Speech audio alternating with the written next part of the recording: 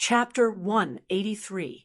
When Li Wanyo's father, Li Zhou, was still alive, the Taiyuan Wangs wanted to be on good terms with the imperial family, so they took the initiative to arrange a marriage between their daughter and Li Zhou. Considering Li Zhou's position in the imperial court at that time, this marriage was well matched. Even though the 5 families and 7 families looked down on the imperial family of Li Tang and felt that they were nouveau riche, this did not affect the marriage of the Wang family's daughter. In the patriarchal society of the Tang dynasty, women were just appendages of the family, as the daughter of the Taiyuan Wangs. In the eyes of the Wang family, she was not that important. It was very appropriate to use this to win over an important official in the imperial court. Who would have thought that after the Xuanwu Gate incident, Li Yuan would abdicate and Pai Lupi would ascend the throne? Then Li Zhou would be demoted and dismissed, and then die of illness. This naturally made the Taiyuan Wangs want to break off the marriage. Although it was not very pleasant to hear, the Taiyuan Wang clan would definitely not sacrifice a daughter of the Wang family to marry a disciple of a ruined family. Originally, whether it was the Li family or Li Wanyo's previous owner, they would not break off the marriage even if they were beaten to death. If the Taiyuan Wang clan were forced to do so, they would really cause trouble in the Yamen. If it really came to that, no matter how unwilling the Taiyuan Wang clan was, they could only pinch their noses and let their daughter marry over. But it just so happened that Li Wanyo's soul transmigrated to the Tang dynasty and replaced the stubborn Li Wangyu. After receiving 170 taels of gold from the Taiyuan Wang clan, he happily wrote a letter to break off the marriage and ended the marriage. Logically speaking, Li Wangyu and the Taiyuan Wang clan should have nothing to do with each other anymore. But who would have thought that in just a month the Li family, which the Wang family thought was ruined, would actually be made famous by Li Wangyu? Li Wangyo's stunning performance at the Xiujiang Pool Poetry Meet began to spread in Chang, and along with those legendary masterpieces. Although Pai Lupi had left in a huff that day, as news of what had happened at Chongping County Duke's birthday banquet spread, many people began to speculate. The officials and nobles of the imperial court were all discussing this. If nothing unexpected happened, this Qilin son of the Li family would soon restore the family's glory. 2 days ago, the eldest son of the Zheng family in Xinjiang set fire to a carriage shop in the East Market, which made Empress Zhongsun furious. This made the nobles in Chang and even more shocked. With the methods of the nobles, they quickly found out that this carriage business was originally the property of the Li family in Hu County. Now, it was a joint venture with Empress Zhongsun. Not only did Pai Lupi appreciate him, but he could also connect with Empress Zhongsun. This made the nobles in Chang and think more highly of Li Wangyu. Of course, Li Wangyu did not know about this at all. How could he have known that the bearded man he had dissed several times was the emperor of the Tang dynasty, Pai Lupi? The more outstanding Li Wangyu was, the more short-sighted and snobbish the Wang clan of Taiyuan was. These days, the Wang clan of Taiyuan had taken the initiative to annul the marriage with the Li family in Hu County. This had become a joke among the nobles in Chang, and at every noble banquet or gathering, the matter of the Wang family annulling the marriage would be brought up and ridiculed. Even Prince Qiao, the eldest son of the Wang clan of Taiyuan, was ridiculed by the nobles in Chang. And because of this, Prince Qiao was engaged to Li Wangyu, and he was the elder brother of the little fat girl of the Wang family. If not for the annulment of the marriage, Li Wangyu would have to call him brother-in-law. Now, Prince Qiao hated the Li family in Hu County to the core. The Wang family did not feel that they had done anything wrong by annulling the marriage. Everything was the fault of the Li family in Hu County, and it was all Li Wangyu's fault. In the Wang family's view, Li Wangyu's actions today were deliberately slapping the face of the Wang clan of Taiyuan. What right did a farmer have to be so domineering? Prince Chiao was planning to go to Hu County in a few days to seek revenge on the Li family, but he did not expect that the culprit who had caused him to lose so much face today was Li Wangyu. So when he heard the troops explain Li Wangyu's identity, he felt his blood boil. Coupled with the stimulation of alcohol, he brazenly barged into the VIP room, where Li Wangyu and the others were, wanting to get even with Li Wangyu. Of course, Li Wangyu did not know the whole story. After being scolded by Prince Chiao, he still did not understand what had happened. On the other hand, Du He, Du Go, Wei Shuyu, and the others remembered that the nobles in Chang and had been laughing at the Taiyuan Wang clan for annulling the marriage. They immediately realized what had happened. Surnamed Wang, do you have any shame? Fang Yai also slammed the table and stood up, pointing at Prince Chiao and scolding him. Prince Chiao's face was gloomy, and he did not even look at the group of wastrels. Today's matter has nothing to do with you. I only want to get even with this Tian Shalang.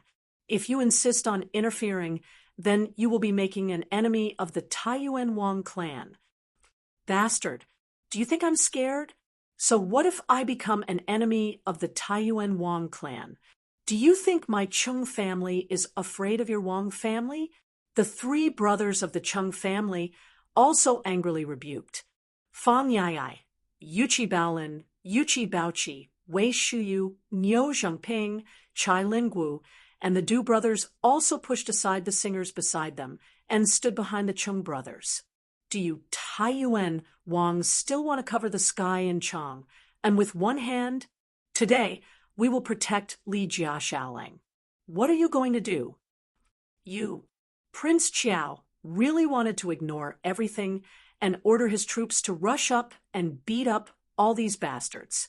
But even if he had drunk too much wine, he did not dare to do so. Although the 5 families and 7 hopes had great political and economic power, if they really fell out with these founding dukes, it would not be good for them. Li Wangyu was a little confused. Why did it seem like the spearhead was now pointed at him? He and the Taiyuan Wang clan had no enmity in the past, nor did they have any recent grievances. What did this Prince Chiao mean? Brother Chumo, what's the situation? He whispered to Chung Chumo. This question stunned Chung Chumo. Well, they are about to fight, and you still don't understand the situation? Chung Chumo had no choice but to tell him about the Taiyuan Wang clan's annulment of the engagement with him. Li Wangyu was dumbfounded. Was this considered sitting at home? But trouble fell from the sky? The Taiyuan Wang clan was ridiculed by the nobles in Chang. And how could this be blamed on him? Was there any law? Was there any reason? After all, Li Wangyu was not a playboy like Chung Chumo. He could not act unscrupulously and scrupulously. If he could, he did not want to be enemies with the 5 families and 7 hopes. For him, there was no benefit at all. Even that bastard Zheng Konghua, if he had not coveted his beautiful boss, Li Wangyu would not have meddled. He touched his nose a little helplessly and said to Wang Ziqiao, "It was your Wang clan who proposed the annulment of the engagement. What did it have to do with me? Isn't it a little overbearing for the Wang clan to blame me?" Wang Ziqiao did not expect that Chung Chumo and his group of playboys would really go against the Taiyuan Wang clan for the sake of Li Wangyu. For a moment, he was embarrassed, and Lu Xiang, Chui Daogu, and Chui Hong, although they were on the same side as Wang Ziqiao, were not willing to get involved in this matter. After all, the annulment of the Taiyuan Wang clan's engagement was not something they could talk about openly. Even the 4 families secretly made fun of the Taiyuan Wang clan because of this matter. Wang Ziqiao did not care about losing face. He stared fiercely at Li Wangyu and said, "Don't say these useless things. I just ask you, do you dare to bet with me?" Chapter 184. Wang Ziqiao didn't give up and wanted to make trouble for Li Wangyu, which made Li Wangyu a little impatient. "Why should I bet with you? Li Wanyu asked. He didn't see any advantage in betting with Wang Ziqiao. Whether he won or lost, it didn't seem to be good for him. If he won against Wang Ziqiao, he was afraid that his entanglement with the Wang clan of Taiyuan would be deeper, but if he lost, he knew that he would be the unlucky one. Wang Ziqiao snorted. Humph, as expected of a young man, you don't even dare to bet. If you want to be a coward, I have nothing to say. Before Li Wanyu could say anything, Cheng Chumo waved his hand and said, Zio, just bet with him. Whether it's batting, cock and dog fighting, quail fighting, leaf card games, or even Tiehu or Hulu, we brothers will accept it for you. If it's a game of wager, do you think you'll lose to him? Yes, Xiao Lang, bet with him. Wang, you won't deny it after you lose, right? How dare he? If he doesn't admit it after he loses, does he still want the face of the Wang clan of Taiyuan? Zio, just bet with him. That's right. Wang, tell us, what do you want to bet? No matter what you want to bet, we brothers will accept it for Li Jia Xiaolang.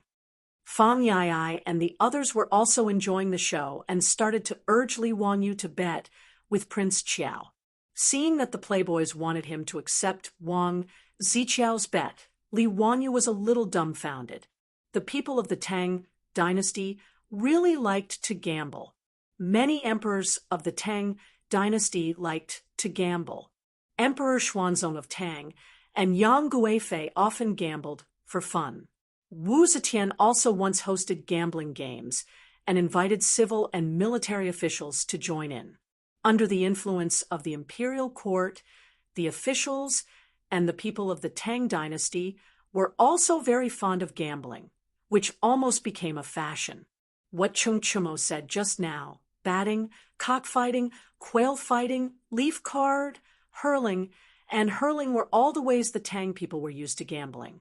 Batting, similar to polo, is also called batting. Running dog racing is dog racing, to see whose dog runs faster. The Tang dynasty not only liked cockfighting, but also quail fighting. Yezi Mahjong could be considered the ancestor of Mahjong. As for throwing arrows into the pot, the winner was the one who threw the most arrows into the pot. Hulu was a gambling method unique to the Tang dynasty. It was a small square made of wood, similar to dice, painted in black and white. When gambling, grab 5 black and white dices and throw them into the bowl. The one with the most black faces wins. When he threw it out, he had to shout, Lu! What Lu meant was 5 black faces facing up. One of the signs of the Tang dynasty was that in every square in Chang, and people could hear the words Lu and Lu at any time. Therefore, this kind of gambling was also called Hulu. Other than that, there was also literary gambling. It was not uncommon for scholars to gamble on poems and essays. Chung Chumo and this group of debauches were proficient in all kinds of gambling, so they were full of confidence in urging Li Wanyu to bet with Wang Ziqiao. Li Wanyu was speechless and resisted the urge to roll his eyes. This group of debauches, why were they so excited when they heard about a gambling fight? These hopeless gamblers. The gambling fight proposed by Wang Ziqiao was different from the one they had with the debauches in the Jia Temple. The bet in the Jia Temple was more of a fight between the rich playboys, a battle of personal feelings. Therefore, even if Wang Ziqiao and the others reneged on the bet, Chung Chumo and the others just laughed because if they lost, they would also do the same. If they could sweep the other party's face, they would have already achieved their goal. The gambling fight was more similar to the duels between nobles in the West. The result of the gambling fight would not be easily reneged, otherwise it would be despised. Emperor Shizong of the Tang dynasty once gambled with an official, using his position as the stake. The official, Chun Jingguan, won the bet and was conferred the title of Sichuan Jidushi. After the bet, he became a governor of the border, ruling over 26 states, including Zhang, Yi, and Han. Li Wanyu knew this, so he did not want to accept the gambling fight proposed by Wang Ziqiao. But now it was too late for him to refuse. The debauches had accepted the gambling fight for him. If he did not accept the challenge, he would be sweeping the face of Chung Chumo and the other debauches, and the gains would not make up for the losses. Fine, a gambling fight it is. How do you want to gamble? Li Wanyu looked helplessly at Wang Ziqiao. At this time, Wang Ziqiao had sobered up a little, and after being disturbed by the debauches, he felt some regret. Just now, when he blurted out that he wanted to gamble with Li Wanyu, he forgot about the group of debauches behind Li Wanyu. Just as Chung Chumo said, he was not sure if he could win against this group of debauches in a gambling fight. If he lost the gambling fight, he would lose all his face today. Wang Ziqiao's triangular eyes involuntarily looked behind him, wanting to see if Lu Xiang and the others had any good ideas. But when he saw one of the Wang family's troops standing behind the crowd, he suddenly had an idea.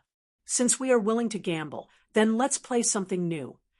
Wang Ziqiao shook his head. Let's gamble on ventriloquism. What the hell? Ventriloquism? Wang Ziqiao's words stunned Li Wanyu and the other debauches. They did not know how to gamble on ventriloquism.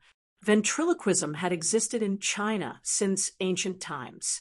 The records of the Grand Historian recorded that Lord Meng Changjun of the state of Qi during the Warring States period used the ventriloquism of his followers to escape from the state of Qin back to the state of Qi. This was also the origin of the idiom, the crow of the rooster and the thief of the dog. Li Wanyu also remembered the ventriloquism from his middle school Chinese class. In the capital, there is a person who is good at ventriloquism.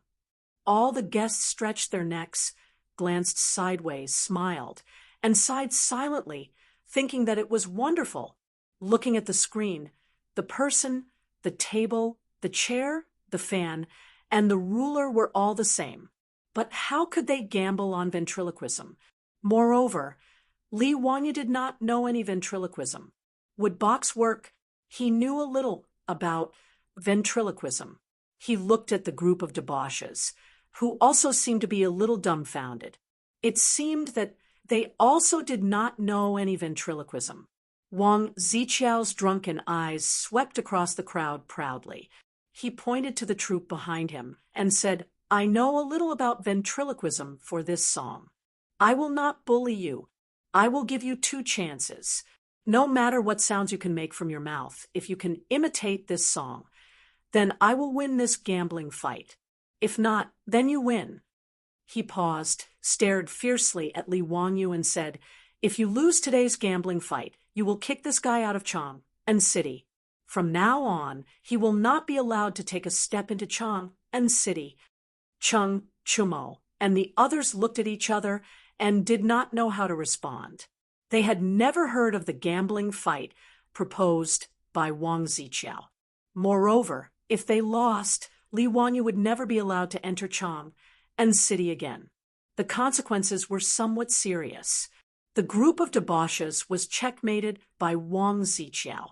They could not help but feel a little embarrassed. They had spoken too confidently just now, and now it was difficult to clean up the mess.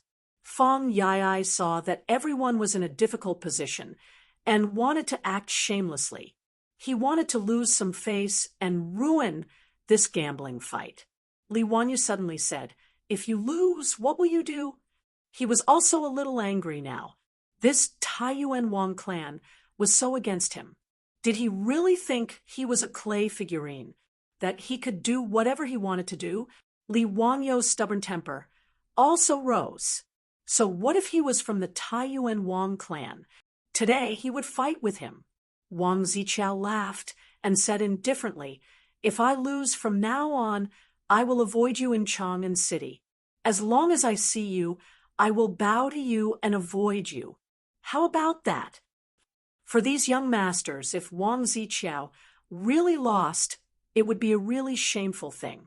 If the legitimate sons of the 5 families and 7 families bowed to a white figure and avoided him, then he would lose all his face.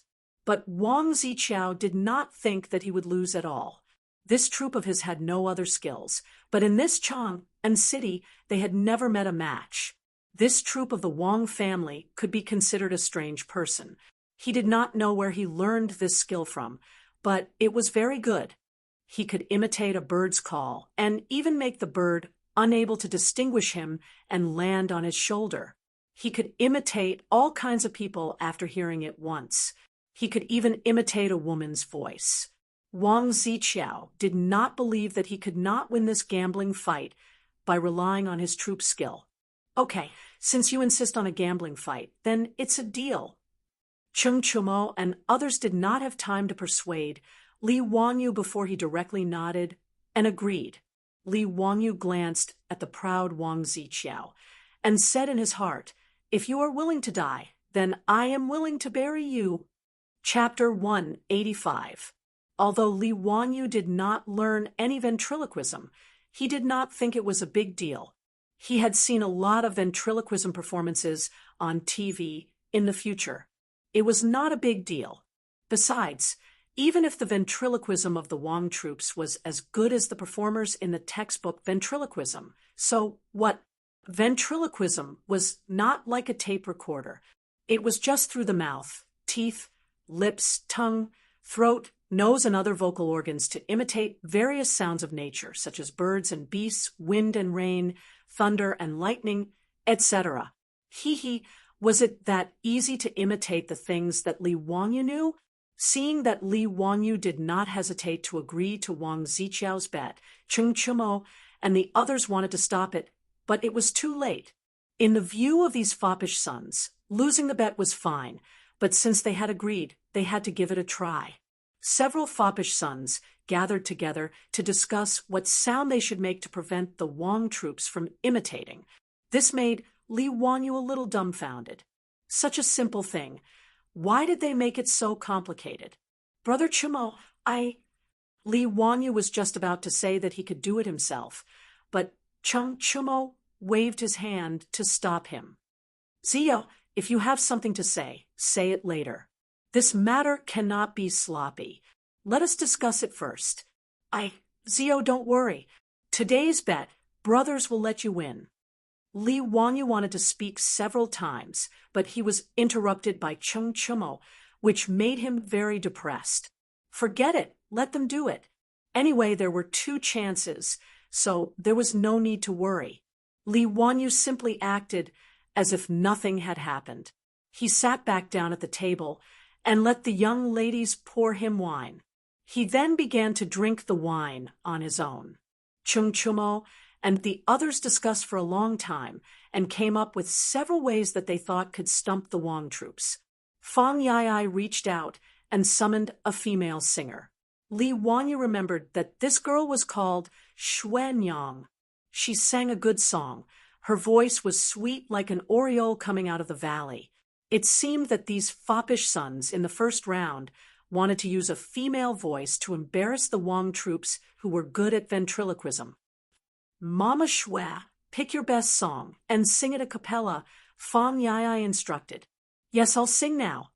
Mama Shue bowed to the fops, stood up, cleared her throat, and began to sing.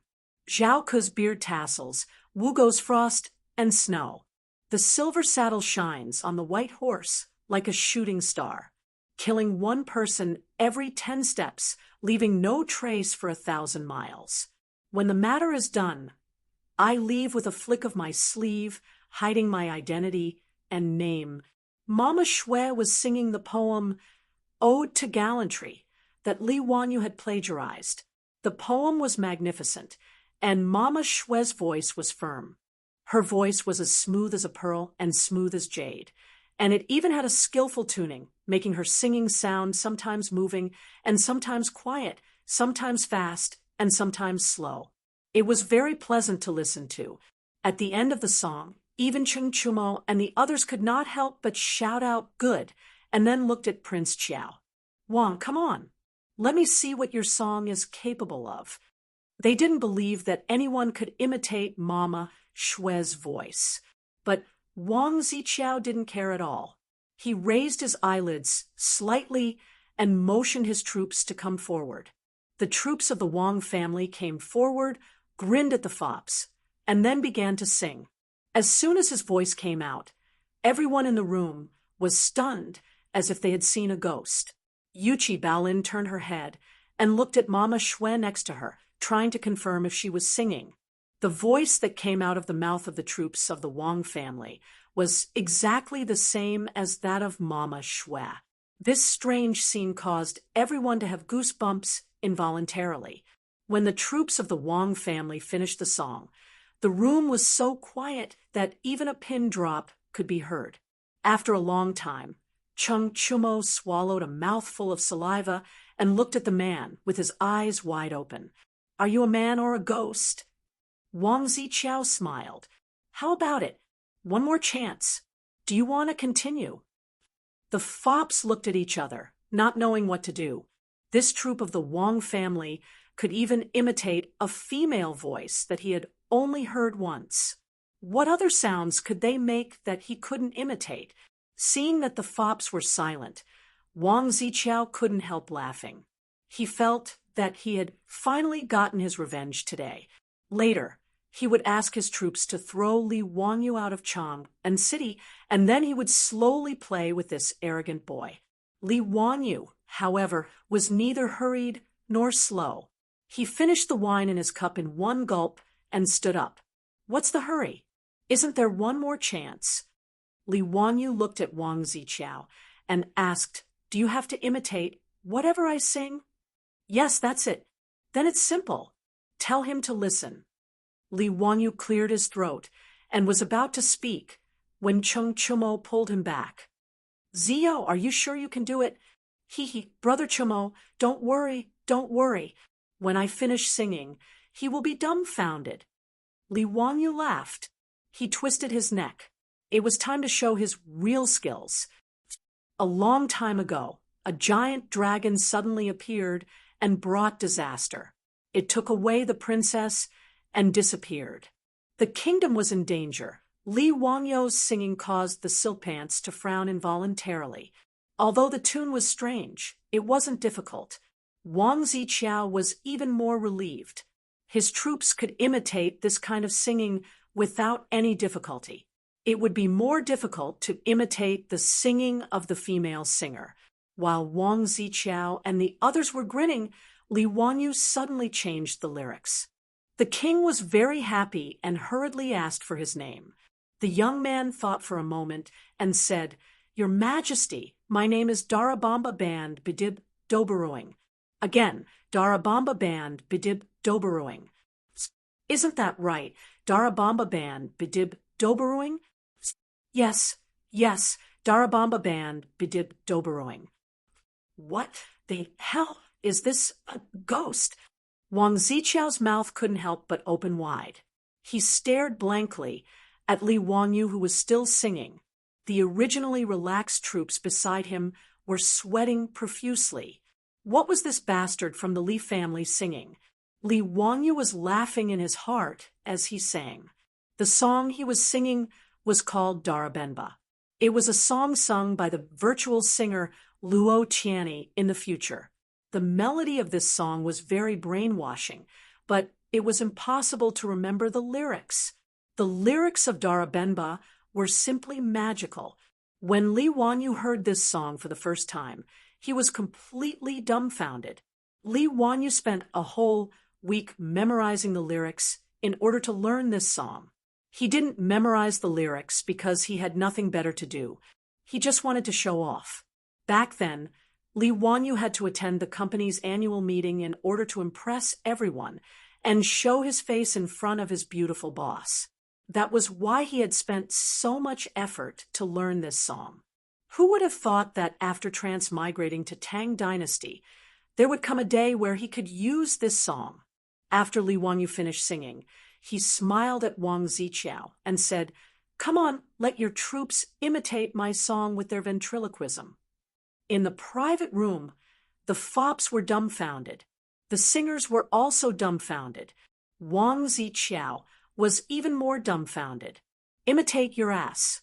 Chapter 186. Wang Ziqiao's face twitched. He really wanted to grab Li Wangyu's collar and spit on his face. "You call this a fucking song?" He looked at the equally sluggish troops beside him and knew that he would not be able to imitate this song with his mouth technique. "Humph. Let's go." Wang Ziqiao knew that he had lost this gambling fight again. He pulled his face and turned to leave. "Wait, surnamed Wang, did you forget something?" Cheng Chumo shouted. "Don't forget, you said it yourself, salute and avoid. Now, you can salute and get out." "You." Wang Ziqiao's eyes were red as he angrily stared at Cheng Chumo. "What? As the legitimate son of the Taiyuan Wang clan, are you going to refuse the gambling bet? TSK, what 5 surnames and 7 hopes? The name is just an exaggeration." Cheng Chumo may look like a rough man, but his mouth was not forgiving at all. Wang Ziqiao's face was red, his fists clenched, his nails almost embedded in his flesh. He did not say anything, just bowed slightly to Li Wangyu, and that was his salute. After that, he did not say anything, nor did he say goodbye to Lu Xiyang and the others. He took the Wang clan troops and directly left the brothel. Wang Ziqiao only felt that the humiliation he received today could only be washed away with blood. These playboys did not feel that there was anything wrong with their actions. All the mistakes were Li Wangyu's fault. As the legitimate son of the Taiyuan Wangs, Wang Ziqiao now hated Li Wangyu to the bone and was only thinking about how to retaliate. Lu Xiyang, Cui Daogu, and Cui Hong did not expect such a result. They did not say anything, and each took their own troops and left. After they left, Cheng Chumo and the others laughed until tears came out. They kept calling for wine. Today, they would not leave until they were drunk. Li Wangyu wanted to slip away at this time, but it was naturally too late, and he was poured wine by the playboys. No matter how low the alcohol content of the wine was, in the end, he still closed his eyes and drank it all.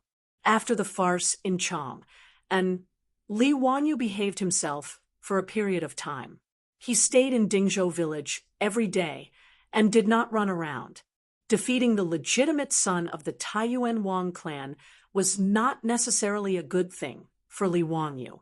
He was not like Cheng Chumo and the other dandy who could go against the Taiyuan Wangs. As a commoner, Li Wangyu knew his place. Therefore, he hid in Dingzhou village, intending to lie low for a while. The playboys had come to Dingzhou village several times, wanting to invite him to Chong and for a drink, but he had found various excuses to refuse. He spent his days at home cultivating his relationship with his beautiful boss, chatting with Aphrodite about life, teaching Ma Zhou and Yan Liben, and discussing with Lu Shunwei how to build a Taoist temple. His days were rather carefree. In the 3rd month of Zhenguan, the plague of locusts had begun. Li Wangyu's thousands of ducks were also driven by the duck girl from the duck shed to the various fields in the village to hunt for locusts. However, the locusts seemed to be endless. One day, they ate up all the locusts in the field, and the next day, more locusts would appear out of nowhere. But compared to the fields in the villages around Dingzhou village was much better. Although this year's grain yield would definitely be reduced, at least there would be some harvest during the autumn harvest. As for the other villages, Li Wangyu estimated that if the government did not order to exterminate the locusts, this plague of locusts would undoubtedly cause a great famine in Guanzhong Road. Li Wangyu had only seen this kind of locust plague in Africa on television in his previous life. It made one's scalp tingle, and one could not bear to look at it directly. In the camera, the locusts covered the sky like dark clouds, and wherever they passed, not a single blade of grass grew. In his previous life, there were planes spraying pesticides in Africa, but they still could not stop the plague of locusts. Li Wangyu could not imagine that he would soon face such a situation, but he could only do so much. If the Tang dynasty wanted to save itself, it could only rely on itself. Li Wangyu was not God. Saving a village was already his limit, People could only save themselves. He could not save thousands of people. Having thought this through, Li Wanyu heaved a long sigh and decided not to dwell on it any longer. On this day, Li Wanyu had nothing to do, so he went to the Ganha River to fish to pass the time. While he was leisurely, he heard a noisy voice not far away. Li Wanyu curiously looked from the bushes and was surprised to see Yang Quan leading a group of people to the Ganha River. They were pointing at the 5 water wheels and his 300 mu of paddy fields. He noticed that Fang Xianling and the bearded man were also among them. In the crowd, there was also the man who had eaten breakfast at Chongren Fang. What are they doing? Tang dynasty cadres going to the countryside for inspection? What are they doing in Dingzhou village? Such a group of officials in the capital, and their official positions were much higher than Yang Quan, who was a 7th grade county magistrate. Li Wanyu felt sorry for Yang Quan. Receiving superiors was not necessarily a good job. Li Wanyu did not want to be nosy. He just pretended that he did not see this group of people and continued to fish. He had a fixed fishing position on the riverbank, located under a bush. There was no sun here, and it was difficult to see him from the outside. But he could see the situation around him. Lang Jun, could it be that these people are here for you? Niu Wu asked in a low voice. Li Wanyu signaled him to be quiet. Don't worry about them. Just pretend that you didn't see them. But Li Heng led them here. Niu Wu pointed at the thin figure in the crowd and said, when Li Wanyu saw this, his nose almost went crooked from anger. As expected, who else could that old man be but Li Heng? Once there was a traitor in the family, it was not easy to hide. The old housekeeper Li Heng had a bright smile on his face. He followed behind Yang Quan and guided the county magistrate. Obviously, Yang Quan had already been to his house. Li Heng was very flattering and betrayed his master. Zio, you are so elegant. You are actually hiding here to fish. Yang Quan stroked his beard and greeted Li Wanyu, who was behind the bush. Seeing that he couldn't avoid it, Li Wanyu patted his but helplessly and stood up to greet Yang Zua and the others. At the same time, he glared fiercely at Li Heng, who didn't know what was going on. I have stolen half a day of leisure. Ming House, why did you come to Dingzhou village today? Li Wanyu replied, casually, stolen half a day of leisure. Half a day of leisure is rare. Xiao Lang casually recited a poem. Do you have a complete poem? Before Yang Quan could reply, Fang Xianling walked out from the crowd and smiled at him. I said it too casually. Plagiarized another sentence? Forget it. I'll just plagiarize it. Li Wanyu bowed to Fang Xianling. Greetings, Minister Fang. You flatter me. As the saying goes, a piece of writing is made by nature. I only have this sentence. After saying that, Li Wanyu was stunned again. What the hell? Did I plagiarize again?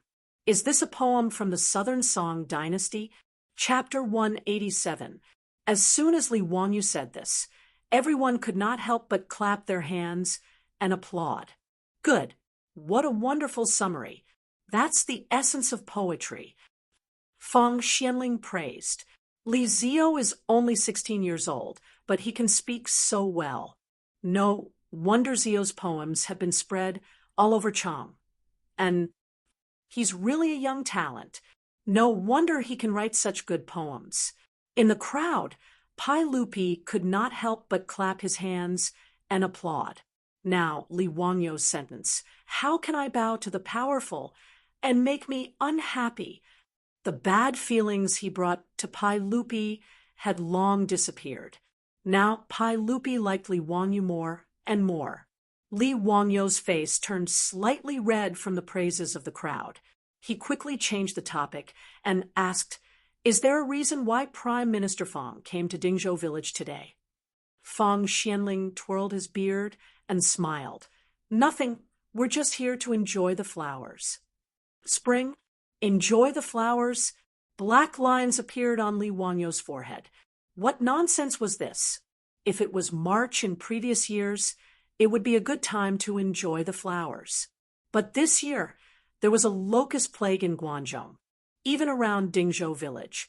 Even if Li family's ducks kept hunting for locusts, there was no spring scenery in the fields.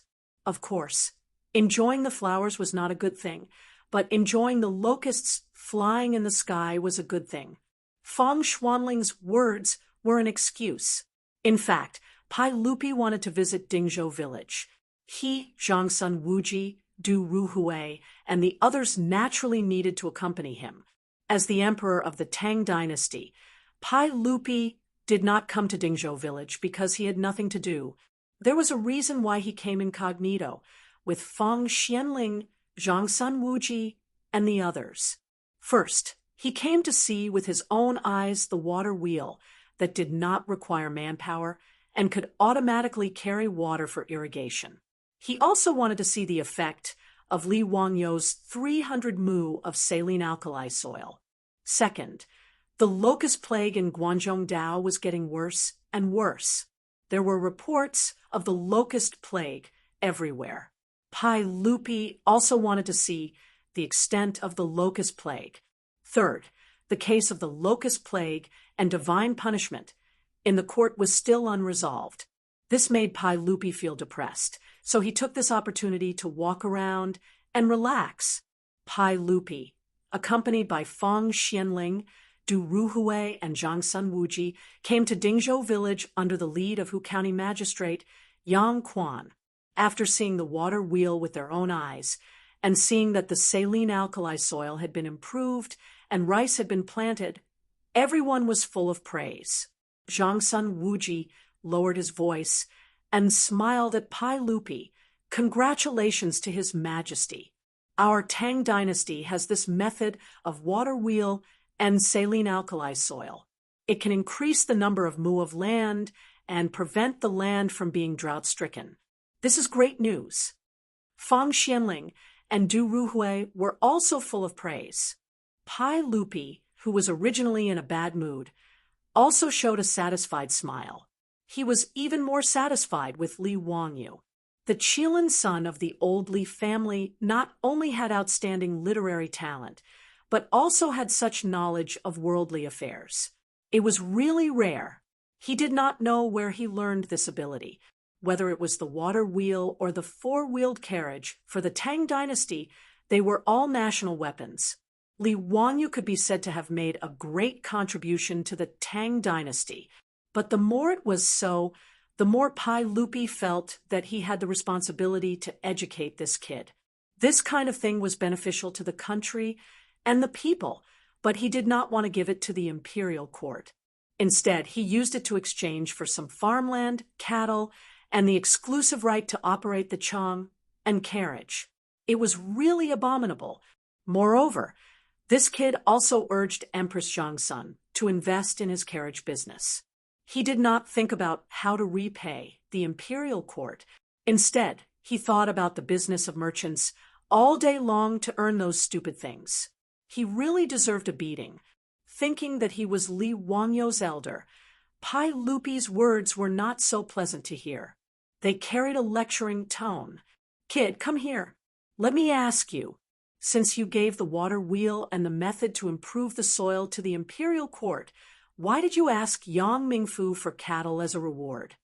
Pai Lupi felt that he had good intentions, but he was destined to make a fool of himself. It was a waste of effort. Li Wangyu had always been unhappy with this curly-bearded man. He was very tired of his words.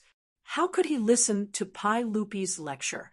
Moreover, the two sides were in completely different positions. Naturally, their views on this matter were also completely different. In the eyes of Pai Lupi, the emperor of the Tang dynasty, if the people under his rule had good things, it was natural for them to give it to the government. As for the reward, it should be given by the government at their discretion. It should not be privately asked for. In the Huaxia dynasties where imperial power was supreme, there was no such thing as intellectual property protection. Things that were useful to the people of the country were public goods. Imperial power did not recognize the exclusivity of private creations. This was also the reason why the ancient people, once they had something good, would keep it for themselves. Independent sects, ancestral secret recipes. And so on all originated from this kind of social environment where there was no awareness of intellectual property protection. This forced them to think of ways to protect their own interests. Therefore, from the standpoint of the emperor of the Tang dynasty and Li Wangyo's elder, Pai Lupi felt that it was normal for him to teach this bastard a lesson. Including Fang Xianling, several important officials also nodded and smiled. They felt that Pai Lupi's question was not wrong. If it weren't for his teacher, Yu Shinan, and the fact that Yangzhou truly cherished Li Wangyo's talent, he wouldn't have taken out some cattle to trade with him. Rather than an exchange, it was more appropriate to say that Yang Quan's gift to Li Wangyu was appropriate. What bargaining? It was just Yang Quan teasing him. However, Li Wangyu did not see it that way. What right did he have to confiscate something that he had invented with just a few words? It was simply the logic of a robber. Aren't my 2 skills worth 20 cattle? Li Wangyu straightened his neck and replied in an unfriendly tone. Pai Lupi was stunned. Of course it is worth it, but how can it be calculated like this? The water wheel is a public weapon that has contributed to the country. How can it be used for personal gain? Why not? I want cattle for the sake of the Tang dynasty. Li Wangyo's words made everyone dumbfounded. You asked Yang Quan for cattle for the sake of the Tang dynasty? What kind of logic was this? Fang Xianling was afraid that he would talk nonsense, so he quickly coughed. Xiao Lang, why do you say that? Don't joke around.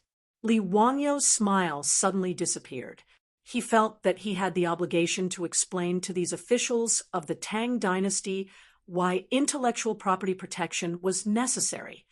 You should have read Lu's Spring and Autumn Annals, right? These bigwigs of the imperial court were all learned scholars, including Li Er, who was familiar with the classics.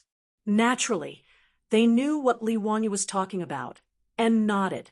Li Wangyu continued, in Lu's Spring and Autumn Annals, Zigong redeemed people, and Lu received cattle. Have you forgotten?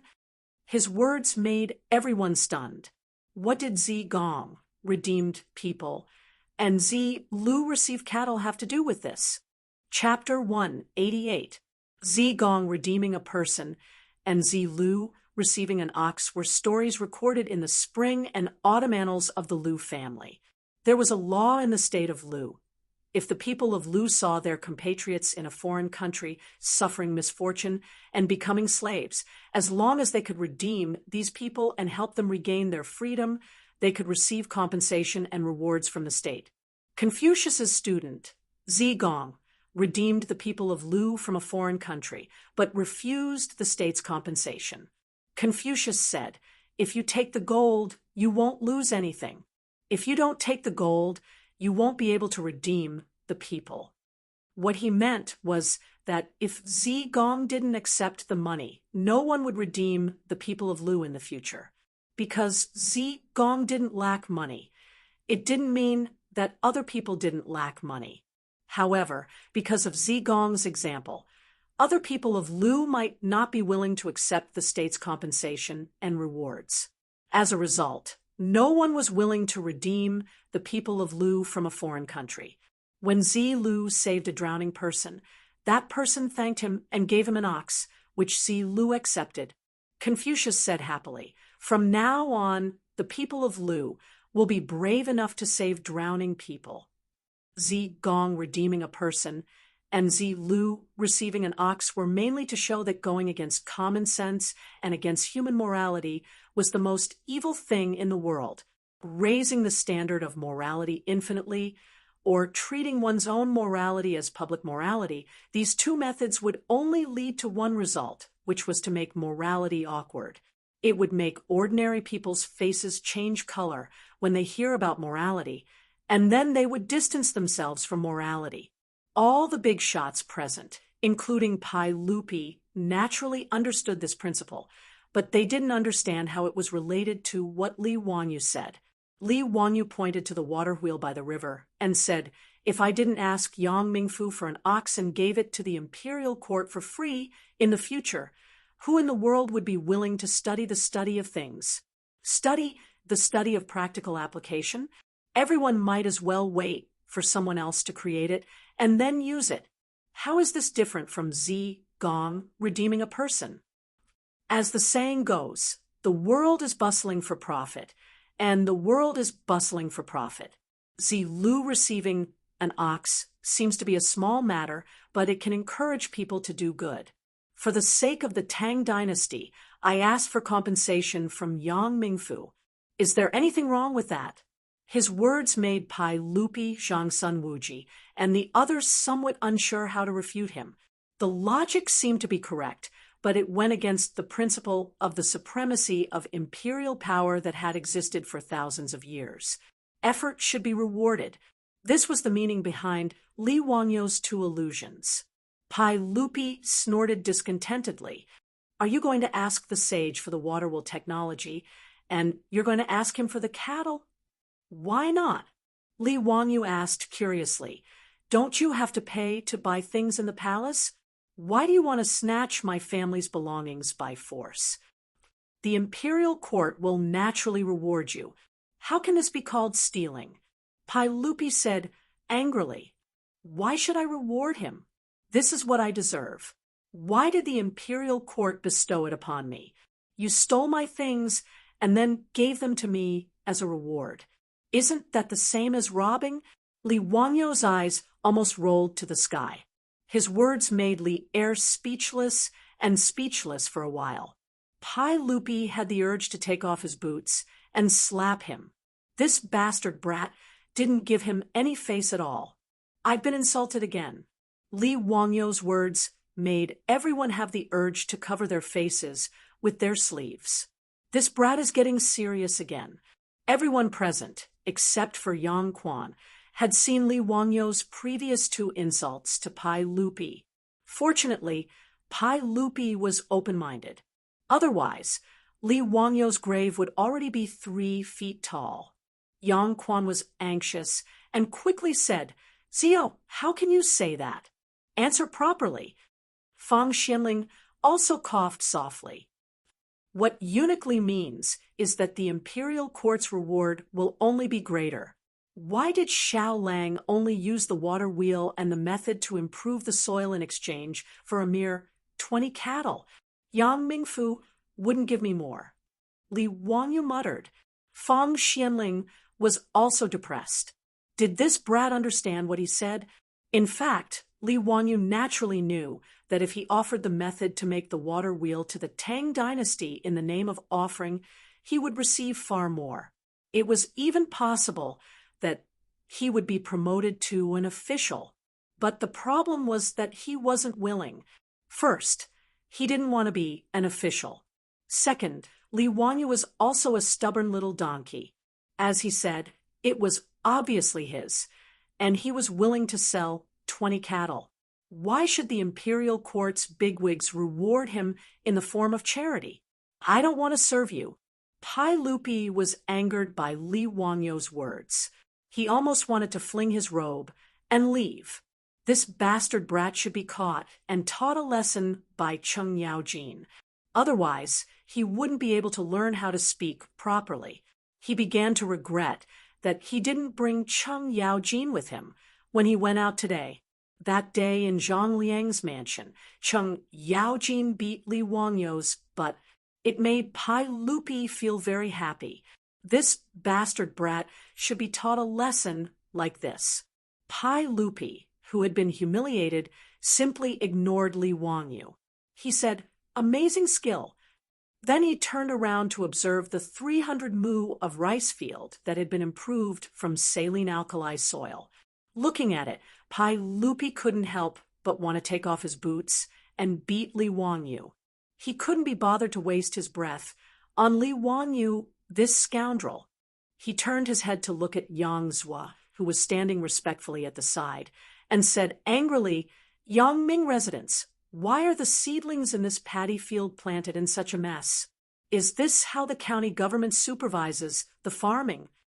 Pai Lupi was referring to the 2 mu of rice field that Li Wanyu had people use the rice seedling tossing method to plant. Compared to the surrounding rice fields, the rice seedlings in these 2 mu of rice field were simply too horrible to look at. In the other rice fields, the rice seedlings were all horizontal and vertical. The rows and rows were very neat and pleasing to the eye. However, in these 2 mu of rice field, the rice seedlings were haphazardly inserted into the rice field. Seeing this, Pai Lupi was very angry. Even Zhang Sun Wuji, Fang Xianling, and the others shook their heads. They felt that Li Jia Xiaolang was still young and didn't care about farming at all.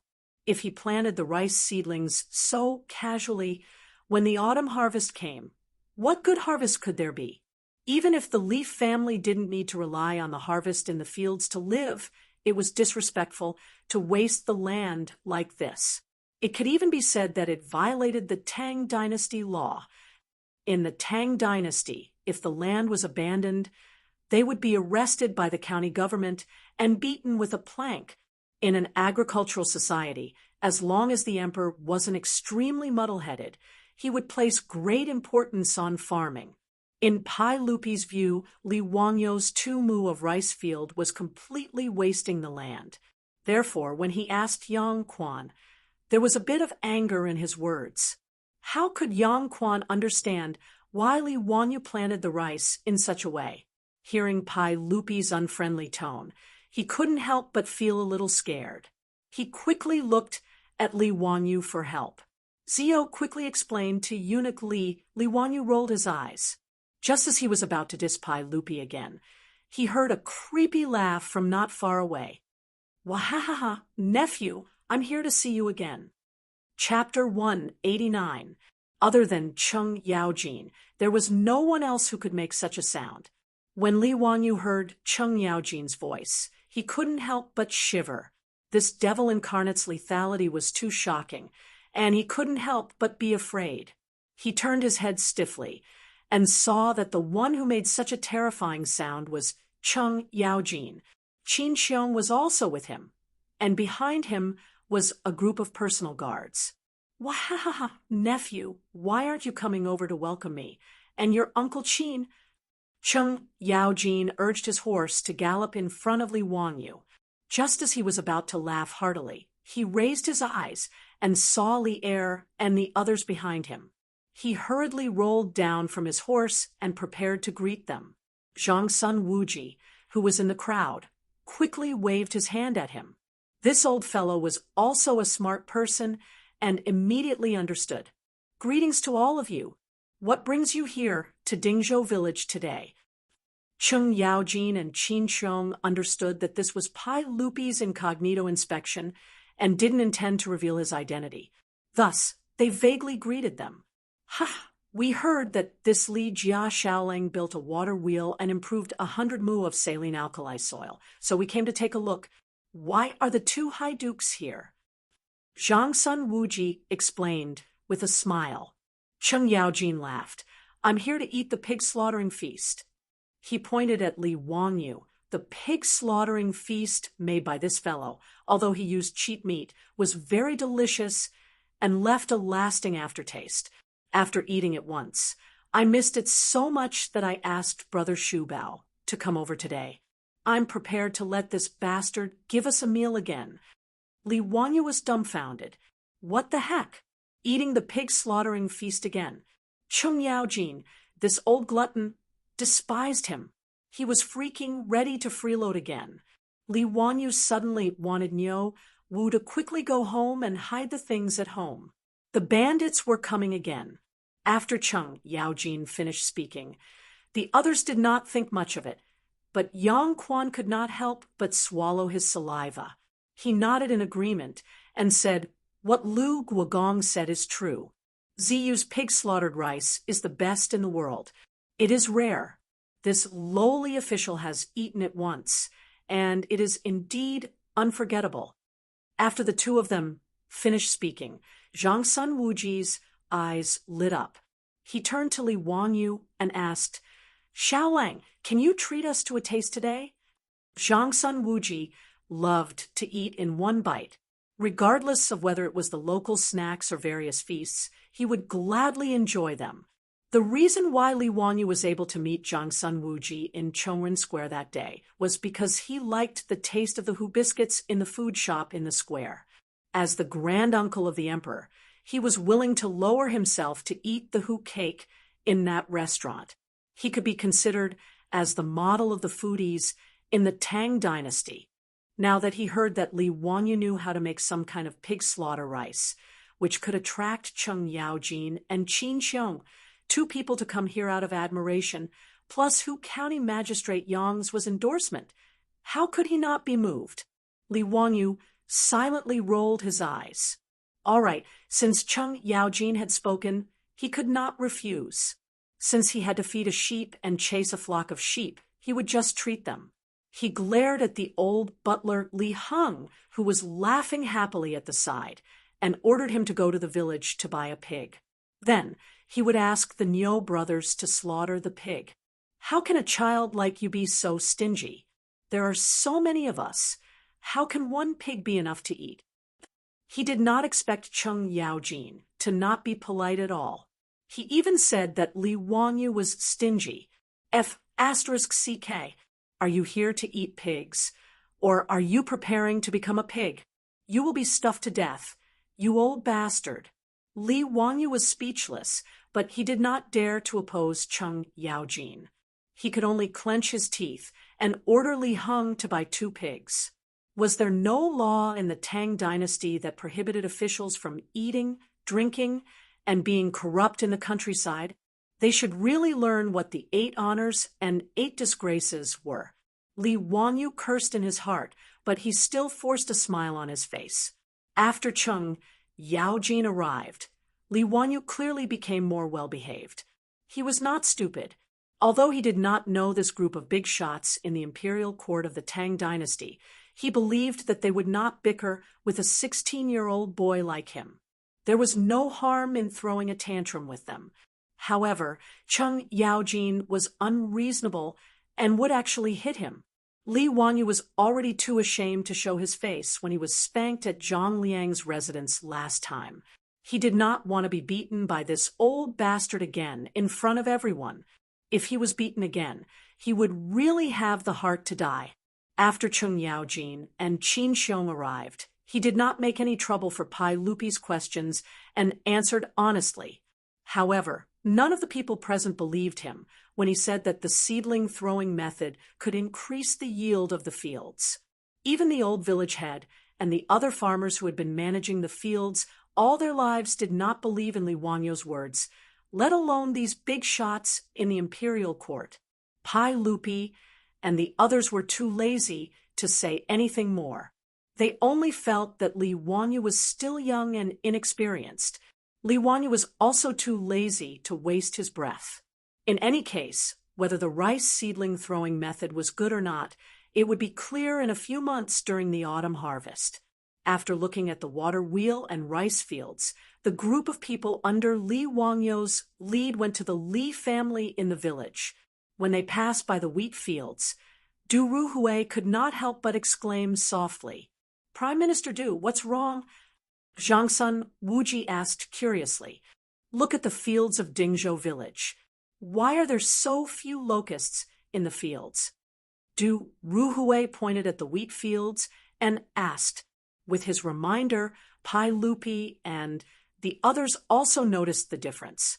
Compared to the locusts that they had seen along the way in the fields of other villages, there were very few locusts in the fields of Dingzhou village. Xiaolang, do you know why? Could it be that Dingzhou village has already started to exterminate the locusts? Fang Xianling asked while twirling his beard. His intuition told him that this matter was related to Li Wangyu.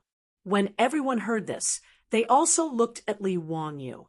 Could this young man convince the villagers to risk universal condemnation and exterminate the locusts? Why are you all looking at me? I did not exterminate any locusts. These were all done by the duck god. That's right, that's it. Li Wanyu nodded with certainty. What? Duck god? I'll beat you to death, you coward. Speak to me properly. What do you mean?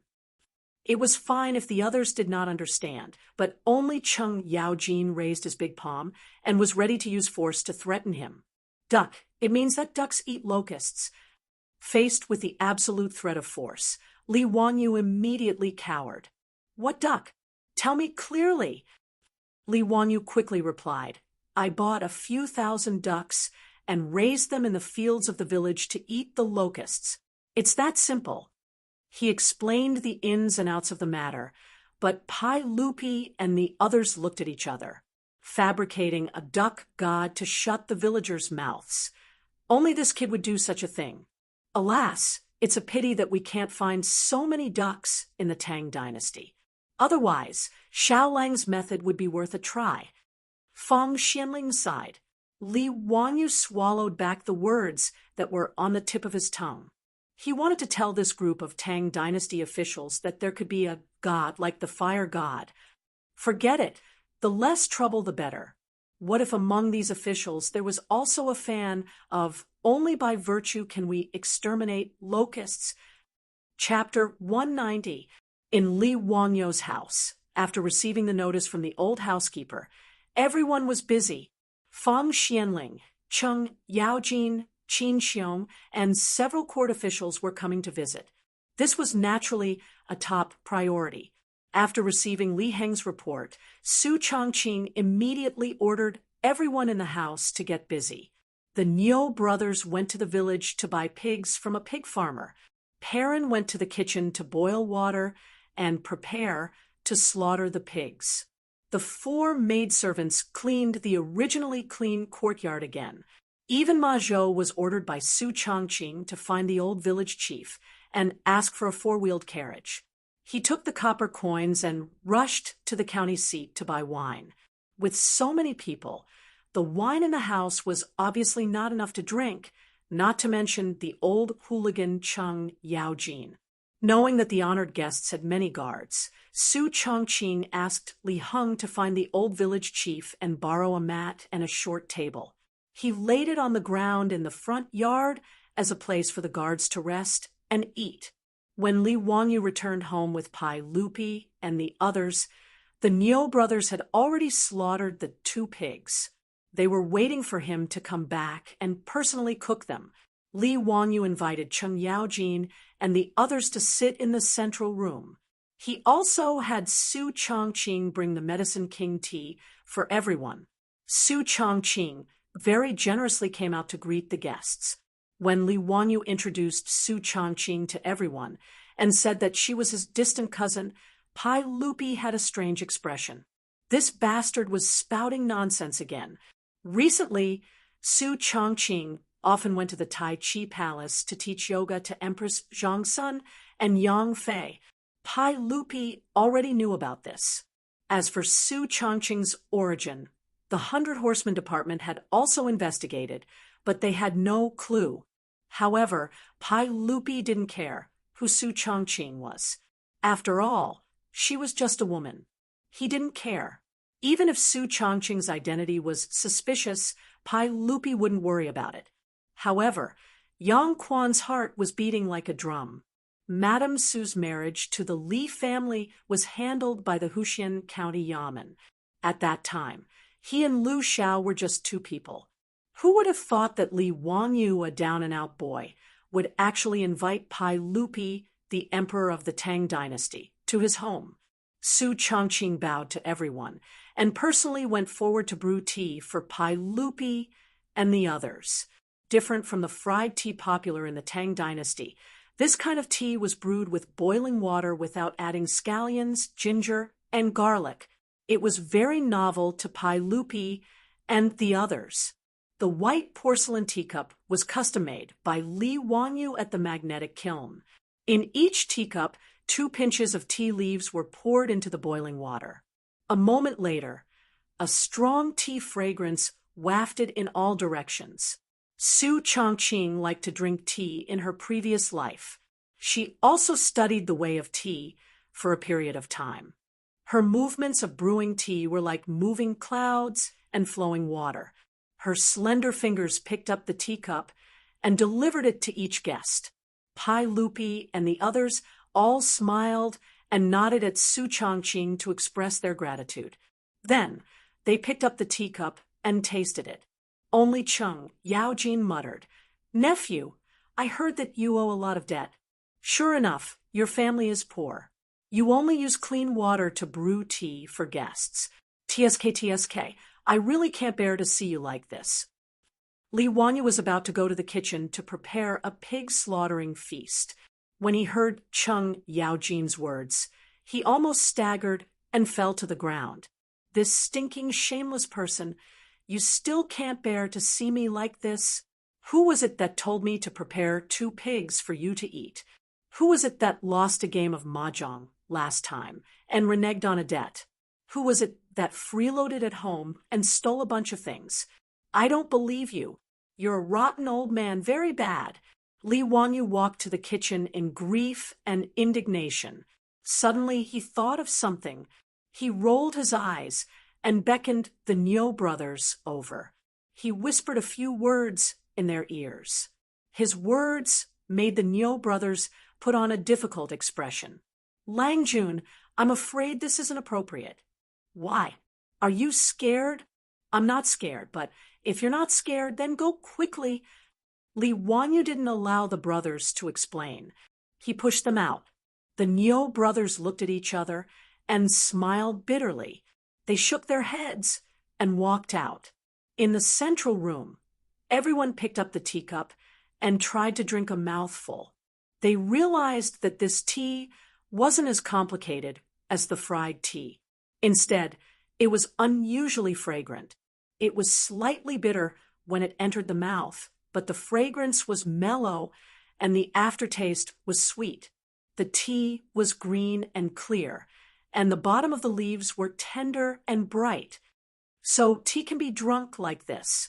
It's really interesting. Pai Lupi put down the teacup and nodded in praise. "Not bad. This tea is fragrant and elegant. It tastes fresh and mellow. It has a unique flavor." Zhangsun Wuji also praised. Even Qin Xiong nodded in praise. "Li Jia Xiaolang is so elegant. This tea is fragrant and mellow." "Not bad, not bad." The Tang people loved tea. The tea ceremony began to develop in the Sui dynasty. In the Tang dynasty, the tea ceremony culture had formed the palace tea ceremony, the temple tea ceremony, and the scholars' tea ceremony. However, the tea ceremony at that time was still mainly about frying tea. It was the first time in the Tang dynasty to brew tea like the Li family. Although it was simple, Pai Lupi and the others could taste it. Only Cheng Yaojin shook his head discontentedly. "This tea is tasteless. Lady Su, do you have wine at home? How can you entertain guests without wine?" His words made everyone have the urge to kick this bastard to death. It was simply a waste of time. Fang Xuanling's face was even twitching. He had the intention to enforce justice on behalf of heaven. They pretended not to hear Cheng Yaojin's words and turned to talk with Su Chongqing. Lady Su was a distant cousin of the Li family. Naturally, it was impossible. However, Su Chongqing's bearing and temperament revealed that kind of noble aura everywhere.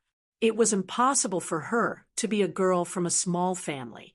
They did not think that Su Chongqing was a modern white bone spirit. How could an ordinary girl in the Tang dynasty compare with her temperament? Moreover, although Li Wanyu and Su Chongqing didn't have much to say to each other, how could the eyes of these people be easy to deceive? Even Cheng Yaojin could see that the relationship between Su Chongqing and Li Wanyu was not ordinary, let alone this group of court officials.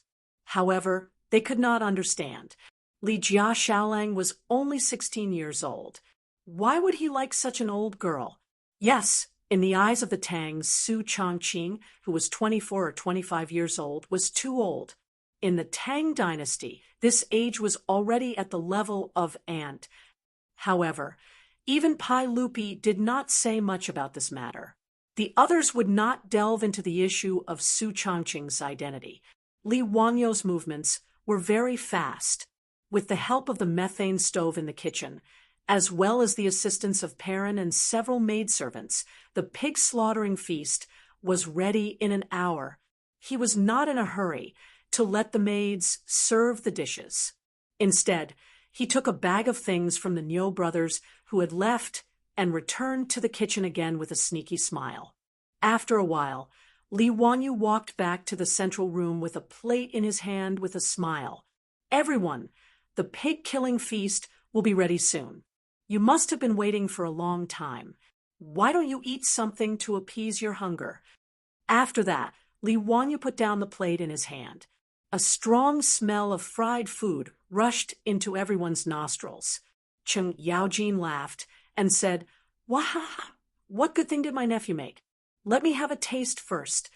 After all, he was a famous general in the Tang dynasty. He quickly rushed to the table and stretched out his chopsticks to pick up the food on the plate. However, he suddenly stopped. What is this?" "Fried flying prawns." Chapter 191, the so-called fried flying prawns, also known as flying locusts in some places, were actually fried locusts. The meat of the locusts was soft and tasted as delicious as prawns. In the future, many restaurants served this dish. However, unlike Li Wanyu, who used wild locusts as ingredients, they used farmed locusts. Although locusts were pests, they were high in protein and rich in lecithin, which could improve memory. It could strengthen the spleen, aid digestion, stop coughing and asthma, prevent cardiovascular and cerebrovascular diseases, lower blood pressure. In short, it was a delicacy and a good tonic. Unfortunately, no one in the Tang dynasty dared to eat such things. Due to their fear of the locust god, they did not even dare to hunt them. The locusts in Huaxiao in the later generations had to be reared by humans to survive on their last legs. These locusts were caught by the Niu brothers in the fields under Li Wangyo's orders. The brothers were originally in awe of the locusts, but after seeing the ducks at home eating locusts, the reverence in their hearts for the locust god had lessened. Therefore, when Li Wangyu ordered them to catch locusts, the brothers only hesitated for a moment before they obeyed and caught a bag of locusts. Li Wangyu threw the locusts into a big pot in the kitchen, boiled them in boiling water, and then fished them out with a hedge to drain them. He fried the locusts in hot oil until they were golden brown and crispy. Then he took them out and sprinkled some salt and pepper. A delicious fried flying prawn was presented in front of the emperor of the Tang dynasty, Pai Lupi, and all the officials. Cheng Yaojin's chopsticks froze in midair. He hesitated for a moment and asked uncertainly, "Kid, what kind of prawn is this? Why does it look like locusts?" "Ha! Uncle Cheng has good eyesight. It is indeed a locust." Li Wangyu laughed. His words shocked everyone present. Pai Lupi's face turned serious. "Nonsense! How can we eat locusts?" Li Wangyu looked at Pai Lupi mischievously and said in his heart, "In a few months, Li Shimin will still freaking eat locusts raw. That's even more disgusting. At least I've made a delicious dish for you guys."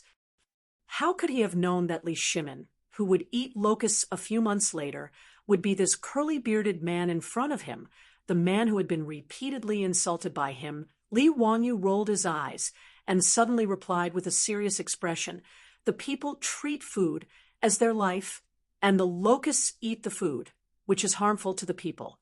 The people are innocent. If the locusts really have spirits, then blame it on me. Don't harm the people anymore. Therefore, I must eat these locusts." Li Wangyu's bad taste kicked in.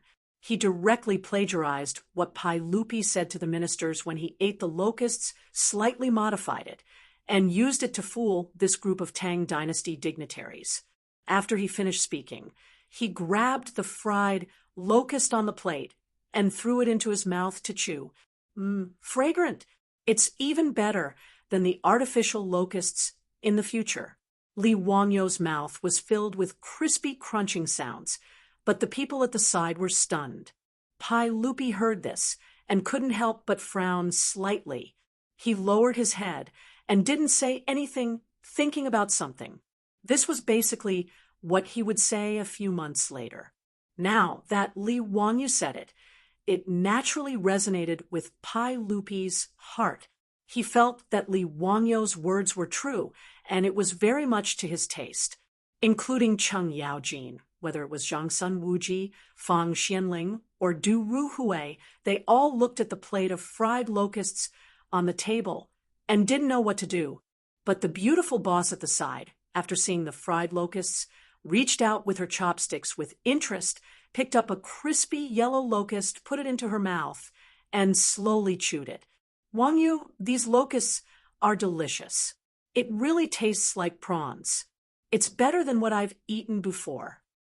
Su Chongqing laughed.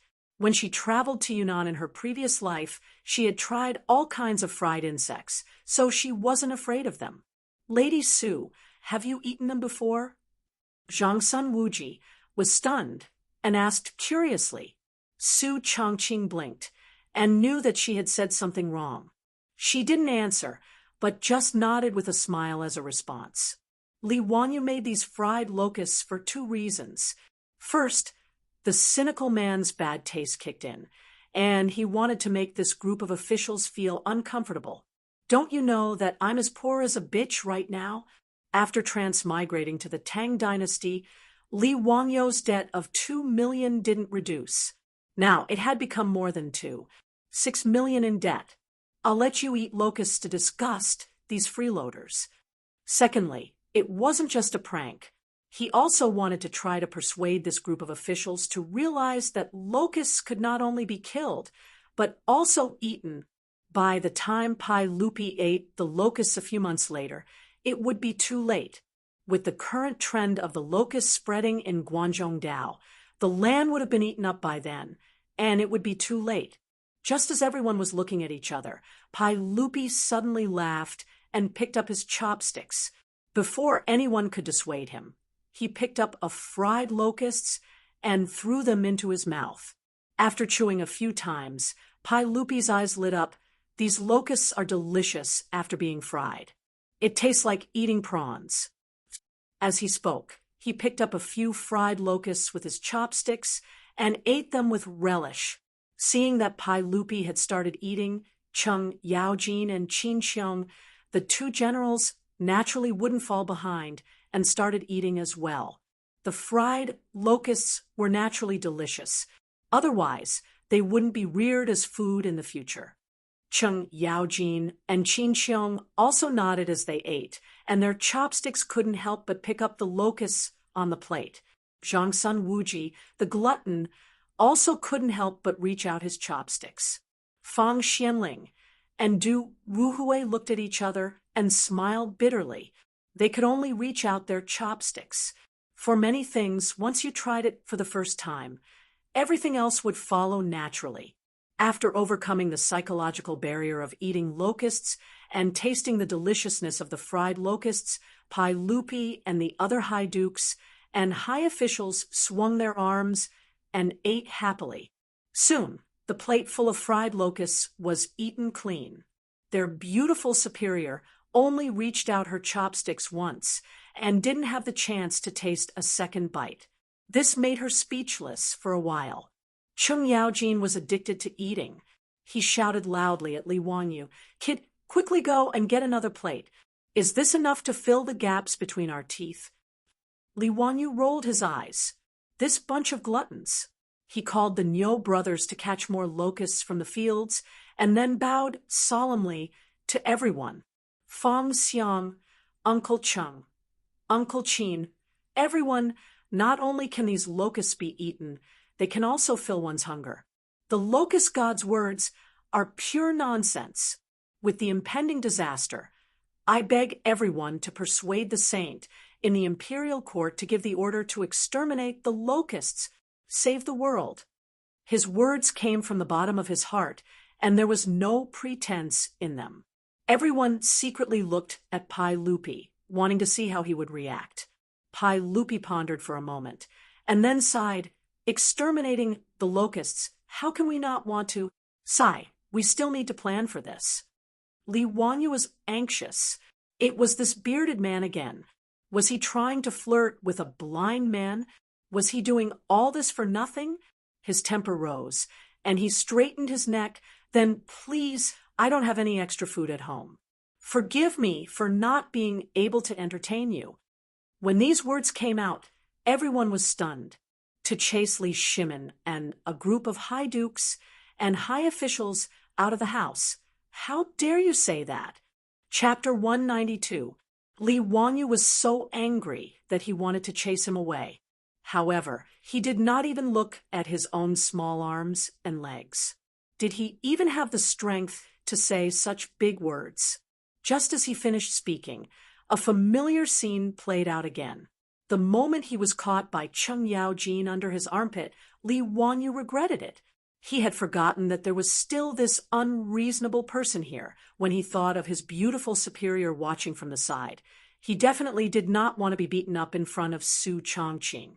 A strong desire to live made Li Wanyu shout at the top of his lungs before Cheng Yaojin's slap landed. "Uncle Cheng, a gentleman uses his mouth and not his fists.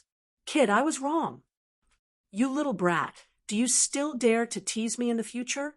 Cheng Yaojin's slap did not land as he angrily rebuked. "I don't dare any more. It's all my fault. I was muddle-headed and said the wrong thing." Li Wanyu wanted to cry, but had no tears. Could they still play happily? Using violence just because of a disagreement. I despise this kind of boorish person. "Bastard brat, hurry up and cook. If you're too slow, I'll loosen your bones."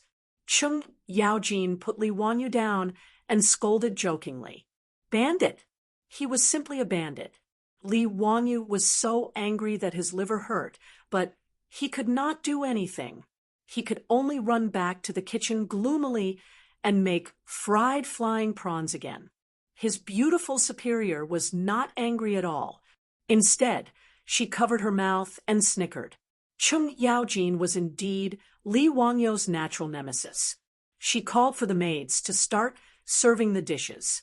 She brought the pork delicacies that Li Wanyu had prepared earlier to the table. Pai Lupi and the rest pretended that they did not hear Li Wanyu's words.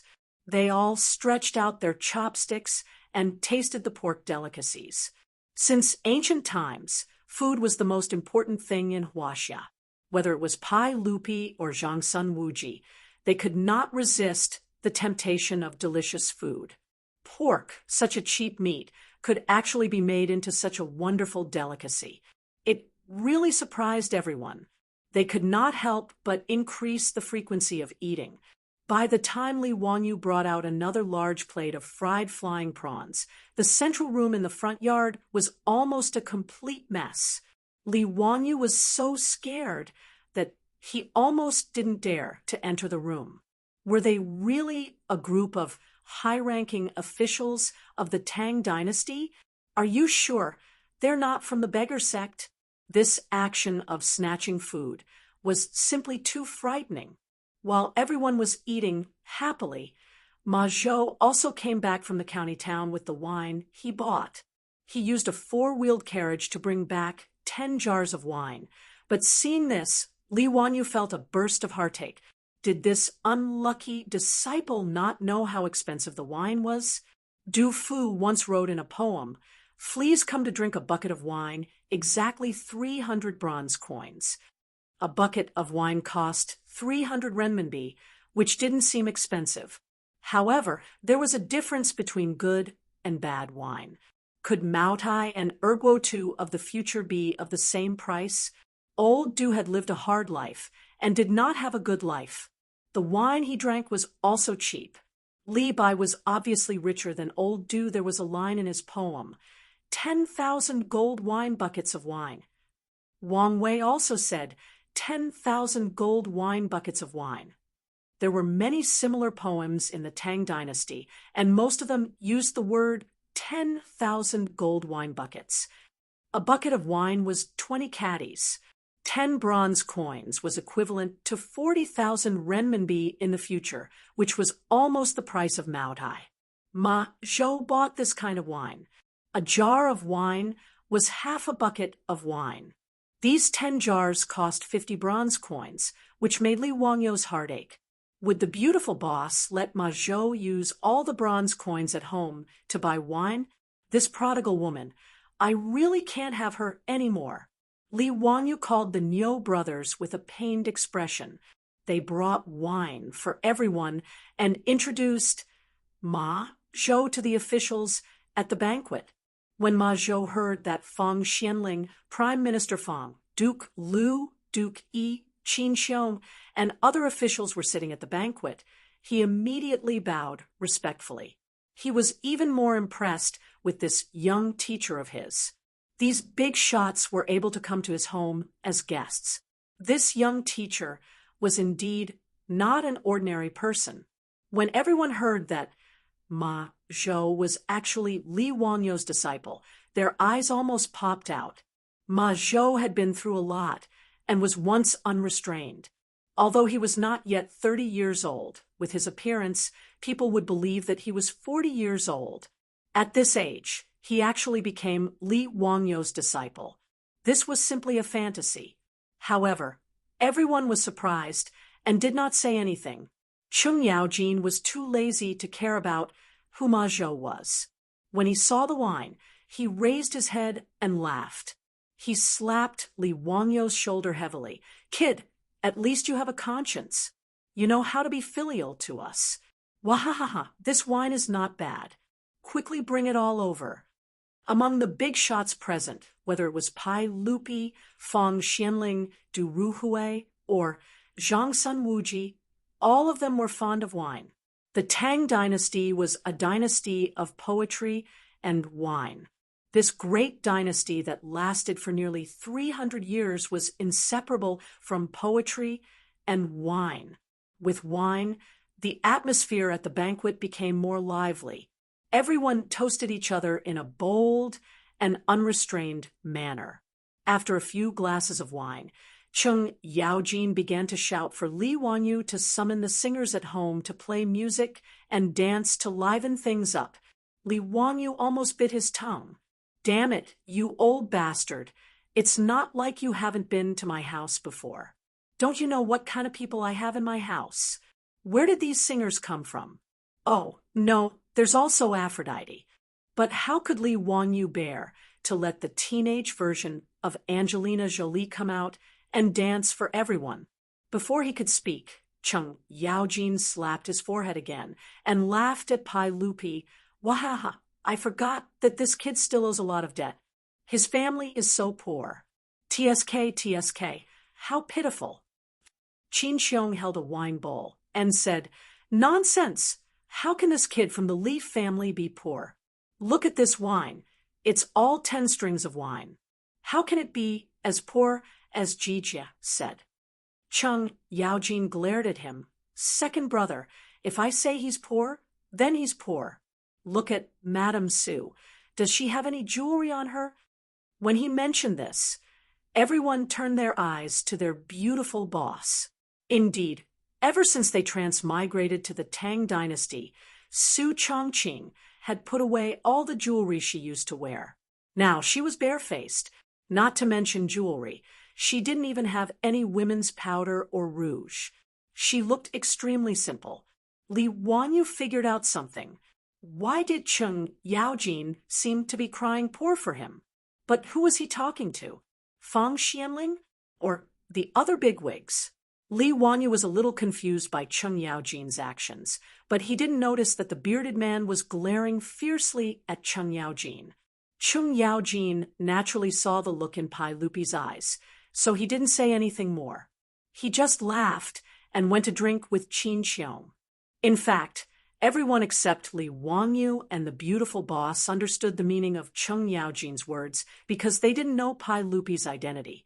On the surface, Cheng Yaojin was crying poor for Li Jia Shaolang, but in fact, he was using his words to squeeze Pai Lupi. Li Wangyu was a member of the imperial family, and the elders in his family had all passed away, leaving him as a young man with a lot of debt.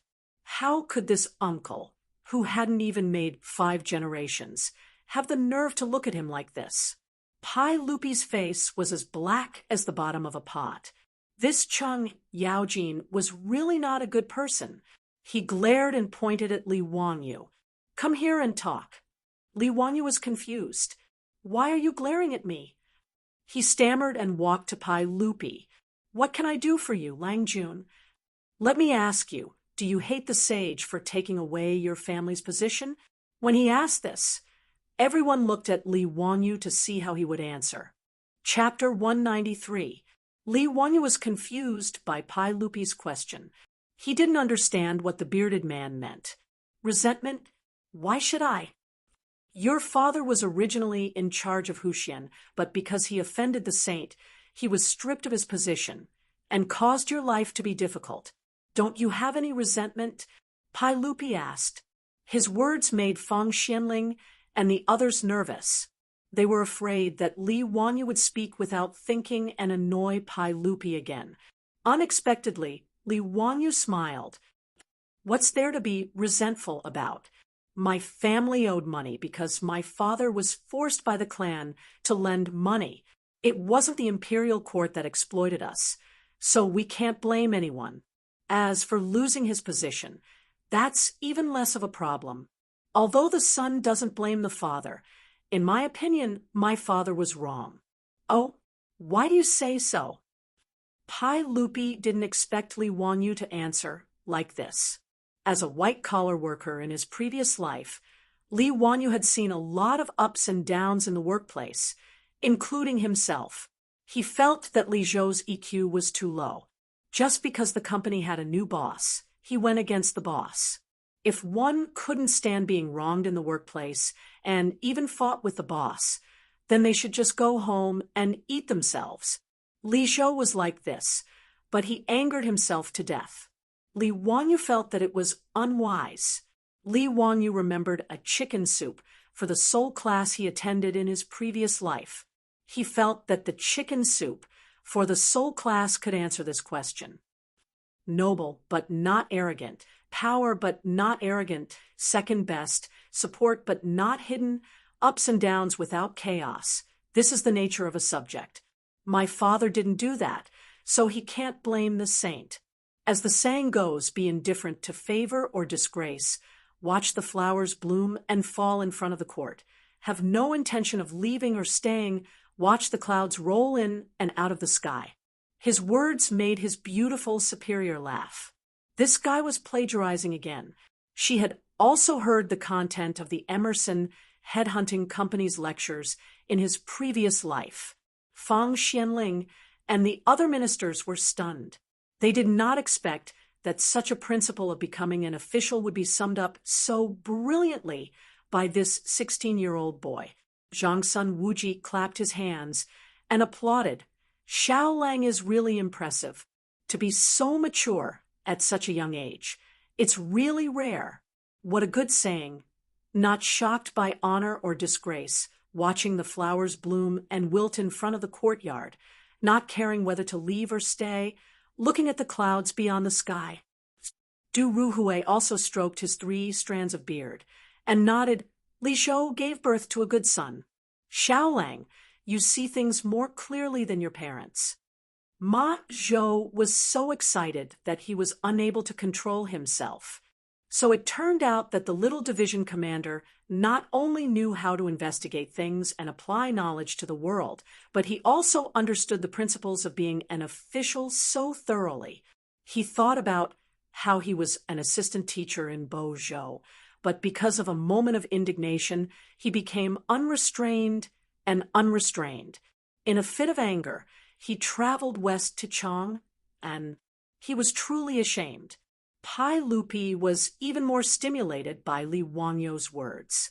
He repeatedly muttered and felt that Li Wangyu's words were not false. His eyes flashed, and he asked again, "Kid, are you satisfied with poverty?" Have you never complained about injustice? Li Wanyu blinked and thought, why would I be satisfied with poverty? My dream is to be a small landlord in a prosperous world. My family has a house and land, and my life is boundless. Cough, cough. This seems to be Stephen Chow's line. No matter what, he did not plan to live a hard life. With the exclusive rights to the four-wheeled carriage in Chang and city, wealth was just around the corner. Not to mention that there were many business plans in the pipeline, which could be started once he had enough funds. He and his beautiful boss had already outlined a blueprint for the business empire of the Tang dynasty. Poverty? That did not exist, but in front of so many important officials of the Tang dynasty, Li Wanyu was too embarrassed to say his thoughts out loud. That would make him look too useless. He rolled his eyes and suddenly thought of a text he had memorized in junior high school. It seemed that he could use it to show off his high status. Li Wanyu coughed softly and put his hands behind his back. He looked at the sky at a 45-degree angle and said slowly, "A mountain is not famous because of its height, but because of its immortal. The water is not deep because of its spirit, but because of its spirit.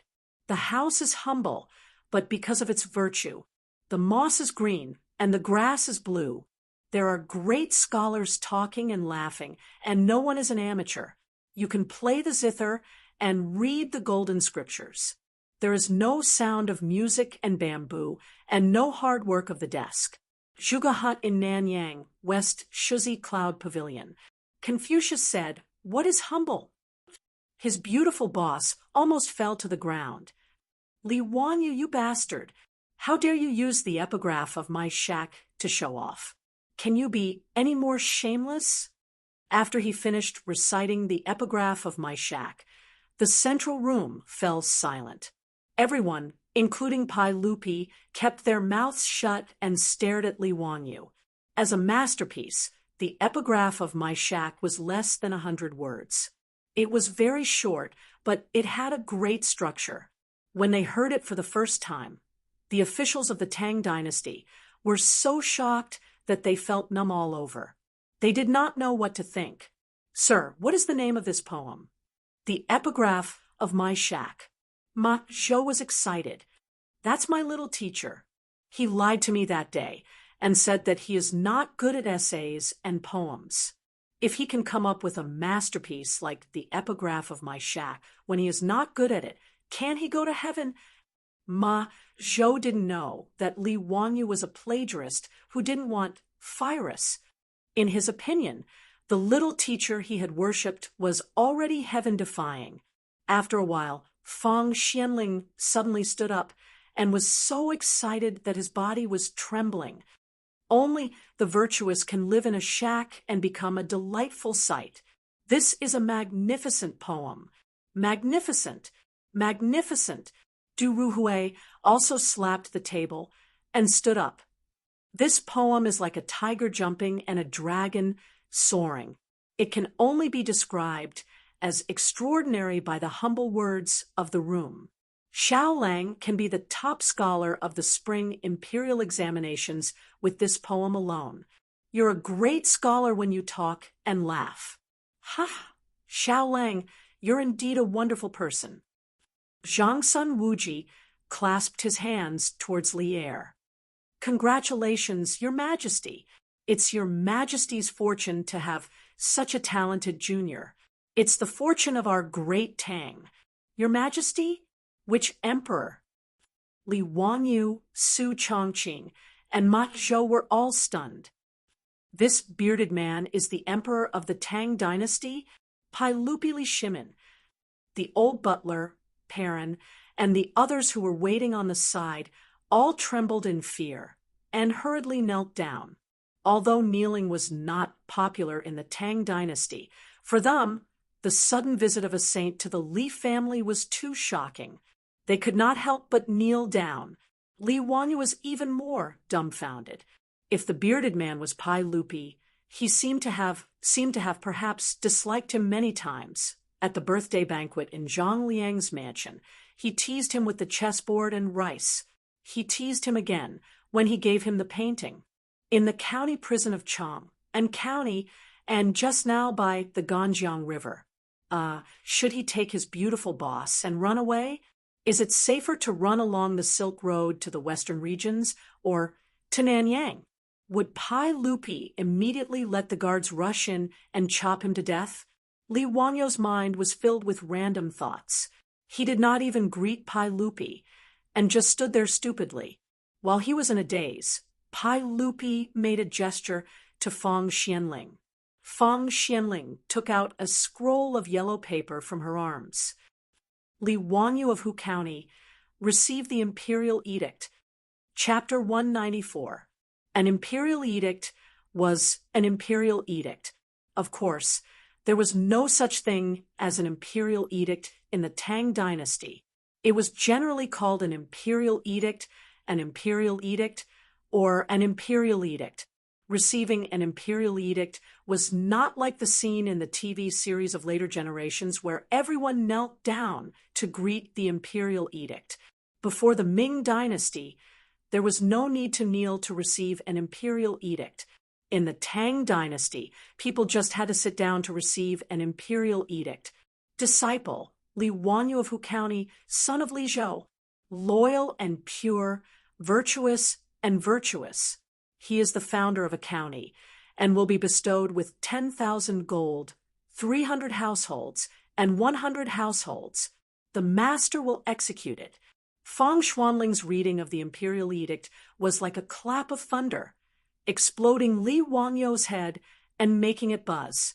He was conferred a title.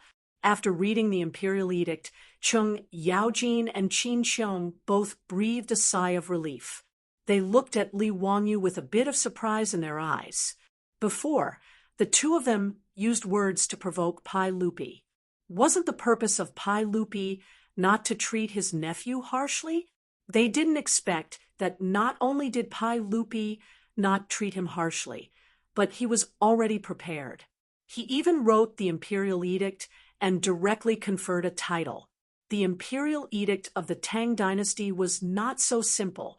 It needed Pai Lupi to instruct the officials of the Hall of Governmental Affairs to draft it. Then Pai Lupi would read it and send it back to the Hall of Governmental Affairs. The Hall of Governmental Affairs would make a new copy of the imperial edict, file it, sign it, and send it to the Hall of Governmental Affairs for review.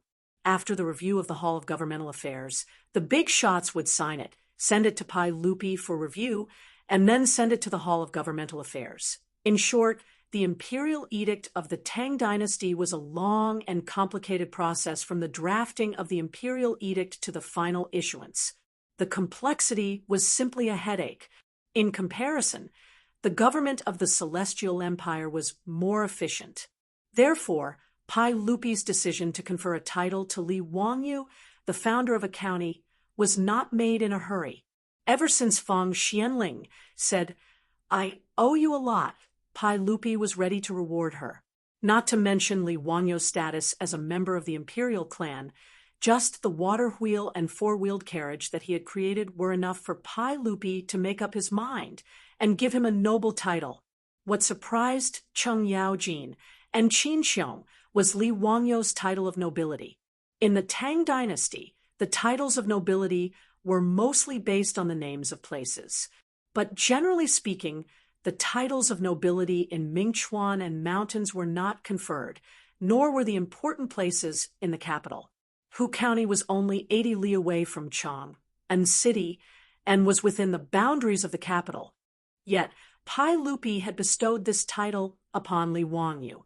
It was impossible for everyone not to have their imaginations run wild. Li Wanyu finally came back to his senses and hurriedly bowed respectfully. "Yes, Fu Daoxing, Wanyu thanks His Majesty." Pai Lupi snorted proudly. "Li Wanyu, just don't make me angry in the future." These words made Li Wanyu very embarrassed, and he didn't know what to say. Li Wanyu also felt that he had been wronged. "Damn, who told you, the emperor of the Tang dynasty, to go incognito?" How would I know that you were Pai Lupi's son? You can't blame me for this. He smiled awkwardly. Your Majesty, it was all because of my youth and impetuousness. Please forgive me. Li Wanyu couldn't be blamed for humbling himself. He wasn't a fool. In a feudal society, wasn't it crazy to play with the emperor's strength of character? Normally, only someone with a screw loose would do that. The result would be nothing but a graveyard full of weeds. After the imperial edict was read out, the hall became even more lively. Everyone congratulated Li Wanyu. The old hooligan Chung Yaojin even poured Li Wanyu several bowls of wine. Li Wanyu was so angry that he almost fought with him. This old hooligan was too bad. Fang Xianling introduced him to several people in the hall.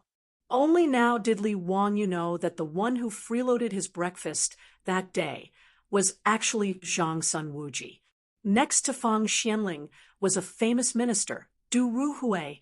These two people were the golden partners of Jingguan dynasty, known as Fang Mao and Du Duan. They were all famous people of the Tang dynasty and were all 24 meritorious officials of the Lingyan Pavilion. Congratulations. Huxin Man, come, drink with this old man. This title, why does it sound so weird? Huxin Man, it's so weird. Li Wanyu didn't dare to neglect. He hurriedly bowed respectfully to everyone, and then dizzily poured a lot of wine. If it weren't for the low alcohol content of the Tang dynasty's wine, he would have fallen on the table. Yang Quan also came to congratulate Li Wanyu with wine.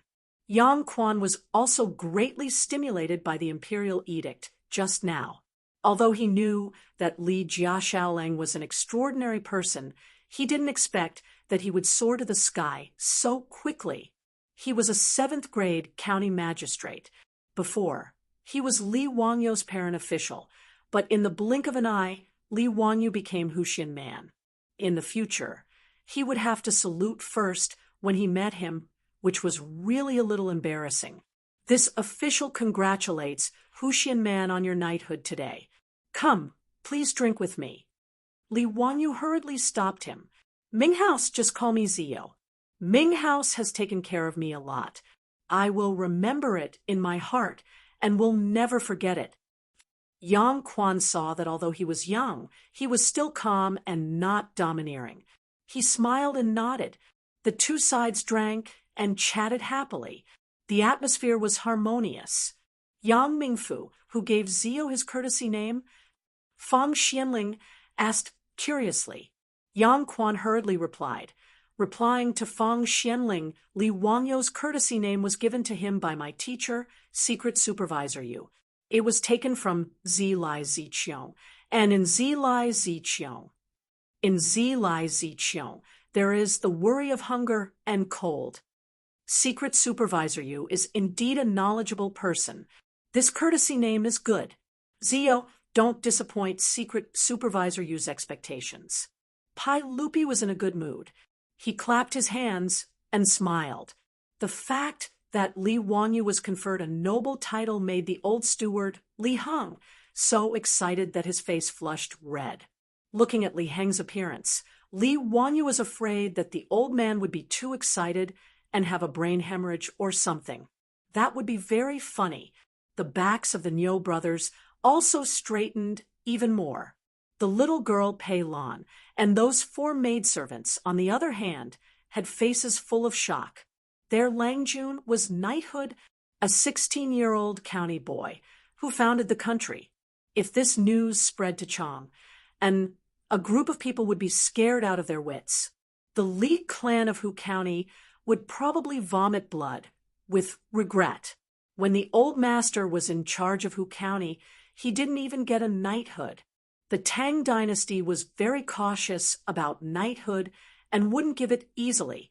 The patriarch of the Li clan of Hu County was only given a salary equivalent to a knighthood. He didn't even need to think about knighthood. Ma Zhou shook his head and carefully looked at his junior teacher several times. This young man he met at the courier station was serving the corvée a few days ago. Now, he was knighthood. He became a noble of the Tang dynasty. Could he be considered to have a discerning eye?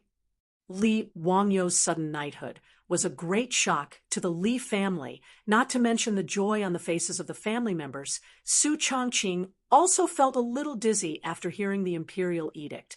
She stupidly used her elbow to secretly poke Li Wangyo's ribs. Her beautiful boss understood the part about the title of nobility from the magnificent and profound imperial edict. Wangyu, what kind of knighthood is the county boy who founded the country? Also, is that imperial edict an imperial edict? Why isn't there an imperial edict from the heavens? Li Wangyu blinked and almost burst out laughing. His beautiful boss was deceived by the unscrupulous TV series of the future. Chapter 195. He explained in a low voice to Su Chongqing. In the Tang dynasty, there were 9 ranks of nobility: Wang Junwang, Wugong, Jungong, County Duke, County Marquis, County Earl, County Son, and County Man. County Man was regarded as secondary class 5. Although his rank was not high, he belonged to the category of nobility. Nobility was different from an official position. Simply speaking, a nobility was equivalent to lifelong benefits, while an official position was just a job. As for the imperial edict, it was made by the shameless emperor of the Ming dynasty, Zhu Yuanzhang. The emperors before Zhu Yuanzhang were not so shameless that they could not say that they were following the imperial edict. The beginning of the imperial edict of the Tang dynasty was very simple. It was just 2 words, Munxia, because the imperial edicts were generally drawn up by the Minxia province. After figuring this out, Su Chongqing asked again, "Is the reward of 10,000 taels of gold for our family?" Li Wangyu rolled his eyes at her.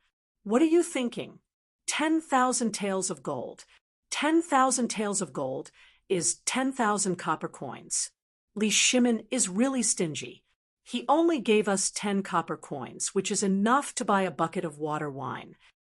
Su Chongqing was also speechless. It turned out that it was such a reward. She was happy for nothing. What does it mean to have 300 households in the feudal land and 100 households in the feudal land? 300 households in the feudal land is a false title. After adding the feudal land, it is a real title. That is to say, 100 households in our family are really going to be class households. Customers? Su Chongqing was confused again. In the Tang dynasty, there were customers? Did they need a salesperson? Li Wangyu knew that she misunderstood. Stupid, it's a tax class. It's the rent for 100 households. In the future, it won't be handed over to the imperial court. It will be handed over to our family. In the future, we will be landlord class. Those who ate the feudal land would get real households. These 100 households would become Li Wangyo's class households and pay taxes to him in the future. Moreover, the feudal land was hereditary, which was the most important thing. Who would have thought that after transmigrating to the Tang dynasty for only a month, he would achieve his dream of becoming a small landlord, and a small landlord with a title of nobility? Ordinary small landowners still had to pay taxes, but he didn't even need to pay taxes. It was really wonderful. Your Majesty, let me propose a toast to you. Your Majesty, thank you for your magnanimity.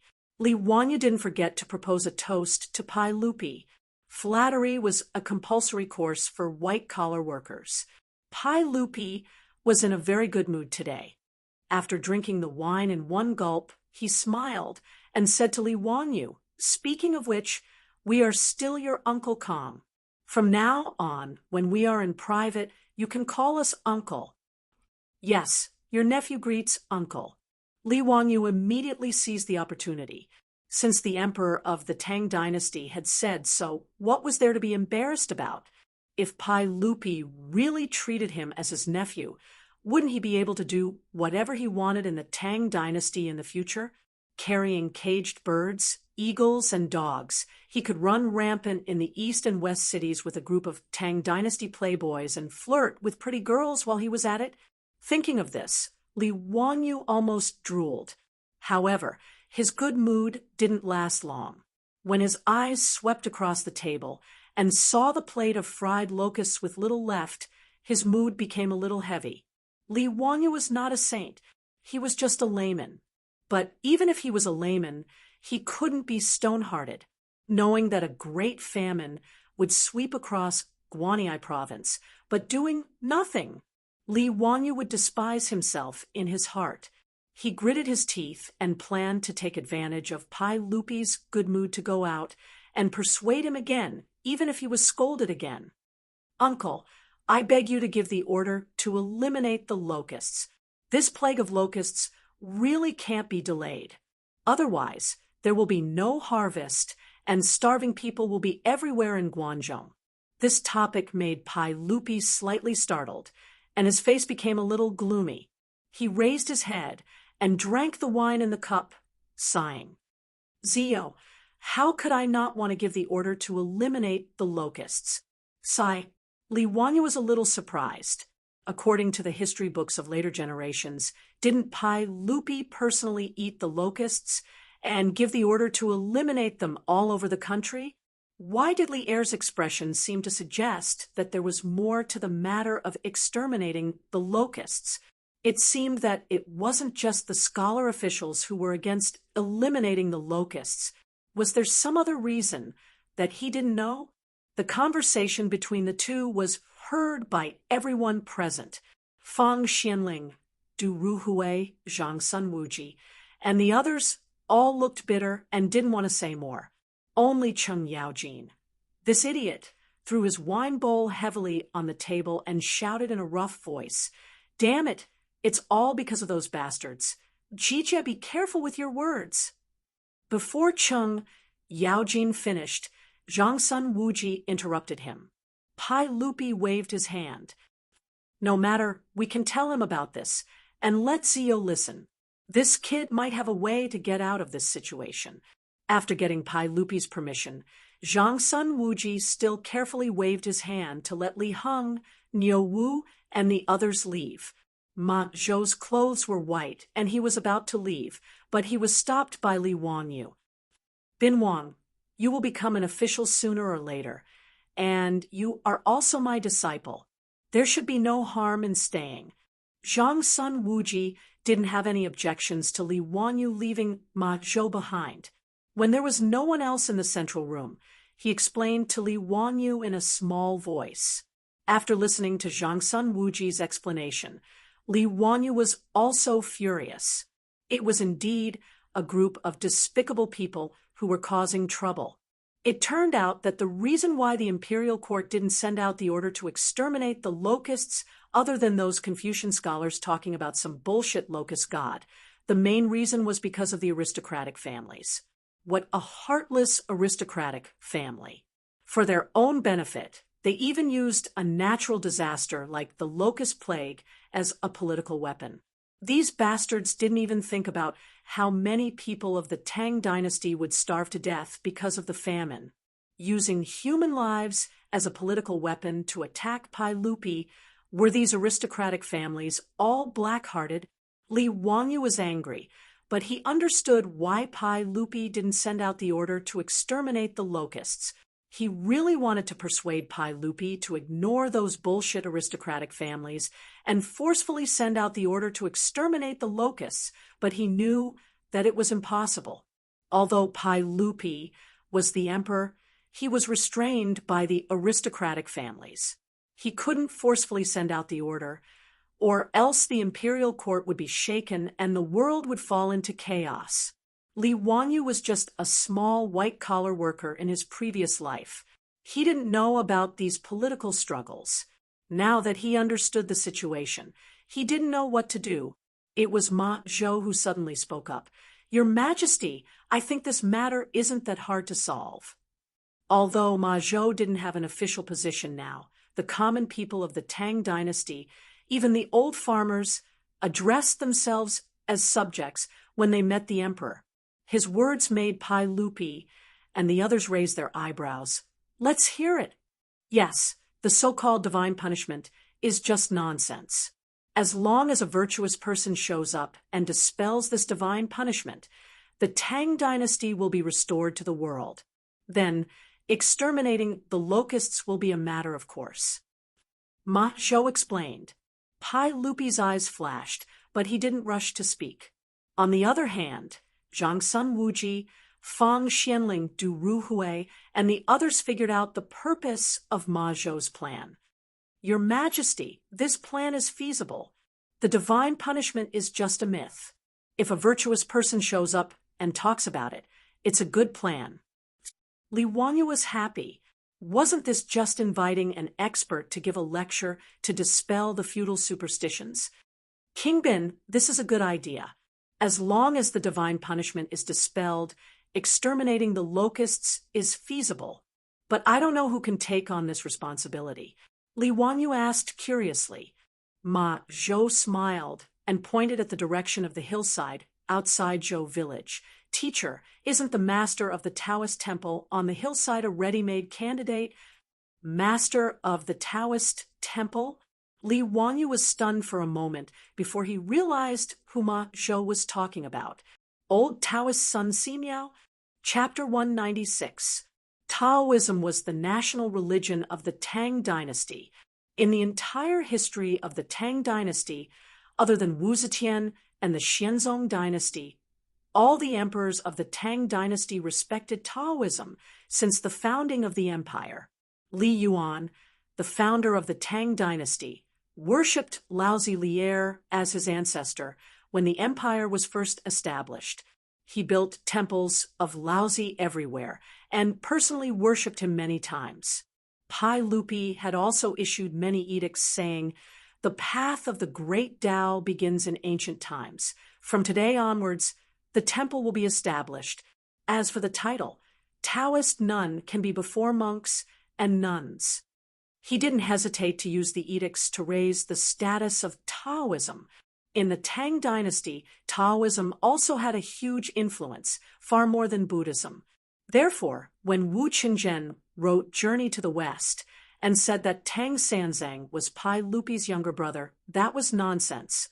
Buddhism's social status and influence in the Tang dynasty was far from Taoism. If they could really invite a Taoist expert to prove that the heavenly wrath was nonsense, then the so-called heavenly wrath on Pai Lupi would be groundless, and there would be no need to mention the heavenly wrath on himself. At that time, even if the aristocratic families were unwilling, they could only accept it. At least they didn't want to fall out with Pai Lupi, the emperor of the Tang dynasty. After Ma Zhou threw out this idea, Pai Lupi, Zhang Sun Wuji, and the rest who had been trapped in the political struggle of the imperial court couldn't help but look at each other with excitement in their eyes. "Zio, who are you two talking about?" Zhang Sun Wuji asked curiously, wondering which expert could resolve this matter. Li Wanyu smiled. "Old immortal Sun Simiao, does Duke Qi know?" After the incident at the Black Tortoise Gate, Zhang Sun Wuji was listed as the most outstanding official by Pai Lupi. He was conferred the title of Duke Qi, the Minister of Personnel, and the head of the 3 departments. Hearing that the person Ma Zhou recommended was Sun Simiao, Pai Lupi and the rest clapped and cheered. The old Taoist, Sun Simiao, was in his 80s. Not only was his medical skills superb, but he was also quite famous in Taoism. Pai Lupi once wanted to confer the title of nobility to the old Taoist, but he was rejected by the old Taoist, who was bent on ascending. This made Pai Lupi feel very regretful. From Pai Lupi's point of view, the old Taoist Sun Simiao was a godly figure like Xianmen and Guang Qingzi. If he could really get Sun Simiao to clear his name, the story of divine punishment would be dispelled. "Ziyu, can you invite old immortal Sun?" Pai Lupi asked. Pai Lupi wasn't confident that he could ask Sun Simiao, an old Taoist with a respected position in the Taoist school, to clear his name. Li Wanyu chuckled and said, "Uncle, Old Immortal Sun is behind the village building a Taoist temple on my family's hillside. You can ask him to come. Leave it to me. Tomorrow morning, I will send people into the mountains to look for Old Immortal Sunday. Ziyu, are you confident that you can convince Old Immortal Sun to help? Pai Lupi was a little worried. Li Wangyu pointed at Niu Yong, who was standing in the front yard, and smiled. Uncle, do you see that troop of mine? He saved Old Immortal Sun's life before. Old Immortal Sun will definitely give him some face. He suddenly thought of the scene where he saw the monk swindling people at the crossroads of Hu County. He couldn't help but chuckle. He lowered his voice and carefully said a few words to everyone after Zhangsun Wuji, and the rest heard his words. They couldn't help but grit their teeth with a weird expression. Pai Lupi also didn't know whether to laugh or cry. He didn't know how to comment. On the other hand, Cheng Yaojin's big palm landed on Li Wanyo's shoulder again. Wah, kid, I think this business of yours is good. Your Majesty, you can leave this matter to this kid. It can't be wrong. It wasn't easy for Li Wangyu to be conferred the title of founding man of the county. However, in front of this old gangster, he didn't have any temper at all. His shoulder was slapped until it was numb, but he still had to wear a smile on his face.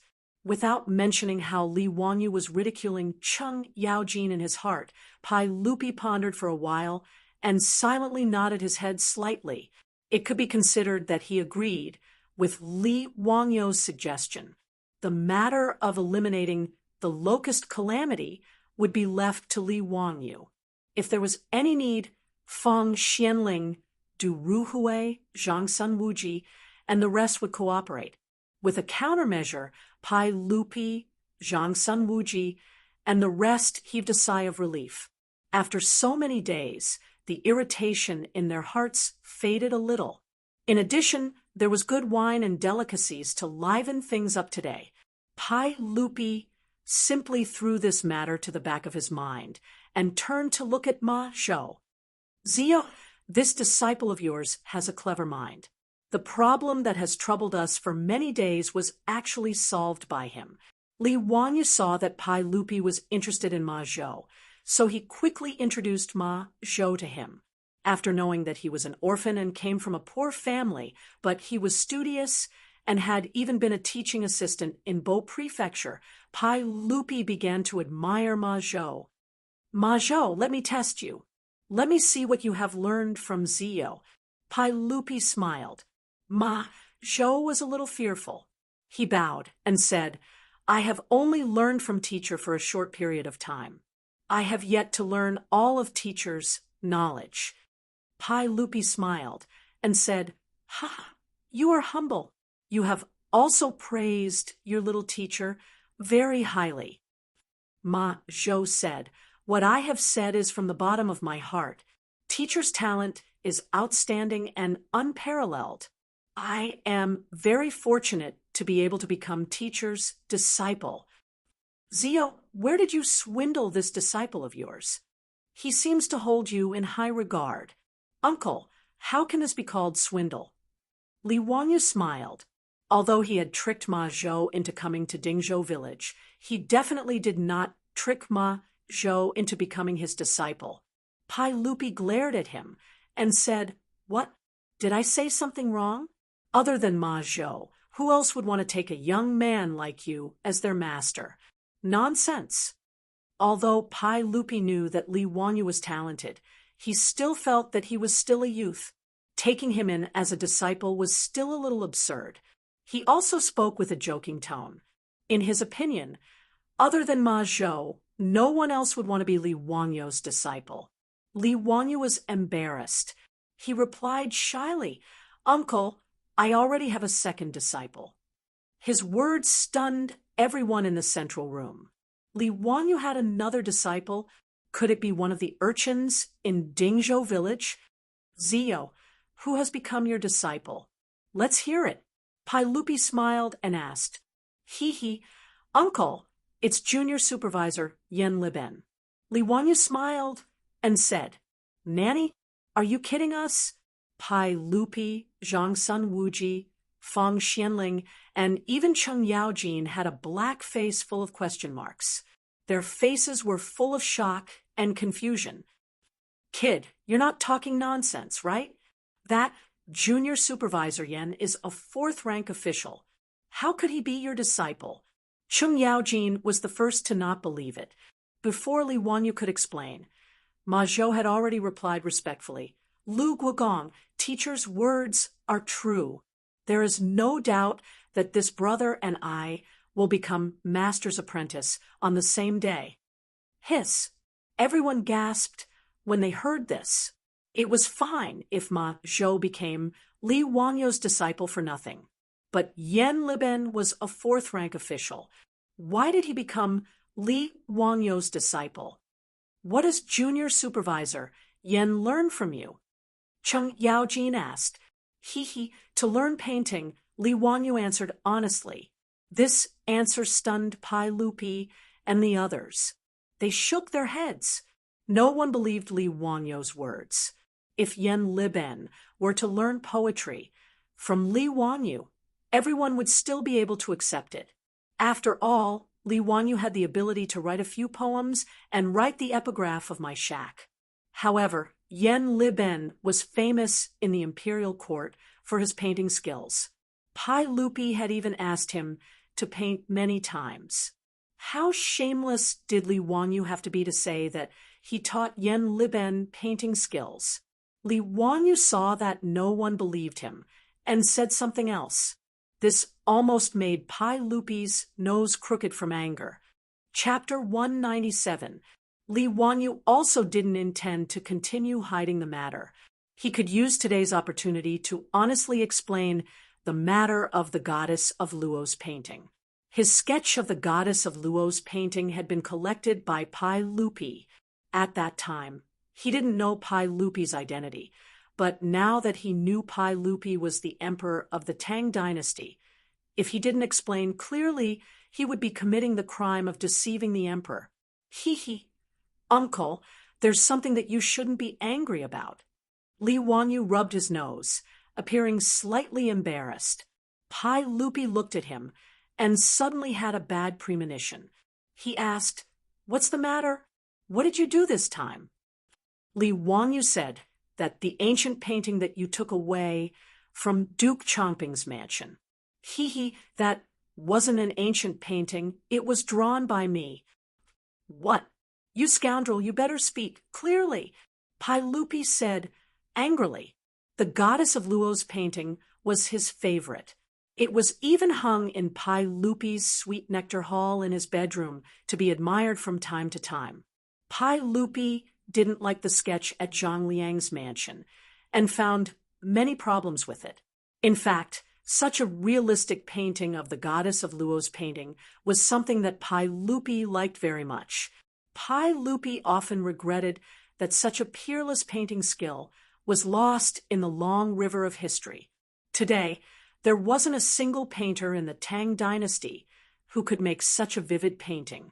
Therefore, Pai Lupi regarded the ancient painting, the goddess of Luo's painting, as a treasure and didn't easily take it out to see others. Only Empress Zhongsun and a few imperial concubines in the harem could occasionally see the true appearance of the ancient painting. But now Li Wanyu, this scoundrel, actually said that his beloved ancient painting, the goddess of Luo's painting, was drawn by this brat. This feeling was really terrible. Western Zhou's cultural relic became last week's. No one would be able to accept this change. Li Wanyu had no choice but to honestly explain the ins and outs of the matter. In the end, he had to defend himself. Uncle, it's not that your nephew wants to deceive you. That day, the enemy was forced into a corner by the Duke of Chongping and had no choice but to ask for your nephew's help. Who would have thought, who would have thought that the painting would end up in your hands? After learning the truth, Pai Lupi was so angry that he was almost ready to commit domestic violence. Li Wanyu was so scared that he jumped behind his beautiful boss. He carefully poked his head out and smiled apologetically. Hey, uncle, don't be angry. You see, I didn't mean to deceive you. You're a magnanimous person, so forgive me." Pai Lupi was infuriated by his tired appearance, but he couldn't do anything about it. Indeed, this matter could not be entirely blamed on Li Wanyu. He glared at Li Wanyu, who was hiding behind the woman. "Come over here, sit down, and answer the question. Did young master Yen ask you to learn his strange painting skills?" "That's right. That's exactly what happened." "Ziyu, who taught you your skills?" Pai Lupi suddenly asked. This was something he had been confused about recently. Li Zhou's abilities were only average, so he obviously couldn't teach such a son. Not to mention, Li Wanyu was able to come up with so many strange things. It was really inconceivable. Li Wanyu was speechless. There was no way to explain this. If he told Pai Lupi that he was a transmigrator, would he be arrested by the Space Administration? His eyes turned, and he lied. "Uncle, a month ago I fell seriously ill and was in a coma on the bed for several days. But for some reason, your nephew's body healed on its own. When I woke up, it was as if my brain was enlightened and I understood many things. But as for why, your nephew doesn't know." His deceptive words made the beautiful superior feel uncomfortable and almost burst out laughing. She could only turn her back, her shoulders still twitching. Obviously, she was secretly laughing. Pai Lupi and the others were suspicious. Could it be that there was really someone who was born with knowledge? Fang Xianling pondered for a while and said, "Ziyu, could it be that you are the reincarnation of a Taoist master?" Fang Xuanling's words made Pai Lupi and the others somewhat skeptical. If so, it also made sense why Li Wanyu suddenly became so smart. Taoist reincarnation was different from Buddhist reincarnation. They were two different concepts. The reincarnation of Buddhism referred to the reincarnation of the soul after the death of a living being, starting a new life cycle, repeating over and over again.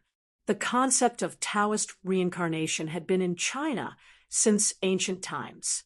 For example, in the classic of mountains and seas, a girl was reincarnated into a guard. Legend has it that the divine Dr. Bien Ke during the spring and autumn period was also the reincarnation of an ancient famous doctor. Bien Ke's original name was Qinyu, and Bien Ke was the name of an ancient famous doctor. Yu the Great was not his real name, but the honorific title of an ancient immortal who had achieved the Tao. Yu was believed to be the reincarnation of the ancient immortal, so he was called Yu. Therefore, the reincarnated person must have the same characteristics as the original person to be called reincarnation. It was not like Buddhist reincarnation, where it was a new life. Fang Xuanling's guess gave Li Wanyu a perfect excuse. Anyway, he could not explain why he had so many strange skills. He could just blame it on reincarnation, which was easier to accept than time travel. Pai Lupi and the others were just curious about where Li Wanyu's skills came from. They did not intend to get to the bottom of it, so the matter was over. Li Wanyu secretly wiped his non-existent cold sweat and exchanged glances with his beautiful boss, who was giggling. Finally, a small problem was solved. Pai Lupi did not care about where Li Wanyu's knowledge came from, but he was interested in Ma Zhou. He waved his hand and called him to his side to test his knowledge. It had to be said that the inertia of the wheel of history was always there. Even if it was a few years earlier, Ma Zhou still managed to attract Pai Lupi's attention with his talent. Ma Zhou told Pai Lupi many of his views on politics, which made Pai Lupi clap his hands and applaud. After drinking and chatting, Pai Lupi directly asked Ma Zhou if he was willing to become an official. In this regard, Li Wanyu looked helpless. Pai Lupi was blatantly trying to poach him, but he still had to pretend to be happy. It was really a pain in the ass. But out of Li Wanyu and the others' expectations, Ma Zhou actually refused Pai Lupi. "Your Majesty, I do not want to become an official for the time being. I hope your majesty can understand. Why is that? Pai Lupi was a little unhappy. It was rare for him to be polite, but he was embarrassed. Ma Zhou respectfully saluted. I want to study under the teacher for a few more years and then serve your majesty like a dog or horse. His words were out of Li Wangyu's expectations. Li Wangyu did not expect that Ma Zhou would be willing to give up such a good opportunity to study by his side. Li Wanyu seemed to only want to trick Ma Zhou into working for him, but he did not expect Ma Zhou to be like this. This made Li Wanyu feel a little embarrassed. Bin Wang, you don't have to be like this. You can do the same as Li Ben and come to me every 10 days. Don't disappoint His Majesty. Li Wanyu persuaded. He was sincere. Ma Zhou was talented. If he could assist Pai Lupi a few years earlier, he could also make a career and bring the golden age of Zhenguan earlier. Li Wangyu's persuasion made Ma Zhou hesitate. Chapter 198. Li Wangyu saw that Ma Zhou was still hesitating, so he tried to persuade him again. King Bin, life is like a multiple-choice question. You and I both have to make a choice. Let me give you 4 words, knowing and doing as one. Li Wangyu ignored his beautiful superior's rolling eyes and impolitely plagiarized the essence of Wang Yangming's theory. Knowing and doing as one? Teacher, what do you mean? Ma Zhou asked. Actually, Li Wangyu only knew a little about Wang Yangming's theory of mind, and he only knew a little about it. However, this didn't stop him from using the 4 words, knowing and doing as one, to fool Ma Zhou. Li Wangyu coughed lightly and activated his pretentious mode. Knowing is conscience and knowledge. Doing as one puts one's actions into practice. In knowing, there is action, and in doing, there is knowledge. Determination, diligence, correction, and good deeds are the unity of knowledge and action. This is the combination of knowing and doing as one. King Bin, you can become an official and apply what you have learned. This is the right way. Although Li Wangyu couldn't explain the true essence of Wang Yangming's knowing and doing as one, these 2 sentences were enough to enlighten the apathetic and made everyone stunned. Cheng Yaojin and Qin Xiong, the 2 founding duke, didn't think much of it, but Zhangsun Wuji, Fang Xianling, and Du Ruhui were distracted by Li Wangyu's words to Ma Zhou. Knowing and doing as one, Ziyu, do you have a detailed explanation? Zhangsun Wuji asked. Fang Xianling and Du Ruhui also looked at Li Wangyu inquisitively. This put Li Wangyu in a difficult position. How would he know the details of knowing and doing as one? He only remembered Wang Yangming's philosophy of mind. However, how could a student like him, who majored in e-commerce, understand the essence of it? Li Wangyu rolled his eyes and used his great deception mode. He didn't understand Wang Yangming's theory, but he had drunk a lot of chicken soup for the soul in the future. Duke of Qi, in my opinion, it's easy to know but hard to do. What you can think of might not be able to do. What you know might not be able to do. Some roads need to be walked with feet. Some paths had to be walked with heart. Often, it wasn't the thorns or stones that held him back, but his heart. To be able to match one's words with one's actions, one's exterior with his interior, and one's interior with his exterior, this is the unity of knowledge and action. Come, let's drink this bowl of chicken soup. From now on, life will be cool to the end. Li Wangyu's chicken soup for the soul class was so common in the future that even his beautiful boss could only roll her eyes. But in the Tang dynasty 1,300 years ago, his words were a thought-provoking warning to everyone. Ma Zhou murmured for a long time, as if he had been enlightened. He bowed to Li Wangyu and said, "Teacher, I understand now. Combining knowledge and action means combining learning and action." He then bowed to Pai Lupi and said, "Your Majesty, I am willing to serve. Please forgive my rudeness." Pai Lupi laughed and stood up. What a good combination of knowledge and action. Ziyu, you are indeed the reincarnation of a great power. With such knowledge, it is a waste for you to stay in Dingzhou village. Why don't you become an official with your disciple? Nanny? Li Wanyu suddenly felt that he had been too pretentious. It felt like he had lifted a rock and dropped it on his own foot. If he was willing to become an official, would he have waited until now? Compared with the free and beautiful life of a small landlord, who would want to be an official? Although when his beautiful boss was bullied by the Zheng family of Xinjiang, he also had a desire for power. But with Li Wangyou's tiredness, after a few days of living a comfortable life, he had already thrown that idea to the back of his mind. Not to mention that he was now a noble. Although he was only a county official of the lowest rank, he was still a noble of the Tang dynasty, wasn't he? With this identity, what could the Zheng family of Xinjiang and the Wang clan of Taiyuan do to him? Therefore, Li Wangyu was naturally unwilling to become an official. In his opinion, it was simply a waste of life. Now that Pai Lupi had opened his mouth, he could not bluntly refuse. Otherwise, wouldn't that be slapping his own face? He had just said that Ma Zhou should know and act as one.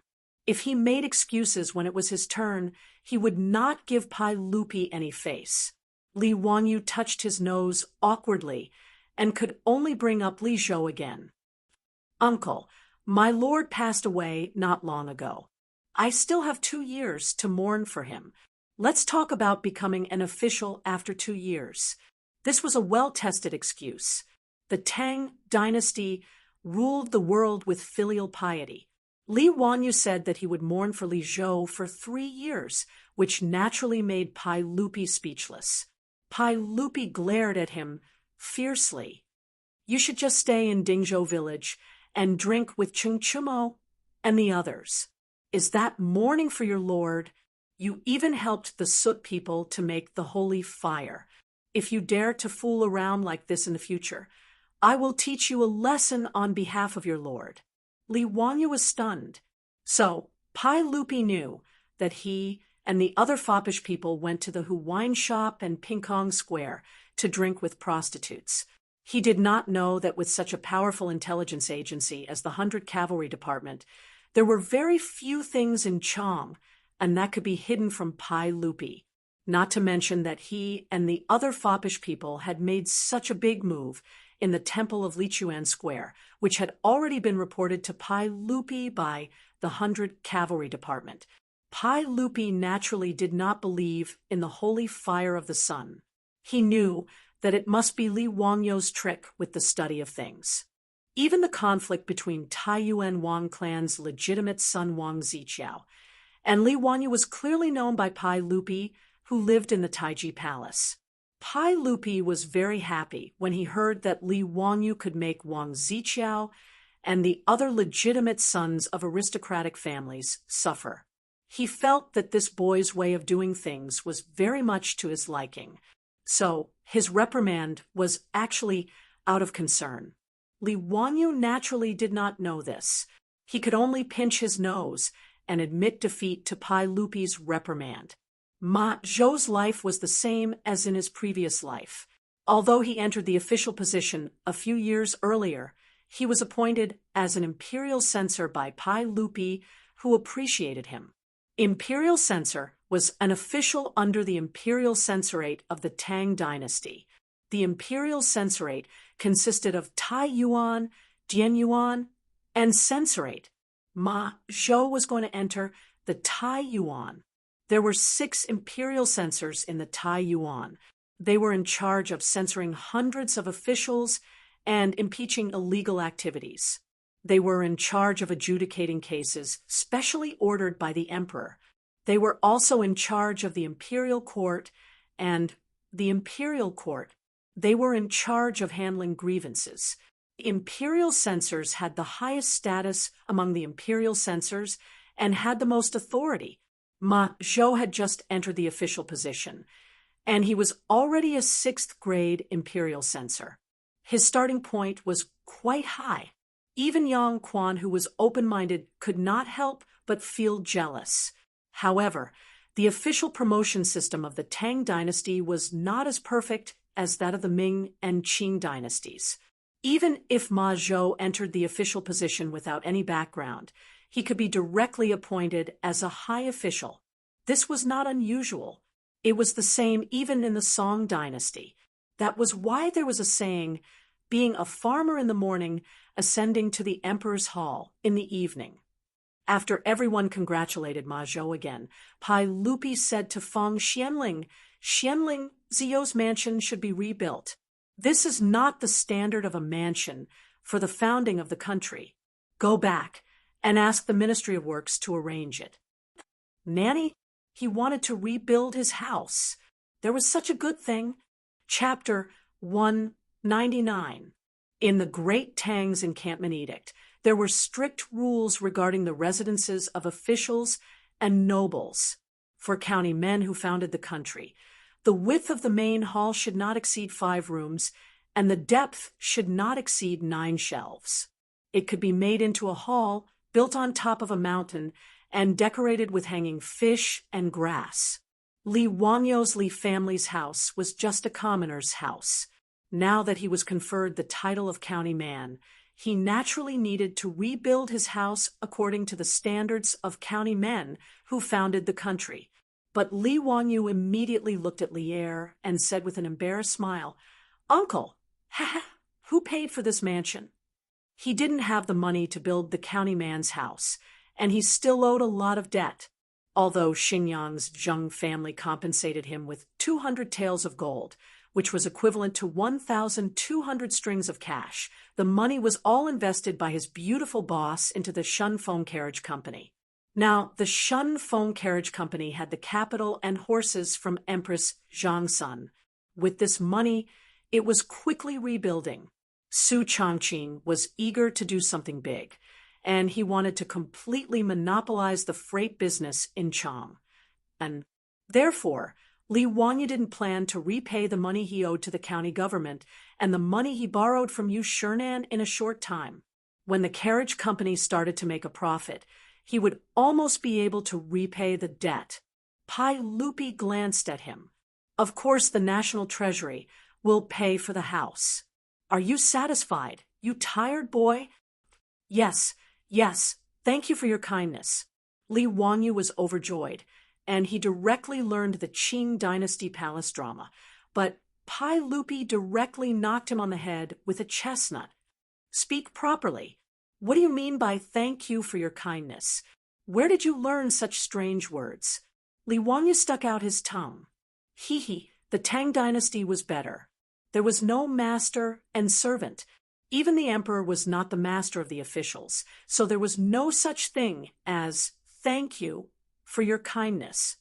He asked again, "Uncle, how will my house be built? Can I make the drawings myself and let the Ministry of Works build it according to my drawings?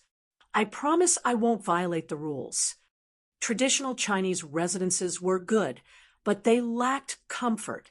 Li Wanyu thought that since the National Treasury was paying for his mansion, he might as well build a mansion that combined modern and European styles. He and Su Changqing could live comfortably there. Pai Lupi was slightly surprised. "You know about architecture?" A little. All right then. Draw up the blueprints and hand them over to the Ministry of Works. Let the Ministry of Works carry out the construction according to the blueprints.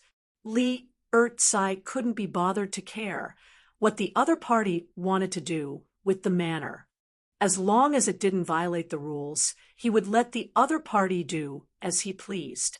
In Pai Lupi's opinion, it was nothing more than Li Wanyu wanting to make the mansion more luxurious. Pai Lupi didn't care about this at all. He would just spend some more copper coins as compensation for the brat's suffering. Li Wanyu was so happy that he couldn't close his mouth. He repeatedly thanked Pai Lupi and pulled his beautiful superior over to give Pai Lupi a few more cups of wine. "That's right. Uncle, the matter of you conferring me a title hasn't been made public yet, right?" Li Wangyo's eyes suddenly turned as he asked Lier. Pai Lupi was puzzled and asked, I haven't made it public yet. Why? What do you think? Li Wangyu smiled mischievously and said, Hee, then I ask Uncle and everyone else to keep it a secret for this brat. Don't make it public for now. Oh, why is that? Li Wangyu moved closer to Pai Lupi's ear and whispered a few words, but Pai Lupi couldn't help but laugh. Brat, you are really full of evil tricks. Fine, we'll do as you say. This matter will be kept a secret for now and won't be made public. Hee, thank you, Your Majesty, for your help, Li Wangyu said with a smile. The banquet lasted until the evening before it finally ended. Pai Lupi and the others were already a bit drunk. They were carefully helped onto their horses by the palace guards and returned to Chang. And before leaving, Pai Lupi didn't forget to tell Li Wangyu to make good use of the time to get rid of the heavenly punishment. Li Wangyu also nodded and patted his chest in agreement. The next morning, Li Wangyu led Niu Wu to the construction site of the Taoist temple on the hillside outside the village and found Lu Shenwei. Lu Shenwei wasn't at the same level as the old Taoist Sun Ximiao, who was able to treat the emperor as nothing. Hearing that this was Pai Lupi's idea to ask his master for help, Lu Shenwei didn't say anything and went with Niu Wu to the Qinling Mountains to find his master. After Niu Wu and the others went into the mountains, Li Wangyu didn't stay idle. He immediately ran to the Huxian County Yamen to find Yang Quan to settle the formalities for the official title of a household. He was granted the title of County Magistrate of Huxian County. The 100 official titles of a household were also transferred to him by the Huxian County Yamen. The official title of a household was directly transferred to the noble family that received the title. Don't think that Li Wangyu's 100 official titles were too little. In fact, in the early days of the Tang dynasty, they were very careful about the official title of a household. Even the princes only had about 800 households at that time. It wasn't until the later days of the Tang dynasty that the official title of a household became widespread, causing the country's taxes to decrease. Only then did the official title of a household's official title receive the title of a household's official title. However, when Li Wangyu returned from the Huxian County Yamen, he had a gloomy expression on his face, which made his beautiful boss feel strange. Wangyu, what's wrong? Didn't Yang Mingfu handle the formalities for you? Su Chongqing asked curiously. He did, and he even transferred a few dozen official titles to me. Li Wangyu sighed. Su Chongqing didn't understand. Wasn't this a good thing? Li Wangyu sighed again. Do you know where our official title is? It's this Dingzhou village. Yang Zhui actually sealed the 127 households of Dingzhou village and handed them over to me. Although Pai Lupi's imperial edict stated that 100 official titles were for a household, there was still a certain amount of room for maneuver when the official title was transferred to a county. An additional 20 to 30 official titles was a very normal thing. Su Chongqing didn't understand and asked, Isn't this pretty good? What's so good about it? Don't you see how poor Dingzhou village is? Can't you collect rent? Besides, even if Dingzhou village became prosperous, would I have the nerve to ask the villagers to collect rent? Yang Quan, that guy is too sneaky. Li Wangyu replied in a bad mood. After Su Chongqing understood what he meant, he couldn't help but cover his mouth and laugh. Come on, look at you. Don't tell me we still need to rely on these 100 official titles to get by. If you don't collect, then don't collect. It's pretty good.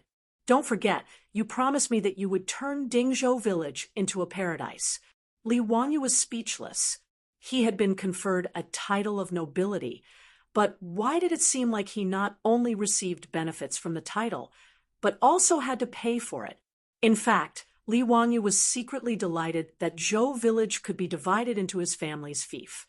Li Wangyo's feelings towards Dingzhou village weren't any weaker than Su Chongqing's. Li Wangyu felt that it was worth it to be able to help these simple villagers live a good life in the future. He was just unhappy that he seemed to have been schemed against by Yang Quan. This unscrupulous middle-aged man must have made up his mind when he heard the imperial edict. In any case, the county wouldn't be able to collect rent from Dingzhou village. It would be better to give it to Li Wangyu as his fief. The county would also save a lot of trouble. These officials of the Tang dynasty, each more sneaky than the other. Putting aside Li Wangyu's gloominess from being schemed against by Yang Quan, 2 days later, Niu Wu and Lu Xinwei invited the old Taoist Sun Simiao out of the mountains and into the Li family of Dingzhou village. Chapter 200. Li Wangyu hurriedly greeted Sun Simiao and respectfully invited him to sit in the central room. Then, he asked the maidservant to bring him tea. "Xiao Lang, why are you in such a hurry to ask me to come out of the mountain?" Sun Simiao asked in confusion. Li Wangyu asked Lu Xinwei and Niu Wu to invite the old Taoist, but he did not explain to them the details.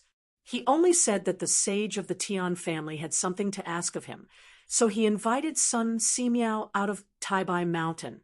Li Wangyu was not in a hurry to answer. Instead, he asked Niu Wu and Niu Yong to guard outside the central room and not let anyone in. After that, he asked the maidservant to leave. Then he lowered his voice and told him about the disaster of locusts in the imperial court. "Old immortal, this matter concerns the safety of the people in the world. It is urgent to eliminate the locusts. Please help the sage." After hearing his words, Sun Simiao was not in a hurry to answer. Instead, he replied awkwardly, "Xiao Lang, it's not that I don't want to help. It's a matter of great merit to make the imperial court order to eliminate the locusts. It's just that I'm not capable enough." "Old immortal, why is that?" Sun Simiao smiled bitterly. "Although I'm a Taoist, I'm also proficient in Taoist classics. However, I'm good at medicine. I'm not good at divination. How can I cooperate with you?" Li Wangyu was also a little hesitant. He knew that Sun Simiao was right, but he and Ma Zhou had neglected this point. Sun Simiao's medical skills were superb, but he had never heard that he was good at Taoist methods. It was easy to ask the old Taoist to treat and save people, but it was really difficult for him to pretend to be mysterious and fool the officials. For a moment, the two people in the central room looked at each other speechlessly. Li Wangyu was a little depressed. Was he going to mess up this task? Sun Simiao suddenly opened his mouth and said, "But Xiao Lang, this old Taoist can recommend someone to you. He should be able to help you." "Oh, which Taoist master is it?" "Yuan Tiangang." The old Taoist's words made Li Wangyu stand up suddenly, giving the old Taoist a fright. Li Wangyu's voice trembled with excitement. "That's right. Yuan Tiangang. How could I forget him?" "Oh, Xiao Lang also knows Yuan Tiangang?" Sun Simiao asked curiously. His words made Li Wangyu speechless for a moment, not knowing how to answer. He couldn't say that he had seen Yuan Tiangang in the novels of later generations. Could he? Yuan Tiangang and Li Chunfeng, the two famous Taoists of the Tang dynasty, were extraordinary characters in various novels of later generations. Li Wangyu had also developed a strong interest in these two Taoist masters. He even went online to search for information about their lives. However, he realized that the difference between the two people in history and the various people in the legends was too great. However, when Li Wangyu recalled Yuan Tiangang's experience, he sat back at the table and shook his head again and again. "Old immortal, I'm afraid it's not appropriate. Yuan Tiangang is in Shu County. How can we invite him to Chang?" And there were various theories about Yuan Tiangang and Li Chunfeng in later generations. Many people thought that Li Chunfeng was Yuan Tiangong's disciple. In fact, the two were not master and disciple at all. Li Chunfeng was only 26 years old now. He had been learning Taoism at the Quiet Cloud Temple in Nantua Mountain since he was 9 years old. In the second year of Wuda, Li Chunfeng, who was only 17 years old, was recommended to be Li Shimin's secretary in the army. In the first year of Jingguan, Li Chunfeng was appointed by Pai Lupi to serve in the Imperial Historian Bureau. Yuan Tiangang was now 81 years old and was now the county magistrate of Huijing County in Shu County. It would be 4 years later that Pai Lupi heard of his name and invited him to the court as a think tank. Therefore, there was no master-disciple relationship between the two. However, in various legends, the pushback chart co-authored by the two was known as the first book of Chinese Taoist prophecy. It was said that Li Chunfeng used the 8 trigrams of the Book of Changes to calculate. Unexpectedly, he was addicted to it and couldn't stop. He calculated the fate of China for more than 2,000 years after the Tang dynasty, until Yuan Tiangang pushed his back and said, "You can't reveal the secrets of heaven. Go back and rest." Therefore, the Book of Prophecy was named Pushback Chart. In later generations, there were countless legends about the two powerful Taoists, and many TV series were filmed. However, the two of them in history were not that exaggerated. Although they were powerful, they did not have the means to control the clouds and rain with a flip of their hand like in the novel. Yuan Tiangang was from Chengdu, Yizhou, Shu County. He was proficient in face reading, Lurin, and the 5 elements. He once read the face of the infant Wu Zetian. At that time, Wu Zetian was carried out dressed as a boy and lied that she was a boy. Yuan Tiangang was very surprised after reading her face. He sighed and said, "Dragon eyes and phoenix neck are very precious. If she were a girl, she would be the emperor." It showed Yuan Tiangong's ability. At this time, Yuan Tiangang was 80 years old, but he was still a 7th-grade county magistrate in Huijing County of Shu County. The round trip from Huijing County to Chang and was more than 3,000 miles. With the current traffic situation of the Tang dynasty, it would take at least several months, even if he rode fast. By the time Yuan Tiangang was invited to Chang and from Shu County, it would be too late to mention the matter of eliminating the locusts. Therefore, when Li Wanyu thought of this, he sat down dejectedly. It was not impossible for him to look for Li Chunfeng. Li Chunfeng was now in Chang and serving as a 9th-grade general in the Taisher Bureau. However, Li Chunfeng was only 27 years old and not famous. If he wanted to rely on him to fool the officials and aristocratic families, he was afraid that his reputation was far from enough.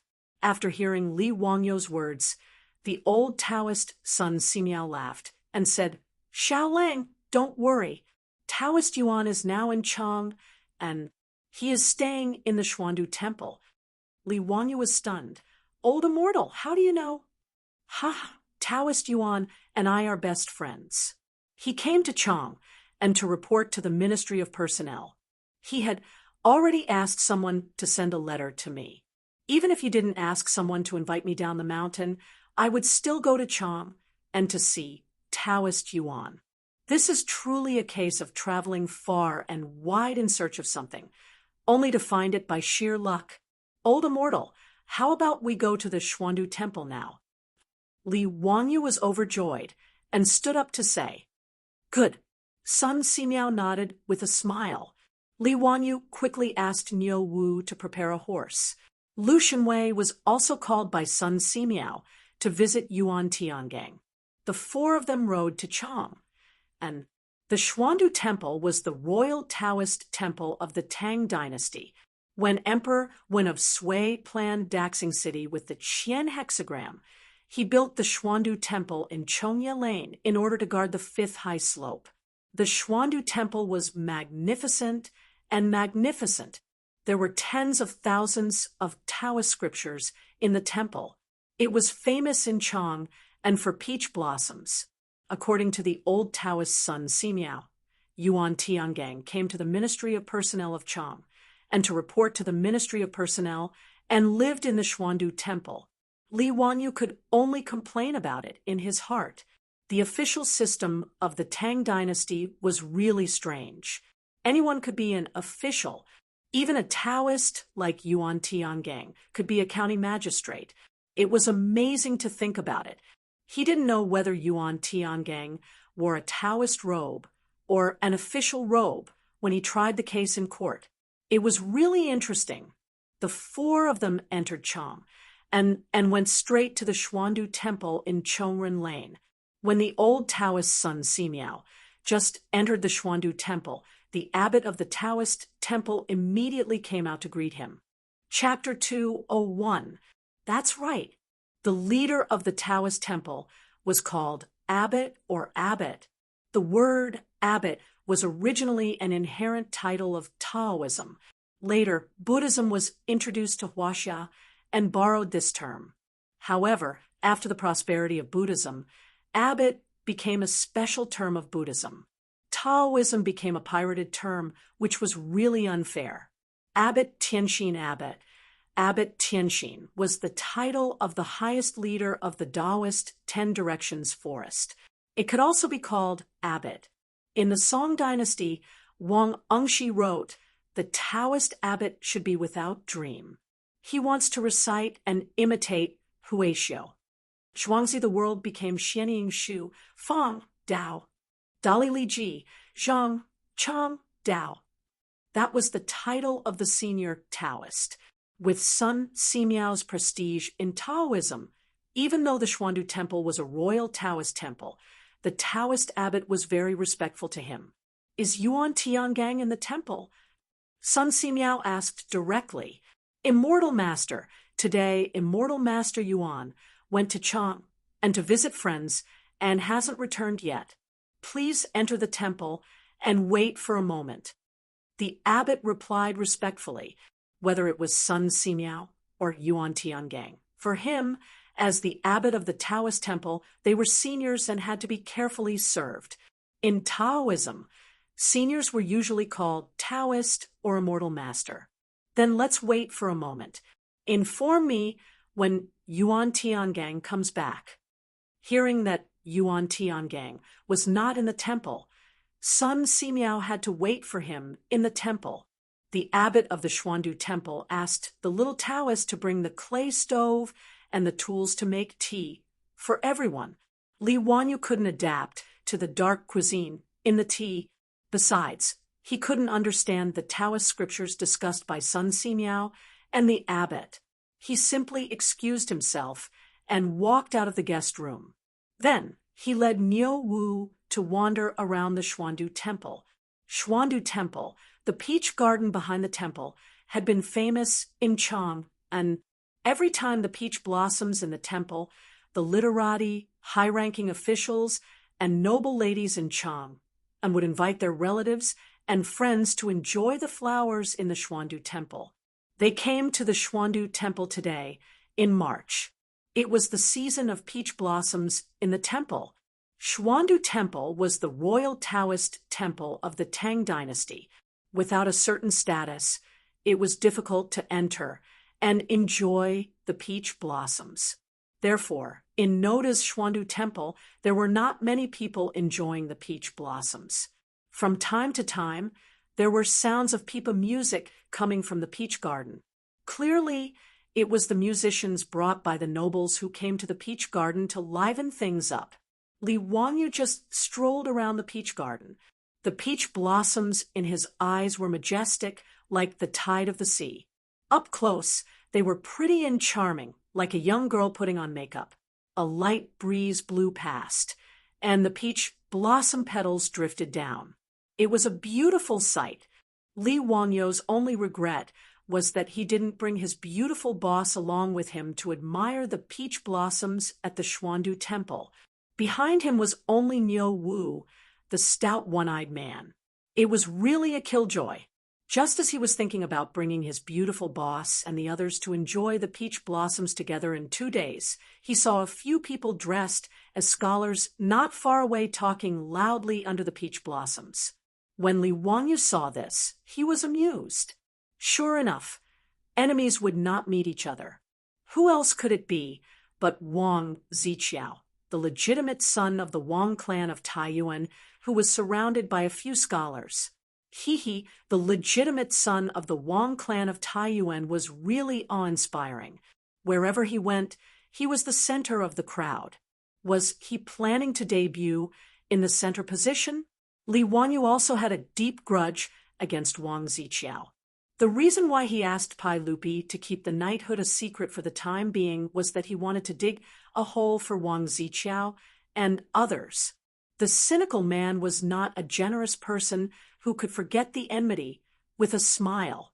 Before the Wang clan of Taiyuan broke off the engagement, Li Wangyu felt that he had lost face for no reason and inexplicably targeted him. Li Wangyu had been angry for a long time. However, at that time, he was a commoner. Although he was on good terms with the playboys, he had no power or influence. The playboys could not protect him at all times. Therefore, even if he was unhappy, Li Wangyu had to endure it. After winning the gambling fight with Wang Ziqiao, he shrank in Dingzhou village because he was worried about the revenge of the Wang clan of Taiyuan and the Zheng family of Xinjiang. His small arms and legs could not stand the tossing of the aristocratic families. Li Wangyu saw very clearly that if these aristocratic families really wanted to deal with him, it was no different from pinching an ant to death. In the beginning, the Li clan of Huxian was a small 7th-level official who joined the army. He and the villagers of Dingzhou village were almost tortured to death, not to mention the aristocratic families. They were the forces that even dared to cheat Pai Lupi. He was forced to choose to be dormant because he did not have enough strength to fight against the aristocratic families like the 5 clans and 7 kings. However, the day before yesterday, he was accidentally knighted by Pai Lupi. Li Wangyu, the cynical man, immediately became brave. Although he was only the lowest county man who founded the country, it could ensure that he did not have to fear being wantonly bullied by others with the power of the government. Although the knighthood of the Tang dynasty was only an honorary title, it belonged to the real privileged class. In addition to not paying taxes, Li Wangyu's knighthood of the founding county baron was equivalent to the official rank of the 5th level. Therefore, after being knighted, Li Wangyu, the cynical man, actually thought about how to use this opportunity to set a trap for the Wang clan of Taiyuan. He just did not expect that he and Sun Simiao would meet Wang Ziqiao when they came to Xuandu Temple to look for Yuan Tiangang. Li Wangyu smiled and walked quickly to greet him. He also greeted him warmly. "Brother Wang, I didn't expect that we would meet again today after we parted in Pinkong Square a few days ago." "Huh? It's a small world." Wang Ziqiao, who was surrounded by a group of scholars and occupied the center position, heard Li Wangyu's voice and could not help but look gloomy. This bastard, after humiliating me last time, how dare he appear in front of me? Wang Ziqiao suddenly felt a little guilty and quickly looked behind Li Wangyu to see if Cheng Chumo's group of playboys were there. When he saw that Li Wangyu was alone and there was only a one-eyed troop following behind him, he couldn't help but breathe a sigh of relief. "Li Wangyu, you are truly bold. You actually dare to appear in front of this young master." Li Wangyu pretended to be surprised. "Hey, why do you say so, Brother Wang? Did I remember it wrong? I seem to have won the gambling fight last time, didn't I? Brother Wang, have you forgotten the content of our gambling fight? You want me to remind you?" Wang Ziqiao's face was even gloomier. Thinking that he said that day that he should salute and avoid Li Wangyu when he saw him in the future, he felt a surge of anger. However, in front of these scholars, he did not want to lose his demeanor, forcefully suppressing his anger. Wang Ziqiao snorted coldly, Humph, I am too lazy to talk to an ignorant person like you. TSK, Brother Wong's words are really hurtful. However, Brother Wong, one cannot go back on one's words. Don't forget our gambling agreement. You can salute and avoid me now. Li Wanyu said mischievously with a smile on his face. The scholars that surrounded Wang Ziqiao, like stars surrounding the moon, were the scholars that came to the capital for this year's spring imperial examination. They had all submitted their examination papers to the Wang clan of Taiyuan and were recognized by the Wang clan of Taiyuan. Today, Wang Ziqiao invited them to come to Xuandu to admire the flowers in order to win over people's hearts. These scholars originally thought that Li Wanyu was Wang Ziqiao's friend. After hearing the conversation between the two, they immediately understood that the two sides were not on good terms.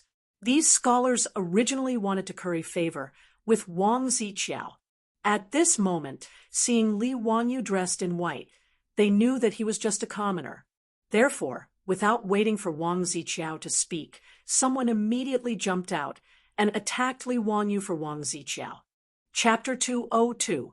These few scholars fought to show their loyalty and devotion in front of Wang Ziqiao, and all of them scolded Li Wanyu. Young man, how dare you be so rude?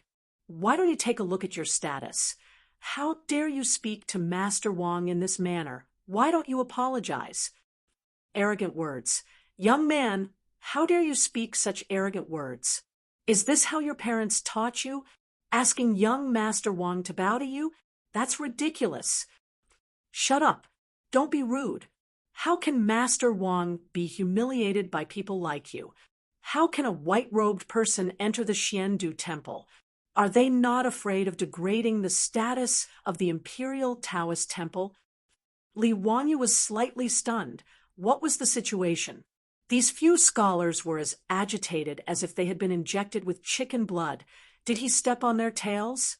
However, he quickly reacted and couldn't help but be amused. As expected, there would be no lack of people who flatter others no matter what dynasty it was.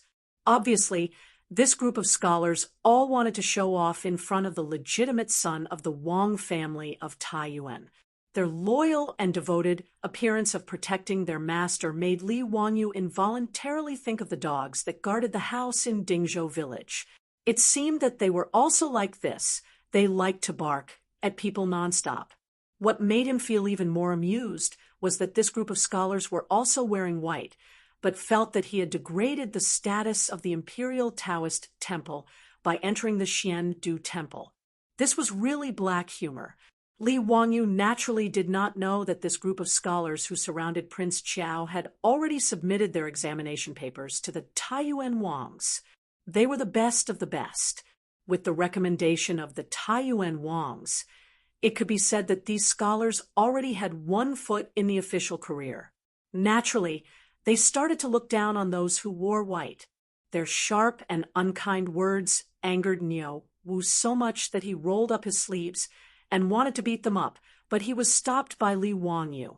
Li Wanyu laughed and said loudly to Niu Wu, "Niu Wu, do you know that recently, because of the locust plague in Chang and city, prices have skyrocketed? Everything has increased in price, but this person is getting more and more despicable." Niu Wu was stunned. What did Lang Jun mean? When Niu Wu came to his senses, he almost laughed out loud. His Longjuan's mouth was really unforgiving. When the scholars on the other side figured out the meaning of Li Wangyu's words, they almost choked to death. This brat was scolding them for being cheap in a roundabout way. You Tian Shilang, how dare you do this? What a disgrace! What a disgrace! How dare you be so impudent in front of young Master Wang? These scholars were infuriated by Li Wangyu's words, and Prince Qiao's face turned even darker. If not for the fact that there were many nobles in the Xiandu temple who came to admire the flowers, and that he had to consider the face of the Wang clan of Taiyuan, Wang Ziqiao would have ordered his troops to drag Li Wanyu out and give him a good beating. As for that bullshit bet, Wang Ziqiao had already thrown it to the back of his mind. After being defeated at Peace Square, Wang Ziqiao had always wanted to take revenge on Li Wangyu. But recently, it was the crucial period of the battle between the aristocratic families and Pai Lupi in the imperial court.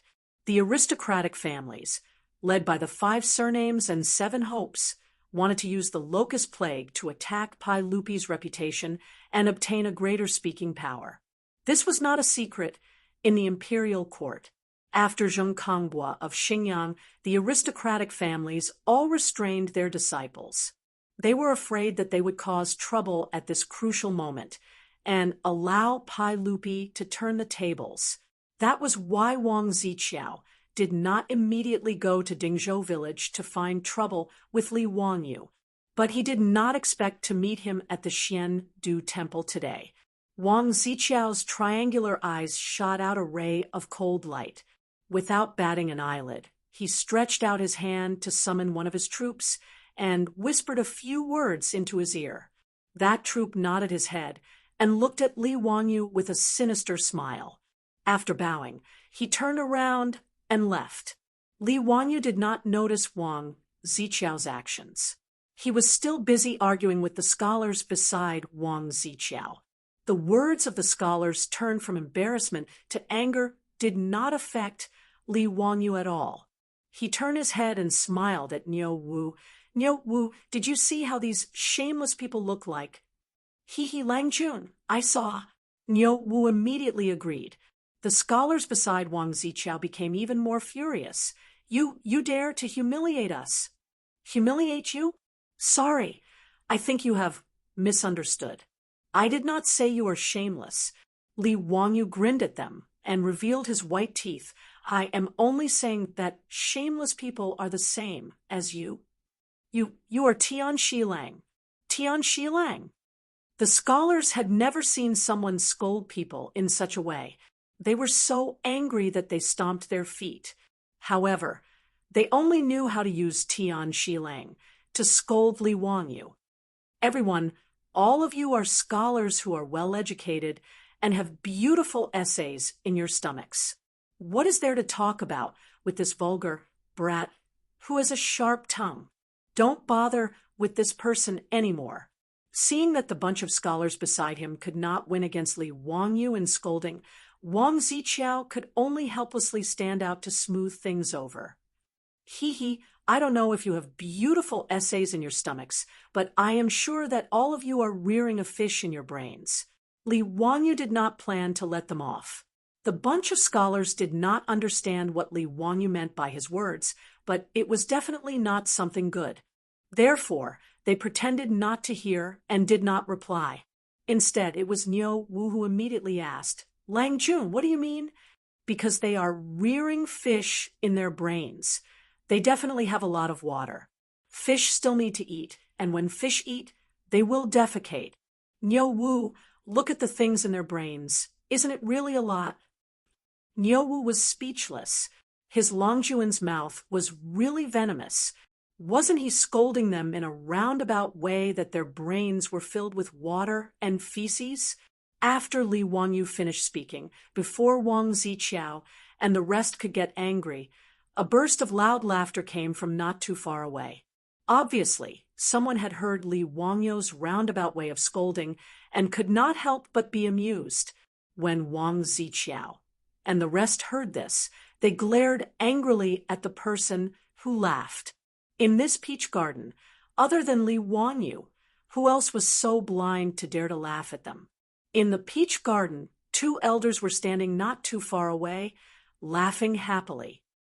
Ha! What a sharp tongue, young man. Brother Chong Yuan, do you know who this Mr. Xiaolang is? One of the elders laughed until his face was wrinkled as he asked the other elder. The skinny elder smiled and nodded. I do know this Mr. Xiaolang. He is Li Wangyu of Hu County. His name is Ziyu. Mr. Xiaolang, am I wrong? Oh, he is Li Ziyu. What a coincidence today. This old man was just about to meet him.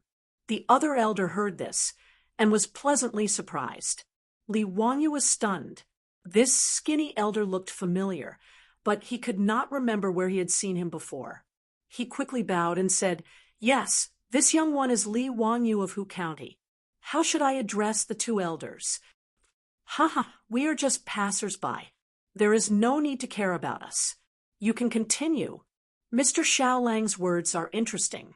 This old man has not heard such interesting words in a long time. It is really carefree. The two elders were actually enjoying the show. Not only did they not reveal their identities, but they also urged both sides to continue. Their words made Wang Ziqiao and the rest so angry that their noses were almost crooked. Where did these two old men come from? They were scolded, and these two old men actually said it was interesting. It was simply too infuriating. They were as bastards as Li Wanyu. Chapter 203. The words of the two old men also made Li Wanyu speechless. Is it really good for you guys to watch the show so brazenly? And one of the old men obviously recognized him, so he naturally felt embarrassed to continue scolding those scholars. Li Wanyu looked at the two old men. They had the demeanor of a big family, the aura of an elder, very similar to Yu Shinan. He knew that the two of them were definitely not normal people, so he just smiled and did not argue with those scholars. But those scholars beside Wang Ziqiao did not have Li Wanyu's eyesight. They were originally infuriated by Li Wanyu's ridicule and wished that they could immediately knock Li Wanyu to the ground and step on him a few times. These two old men, not only did they mock them, they even said that the little bastard was humorous and did not put them in his eyes at all. Therefore, the few scholars bore a grudge against these two old men. Looking at the two old men, they did not have any servants following behind them, and their clothes were very simple. They were also dressed in white and did not have any accessories on their waists. They felt that they were just two normal old men. After Li Wanyu did not speak, these few scholars did not let it go and even scolded the two old men. Humph, young Master Wang, this Xiandu temple does not live up to its name. How can any random person enter this Xiandu temple? That's right, Xiandu Temple is the imperial Taoist temple of the Tang dynasty and is well known throughout the world. But this Taoist temple's restrictions are too lax. Young Master Wang, you should reprimand the abbot of this Taoist temple and strictly manage it. You are already so old, yet you still use your seniority to flaunt your seniority, truly shameless. Confucius said, young but not a grandson, old but not a grandson, old but not dead is a thief. The scholars beside Wang Ziqiao could not win against Li Wanyu in scolding, so they actually vented their anger on the two old men. Wang Ziqiao originally wanted to stop the few scholars beside him and humiliate the two old men. Although he didn't know these two people, he had a feeling that these two old men had extraordinary origins. It was better not to offend them. But before he could open his mouth, the scholars beside him, who felt that they had already relied on the Taiyuan Wang clan and thought that they would be promoted, get a raise, marry a rich and beautiful woman, and walk to the peak of life, could not wait to open their mouths and humiliate the two of them. Since it had already come to this, he could only shake his head and watch silently. The insulting words of the scholars made the two elders so angry that they almost went berserk. They felt that they had made a mistake today. Originally, he was in a good mood today, which was why he came to Xiandu Temple to admire the peach blossoms. Because they felt that the servants around them were in the way, they chased them far away. The two old men were enjoying themselves. However, he didn't expect that he would be insulted by Li Xiaolang just because of a joke. They did not expect that there would be someone in Chang and who dared to humiliate them like this. They were really unlucky. The two old men's faces twitched a few times. Finally, they suppressed the anger in their hearts and turned their heads away with a cold snort. They were too lazy to talk to the few scholars. Zio, why are you free to come to Xiandu Temple today? Do you have any new poems recently? Tell me about it. The skinny old man who was called Brother Chong Yuan looked at Li Wanyu and asked, Li Wanyu stretched out his hand and touched his nose. He thought to himself, who exactly are these two people? He had never seen them before. How did they know his surname and name, and that he could compose poems? He smiled embarrassedly and replied, "Two elders, I am here today to look for someone. As for poems, I don't have any for now." "Ha, with your intelligence, isn't it easy for you to compose poems? Why don't you compose a poem for us using the peach blossoms of Xian Du Temple today?" "That's right. Li Zio, your poems are now being sung everywhere in Chang, and I wonder if you can compose a poem for us today." After the two old men finished their words, before Li Wanyu could reply, he heard a burst of laughter from the scholars not far away. "Ha, brother, did you hear that? This old man actually wants the young boy to compose a poem. This is the biggest joke in the world. Since when did this poem become something that even the field workers could compose? What's even funnier is that he actually said that this young boy's poems are famous in Chang. And what a joke! Do these peasants really know what a poem is? Being sung everywhere in Chang.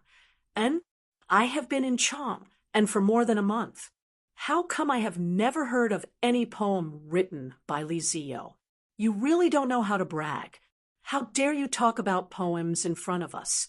Ha! I'm afraid you don't know that we are this year's spring imperial exam candidates.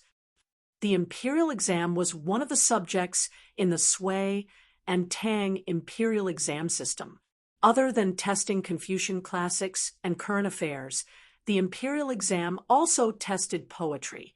In the Tang dynasty, the imperial exam could be publicly recommended by the aristocratic families before the exam. It was called the pass of the imperial exam. The old Tang book, the biography of Shui Deng, described it like this: driving the door of the temple, entering and exiting the palace of the kings and dukes, opening Chen Chen's poem, only sighing and spitting, touching the top to the foot, Jihi's grace in guiding you. It was talking about how these scholars painstakingly curried favor with the rich and powerful in order to gain their favor, and thus become scholars who passed the imperial exam. And these scholars were the scholars who were prepared by the Taiyuan Wang clan to be recommended by the Taiyuan Wang clan to the chief examiner, the pass of the imperial exam. To be accepted by the Taiyuan Wang clan, these scholars had some ability in poetry. So when they heard the two old men praising Li Wanyu for writing good poems, they ridiculed him like this. In their eyes, these peasants discussing poems in front of them was simply showing off their skills in front of Guanyu and asking for humiliation. However, their words made Wang Ziqiao curse in his heart. He felt that the scholars that his family had selected this year were not crazy. Even if Wang Ziqiao and Li Wanyu were like fire and water, he would not attack him for not knowing how to compose poems. Were they idiots?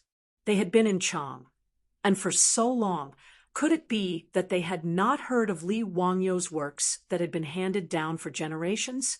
Even their Taiyuan Wang clan was ridiculed because of Li Wangyu's poems. Were they crazy? They wanted to compete with Li Wanyu on the level of poems? Actually, Wang Ziqiao had really wronged them. These scholars had not heard of Li Wangyu's works that had been handed down for generations. There was no other reason except for one word: poverty. That's right, it was because they were poor. These scholars were shy in their pockets after coming to Chang. And where would they find the copper coins to listen to the courtesans sing Li Wangyu's works? Because they were poor, they hardened their hearts and sent themselves to the Taiyuan Wang clan. They purposely fawned on them in order to advance in their careers. Because they were poor, these scholars who were not young in age were so arrogant after being accepted by the Taiyuan Wang clan. It was purely because they had been a loser for their whole life. Seeing the dawn of life in front of them, they were arrogant and dared to say anything. Wang Ziqiao opened his mouth, but did not know what to say. If he were to introduce Li Wangyu's poetry talent to these scholars, he would not be able to say it, and increase Li Wangyo's prestige for no reason. However, if he did not say it, he reckoned that these scholars that his family thought highly of would lose their face today. However, after thinking about it, it was not him, Wang Ziqiao, who would lose face. In addition, he was also dissatisfied with these scholars. Hence, he just kept his mouth shut and did not say anything. He would just treat it as watching a show. Wang Ziqiao did not say anything to remind these scholars. This made them mistakenly think that young Master Wang was silently allowing their provocation and hoped that they would use poems to educate these scholars. This made them even more proud. Chapter 204. The words of these scholars were heard by Li Wangyu and the two elders, but the three of them did not have any reaction at all. Only Li Wangyu could not help but wave his hand, as if he was driving away a fly that was flying around his ear. The two elders have praised me too much. I am really ashamed, but I do not have this poem for the time being. Li Wangyu came today to find Yuan Tiangang. The proper business had not been done yet, and he was too lazy to copy poems, so he tactfully declined. Seeing that Li Wangyu was not willing to compose a poem, the two elders were very regretful. However, the scholars beside Wang Ziqiao were interested. One of them purposely frowned, paced back and forth a few steps, and suddenly began to recite a poem. Thousands of dewdrops, where can they shine red? In the source of the warm wind, in the country of spring and water. This poem was naturally not made by that scholar on the spot. It was just that he had previously made a poem about peach blossoms, so he recited it at this moment, wanting to show off. This poem was not bad. Although it was far from being a masterpiece, it was still considered a masterpiece. A scholar from a poor family that could catch the eye of the Wang clan of Taiyuan naturally had some skills. When this poem was recited, even the two elders could not help but twist their beards and nod, feeling that this poem was not bad and was a masterpiece. However, it was just not bad. Compared to Li Wangyo's previous masterpieces, it was the difference between an abalone and a salted fish. Haha, brother, good poem. I also have one here, please listen to it. Immediately, another scholar did not want to be left behind. He also stood up and recited his poem with his hands behind his back. Flowers are empty in the dance floor, still red year after year. Tears stop at dawn. Melancholy relies on the spring breeze. Good. This is called a poem. Haha. It is laughable that some farmers think that they can compose poems just because they can recite some limericks. The two of you are indeed talented. You will definitely pass the imperial examination this year. Ha! Well said, well said. You are also talented in poetry, but we are all relying on young Master Wang's support. After these few scholars recited their own works that they were proud of, they couldn't help but flatter each other. They didn't forget to flatter Wang Ziqiao while they were at it. Hearing them say the words spring examination, no one noticed that the two old men couldn't help but reveal a trace of ridicule. Li Wangyu and the others did not know that the two old men who were humiliated by this group of scholars were the two great scholars of the current imperial court. One was the Minister of Rights, Lu Quan. The other old man, who knew Li Wangyu was the Chancellor of the Imperial College, one of the 18 scholars of King Qin's mansion, Kong Ingda, Kong Chongyuan. That day, at Chujiang Qi Poetry Gathering, it was Kong Ingda who announced the topic of the poem to the students. Li Wangyu had seen him from afar at that time. However, at that time, he had only seen them twice from afar. After that, Li Wangyu had gotten himself drunk and entered the Xiujiang Pond Pavilion in a muddle-headed state. He had no idea who he had met that day. Therefore, Li Wangyu did not recognize Kong Ingda just now. He only felt that Kong Ingda looked familiar. For this year's spring examination, the chief examiner of the Ministry of Rights was Lu Quan, and the assistant examiner was the Chancellor of the Imperial College, Kong Ingda. In other words, The scholars that Wang clan of Taiyuan had prepared to announce had just spoken without thinking and insulted the two chief examiners. After listening to the poems of these scholars, Lu Quan and Kong Ingda felt that it was a pity. They then turned their gazes towards Li Wangyu. Ziyu, don't hide your incompetence. How about composing a poem for the two of us? Li Wangyu was slightly hesitant. Without waiting for him to decide whether he should plagiarize a poem or not, he heard the scholars start to clamor again. Compose a poem? A limerick? If this little brat knows how to compose a poem, I'll kneel down and kowtow to him as my master. Ha ha! Li Wangyu couldn't help but cast a sideways glance at the person who spoke. He said indifferently, "Acknowledge me as your master? You don't have that right." His words weren't considered nonsense. Now that Li Wangyu had two disciples, one was a lower 6th rank imperial censor, and the other was a higher 4th rank assistant minister of the Ministry of Justice. If this was spread out, it would scare this group of scholars to death. Needless to say, this middle-aged scholar's character was low, and Li Wangyu didn't even take a liking to him. Even if this kind of person knelt down and begged to be taken in as a disciple, Li Wangyu wouldn't take a second look. Li Wangyu felt that what he said was the truth, but this group of scholars took it as words to humiliate them. All of them flew into a rage. If it wasn't for the fact that he was behind Li Wangyu and Niu Wu's tall and sturdy body, he would have thought of charging up to fight with his life. Humph, you are indeed eloquent. Insolent. Full of nonsense. You really don't know what you're talking about. Young Master Wang, which family does this young man come from? How can he be so frivolous? Li Wangyu snorted coldly. You bunch of poor people, if you want to hear my poem, then prick up your ears and listen. He originally wanted to keep a low profile, but since there were people who wanted to give him face, Li Wangyu naturally didn't mind giving these few scholars a resounding slap. He paced around the peach garden and thought about which great poem he should copy. In the peach garden of Xiandu Temple, there was a small grass hut built. This was a resting place for the craftsmen who managed the peach garden. Outside the grass hut, there were a few farming tools for plowing the soil. Li Wangyu's eyes couldn't help but light up as he opened his mouth to recite. In the peach garden is the peach blossom nunnery. Under the peach blossom nunnery are the peach blossom immortals.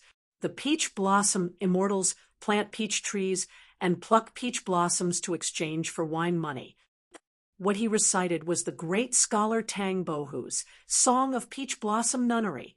However, he changed the beginning of the Peach Blossom Cove to Peach Blossom Garden, which was more suitable for the scene. These 4 lines of the poem were simple and didn't have any flowery words. When the few scholars heard this, they curled their lips and revealed a mocking expression. This was called a poem? In the peach blossom garden, there was a peach blossom nunnery, and in the peach blossom nunnery, there was a peach blossom immortal. The peach blossom immortal planted many peach trees and plucked peach blossoms to exchange for wine money. To be so straightforward, he was indeed a farmer. How could he have any literary talent to speak of? These few scholars exchanged glances with one another and couldn't help but want to mock him. Lu Quan and Kong Ingda naturally wouldn't be as shallow as them. However, they felt that these 4 lines were using peach blossoms as a metaphor for a hermit, vividly portraying the image of a hermit who wandered under the forest, was free and easy, loved life, and lived happily like an immortal. However, if there were only these 4 lines, it was a little too weak and couldn't be considered a great work. Just as the two of them were frowning, they heard Li Wangyu continue to recite. When sober, only sit in front of the flowers. When drunk, still sleep under the flowers. Half drunk and half awake, day after day, flowers wilt and bloom year after year. When these 4 lines of the poem were recited, the few scholars couldn't help but reveal a surprised expression, and the mocking expression on their faces disappeared. Lu Quan and Kong Ingdao exchanged glances and felt that Li Wangyu's poem was not bad. No matter if he was sober or drunk, he didn't leave the peach blossoms. Day after day, year after year, even as time passed, the flowers bloomed and withered, his original intention didn't change. Wonderful! Without waiting for them to praise, they heard Li Wanyu continue to recite, "I hope to die in the wine and flowers, and not bow in front of carriages and horses. The rich are interested in the dust of carriages and horses, the poor are fated. If wealth is compared to poverty, one is on the ground, one is in the sky. If poverty is compared to carriages and horses, he has to drive, and I have nothing to do." These few lines of the poem caused the few scholars' expressions to turn ugly. They thought that Li Wanyu was mocking them. Money could buy enjoyment, but it couldn't buy a leisurely and poetic life. Even if they were poor, they wouldn't lose the joy of life and the richness of the spirit. And the few of them purposely sucked up to the Taiyuan Wang clan for glory and wealth. It was the complete opposite of the attitude in the poem. Lu Quan and Kong Yingda's eyes became brighter and brighter. They were right to come to the Xian Du Temple today. To be able to hear such a poem, they had to drink a lot. It was a pity that they didn't have any wine on them. Chapter 205. Li Wangyu's Song of Peach Blossom Nunnery had been copied to this point. No matter if it was Kong Yingda, Lu Quan, Wang Ziqiao, and the other scholars, they all thought that it was finished. They had to admit that this poem was already many times better than the so-called proud works of those scholars. Comparing goods would be embarrassing. Comparing people would be infuriating. Lu Quan and Kong Yingda were already prepared to clap their hands and cheer. Li Jia Xiaolang indeed did not disappoint them. Even though, in the eyes of the two scholars, this poem seemed to be lacking a bit of charm and did not seem to have reached the level of a work that could be passed down for generations. But compared to the poems of those scholars that they had heard before, it was already rather stunning. They heard Li Wangyu's voice paused, took in a deep breath, and continued to recite. "Others laugh at me for being too crazy. I laugh at others for not being able to see through. Not seeing the tombs of the heroes of the 5 hills, no flowers, no wine, no hoe for the fields." When he recited the last 4 lines of the poem, the faces of everyone present changed. Wang Ziqiao gritted his teeth, while the faces of those scholars turned pale and were very embarrassed. The tomb of the heroes of the 5 hills in this poem was referring to the aristocratic families. The meaning was that even though those aristocratic families were once glorious, now they could not see their tombs and were only used as fields for farming. From Wang Ziqiao's point of view, Li Wanyu was simply cursing them. How could these aristocratic families not be enraged? As for those scholars, their faces were filled with embarrassment. They had been bragging to each other for so long, and in the end, they were slapped in the face by this weak young man. Even if they did not want to admit this Song of Peach Blossom Nunnery, they could only accept it in their hearts. It was because they realized the difference that these scholars were even more embarrassed and angry compared to this young man in front of them. They had lived for so many years in vain. How could they not be angry? As for Lu Quan and Kong Yingda, their faces were filled with astonishment. Originally, it was only a poem, but because of these last 4 lines, it had become a work that could be passed down for generations. It could not help but make these 2 scholars surprised. Kong Yingda chewed and savored the entire poem. He stroked his beard and praised, "This poem is real and easy, not restricted to the method. The concept is fresh and fresh. It is indeed a work of art. Ziyu, based on this poem alone, if you were to participate in the spring imperial examination, you would definitely come in first place. Others laugh at me for being too crazy, and I laugh at them for not being able to see through me. Li Ziyu, it's a pity that you're not participating in this year's spring quarter examination." Lu Quan had the same attitude. The praise of the two elders made Li Wangyu blush slightly. He had only plagiarized Tang Bohu's poem. Actually, he did not know how to compose poems. What's more, the poem he copied wasn't really suitable. Tang Bohu wrote this poem because of his deep insight into life and his transcendental open-mindedness. Tang Bohu, who was frustrated in his career, had made a wise choice in life. Although he was poor, he did not lose the joy of life. Tang Bohu's life was rich in spirit, but where was Li Wangyu's frustration and poverty at the moment? He had just been conferred the title of County Man of the founding county of the Tang dynasty. He was already in the privileged class of the Tang dynasty. If he still recited Tang Bohu's poem, he would be suspected of being too pretentious. Therefore, the humble Li Wangyu only chuckled and didn't say anything. However, the praise of the two great scholars was particularly harsh in the ears of the scholars. Although they knew that this young man had crushed their poetry into dregs, they did not feel guilty at all. Instead, they became more and more arrogant because of their inferiority complex. In their eyes, no matter how good this young man's poem was, what could it do? Without the recommendation of an aristocratic family, it was impossible to pass the imperial examination, and they had been chosen by the Wang clan of Taiyuan.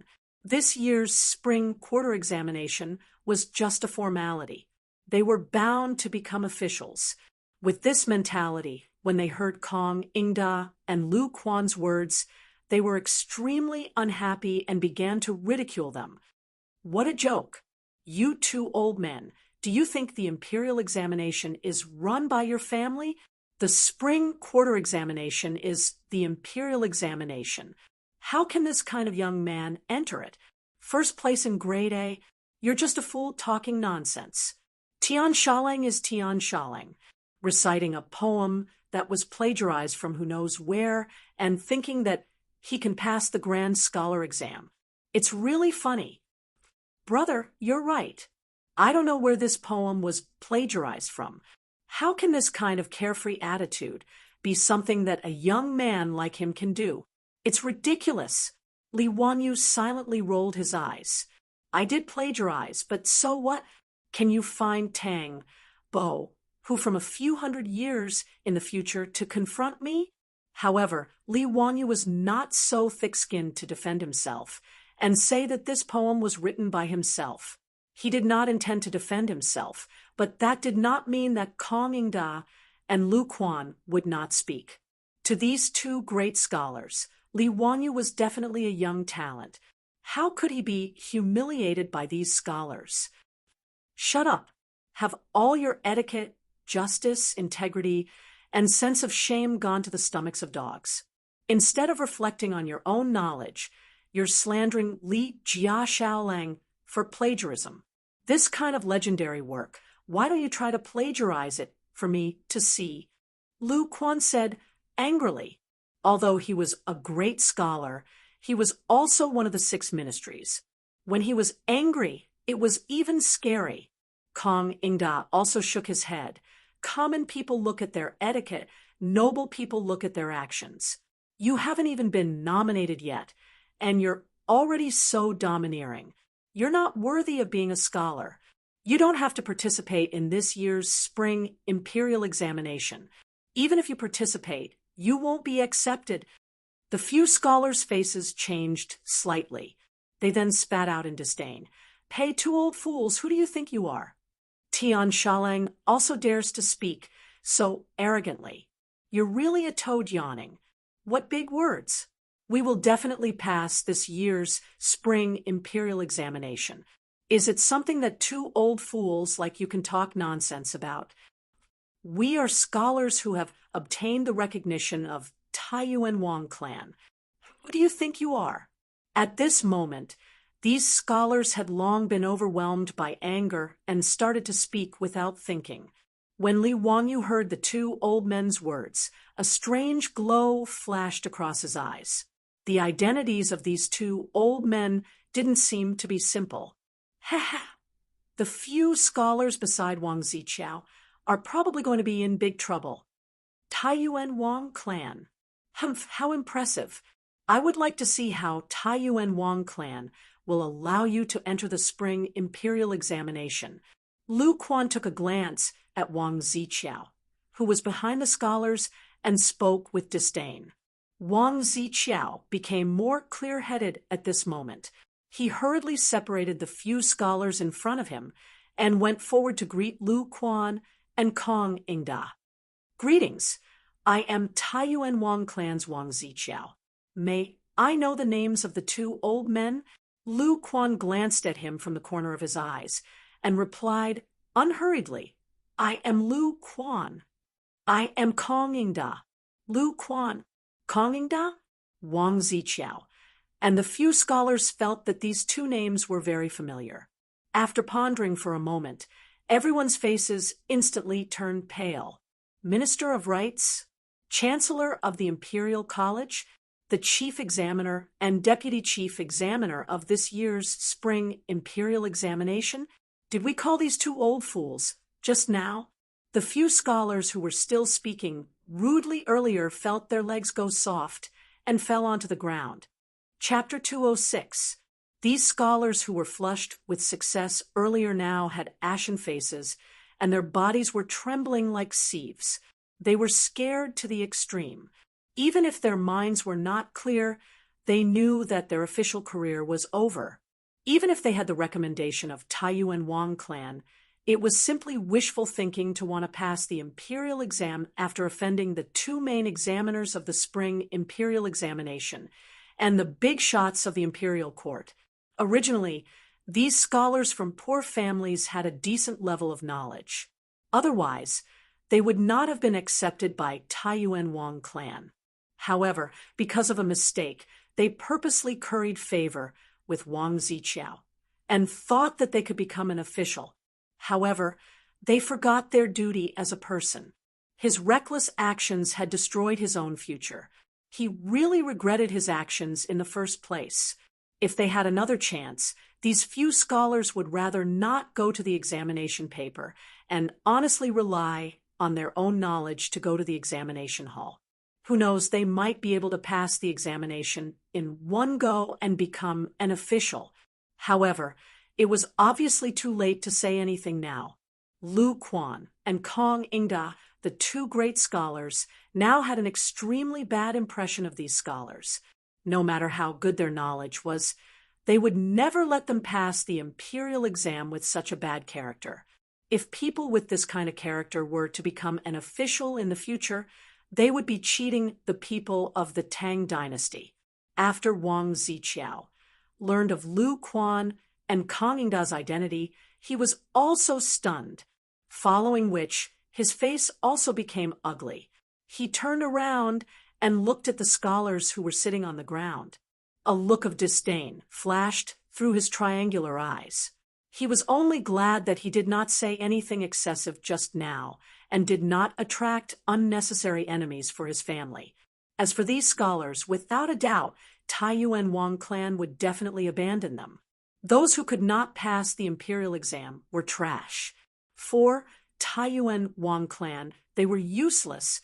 Wang Ziqiao bowed deeply to Lu Quan and Kong Ingda again. Minister Lu, Chancellor Kong, my Taiyuan Wang clan has nothing to do with these people. I ask the two of you not to wrongly blame my Taiyuan Wang clan. My Taiyuan Wang clan is also ashamed to be associated with such despicable people. I ask the two of you to investigate clearly. How could Lu Quan and Kong Ingda be fooled by his words of disentanglement? Towards Wang Ziqiao's actions of abandoning those few scholars, the two of them felt disgusted from the bottom of their hearts. The aristocratic families were indeed cruel to the extreme. However, they did not want to offend the Taiyuan Wang clan too much, so they only nodded slightly. Since it has nothing to do with the Taiyuan Wang clan, Xiao Lang, please do as you please. Wang Ziqiao glanced at Li Wanyu, and a cold light flashed in his eyes. After greeting Kong Ingdao again with a smile, he waved his sleeves and led his troops away. As for those few scholars, he couldn't even be bothered to take another look at them, as if he really didn't know them. A few scholars stretched out their arms towards the back of Prince Chao as he left. They wanted to shout something, but after opening their mouths, they finally shut their mouths dejectedly. Tears of remorse directly rolled down from the corners of their eyes. After Wang Zichao left, the few scholars also became like walking corpses, bowing towards Kong Yingda and Kong Yingda before walking out of the Taoist temple in a daze. Kong Yingda also couldn't be bothered with these few scholars and smiled towards Li Wangyu. Ziyu, you don't remember me? At this moment, Li Wangyu finally recalled where he had seen this skinny old man before. It was at the Lake Chu poetry gathering that day. He hurriedly bowed, with his hands clasped in front. I greet Chancellor Kong. I greet Minister Liu. Chancellor Kong, please forgive me for my poor eyesight. Just now, I have seen you at the Lake Chu poetry gathering that day. Ha! I thought you couldn't remember. That day at the Lake Chu poetry gathering, Ziyu, you were famous for a period of time. Lake Chu poetry, gathering spring river scenery, and leaving the fortress are all works that have been handed down for generations. Also, that dreamy Qianlao's farewell that you wrote after you were drunk really shocked me. Chancellor Kong, you flatter me. It was all my fault for being impetuous. I drank too much and messed things up when I was drunk. Speaking of this matter, Li Wangyu's face turned red. He drank too much and actually recited something in front of Pai Lupi. How can I bend my eyebrows and bend my waist to serve the rich and powerful, causing me to be unhappy? He was simply courting death. Because of this matter, Pai Lupi even pulled his ear and lectured him for half a day after he was conferred a noble title, causing him to regret it greatly. Now that this matter was brought up by Kong Yingda, Li Wanyu felt even more embarrassed. His embarrassed look made Lu Quan and Kong Yingda burst into laughter. They increasingly felt that Li Wanyu was to their liking. Zio, what I said just now was not a joke. Are you really not going to consider participating in this year's spring examination? Kong Yingda asked Li Wanyu seriously after he finished laughing. Li Wanyu was speechless. Why were these great scholars the same as Yu Shernan, wanting him to enter an official career? He didn't want to reject the good intentions of these two elders. He looked around and saw that there was no one else around, so he took out an item from his robe and handed it to them. Chancellor Kong, Minister Liu, it's not that I don't want to. It's just that with my current status, it's inconvenient for me to participate in this spring examination. Kong Yingda was stunned and reached out to take the item. What do you mean? Zio, why is it inconvenient for you to participate in the spring? This is a goldfish talisman. Lu Quan was also stunned when he heard this. He hurriedly reached out to take the goldfish talisman from Kong Yingda and examined it carefully. The goldfish talisman of the founding county's baron. Zio, where did you get this? Lu Quan cried out in surprise. What Li Wangyu gave them was the proof of his identity after he was conferred a noble title. In the Tang dynasty, the fish talisman was the proof of an official's identity. According to the new Tang dynasty, all internal and external officials of the 5th rank and above wore a fish talisman and a fish pouch with the words, "Noble and lowly, answer the summons." Princes are given gold, and commoners are given bronze. They are inscribed with their titles and names. During Wu Zetian's reign, the goldfish talisman was changed to a turtle talisman. This was also the origin of the phrase golden turtle son-in-law, referring to a noble son-in-law. Li Wangyu, the founding county's baron, was also given a fish talisman made of gold. It had his name and title written on it. This was the proof of his noble title. I was bestowed the title of county's baron by the saint a few days ago. Even if I wanted to participate in this spring examination, I wouldn't be able to. Li Wangyu replied smugly. Lu Quan and Kong Yingda couldn't help but feel their teeth ache. a 16-year-old youth, had actually been conferred a noble title? If this matter were to spread, who knew how many people would be so shocked that their eyeballs would pop out? The two elders were even slightly jealous because even they hadn't been conferred a noble title yet. Although Kong Yingda was one of the 18th scholars of the King of Qin's estate and the Chancellor of the Imperial College, he had never been conferred a noble title in his entire life. Lu Quan was conferred the title of Duke Rui by Pai Lupi in his later years, but that was 12 years after Xinguan's death. There were still 10 years before he would be conferred a noble title. County's Baron, you... Kong Yingda didn't know what to say. Li Wanyu hurriedly bowed. Chancellor Kong, you should just call me Zio. I really don't deserve your honorific. Lu Quan returned the goldfish talisman to Li Wanyu and shook his head with a bitter smile. County's Li Wanyu was indeed extraordinary. Chapter 207.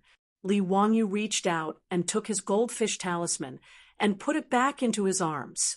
When he was about to say something, he saw a little Taoist from Xuandu Temple hurrying over and finding Li Wanyu in the peach garden. Monk, Immortal Yuan is back. Immortal Sun invites you. Li Wanyu was overjoyed. Finally, Yuan Tiangang came back. He quickly apologized to Kong Yingda and Lu Quan and followed the little Taoist to the elegant room. Halfway through, Li Wanyu suddenly remembered that he forgot to ask Kong Yingda and Lu Quan to keep it a secret for him. But after thinking about it, Li Wanyu decided to forget it. Today, he had seen how Prince Qiao treated those scholars as if they were his worn-out shoes. He had no interest in digging a hole for the Wang family of Taiyuan. The aristocratic families, like the Wang clan of Taiyuan, were too cold.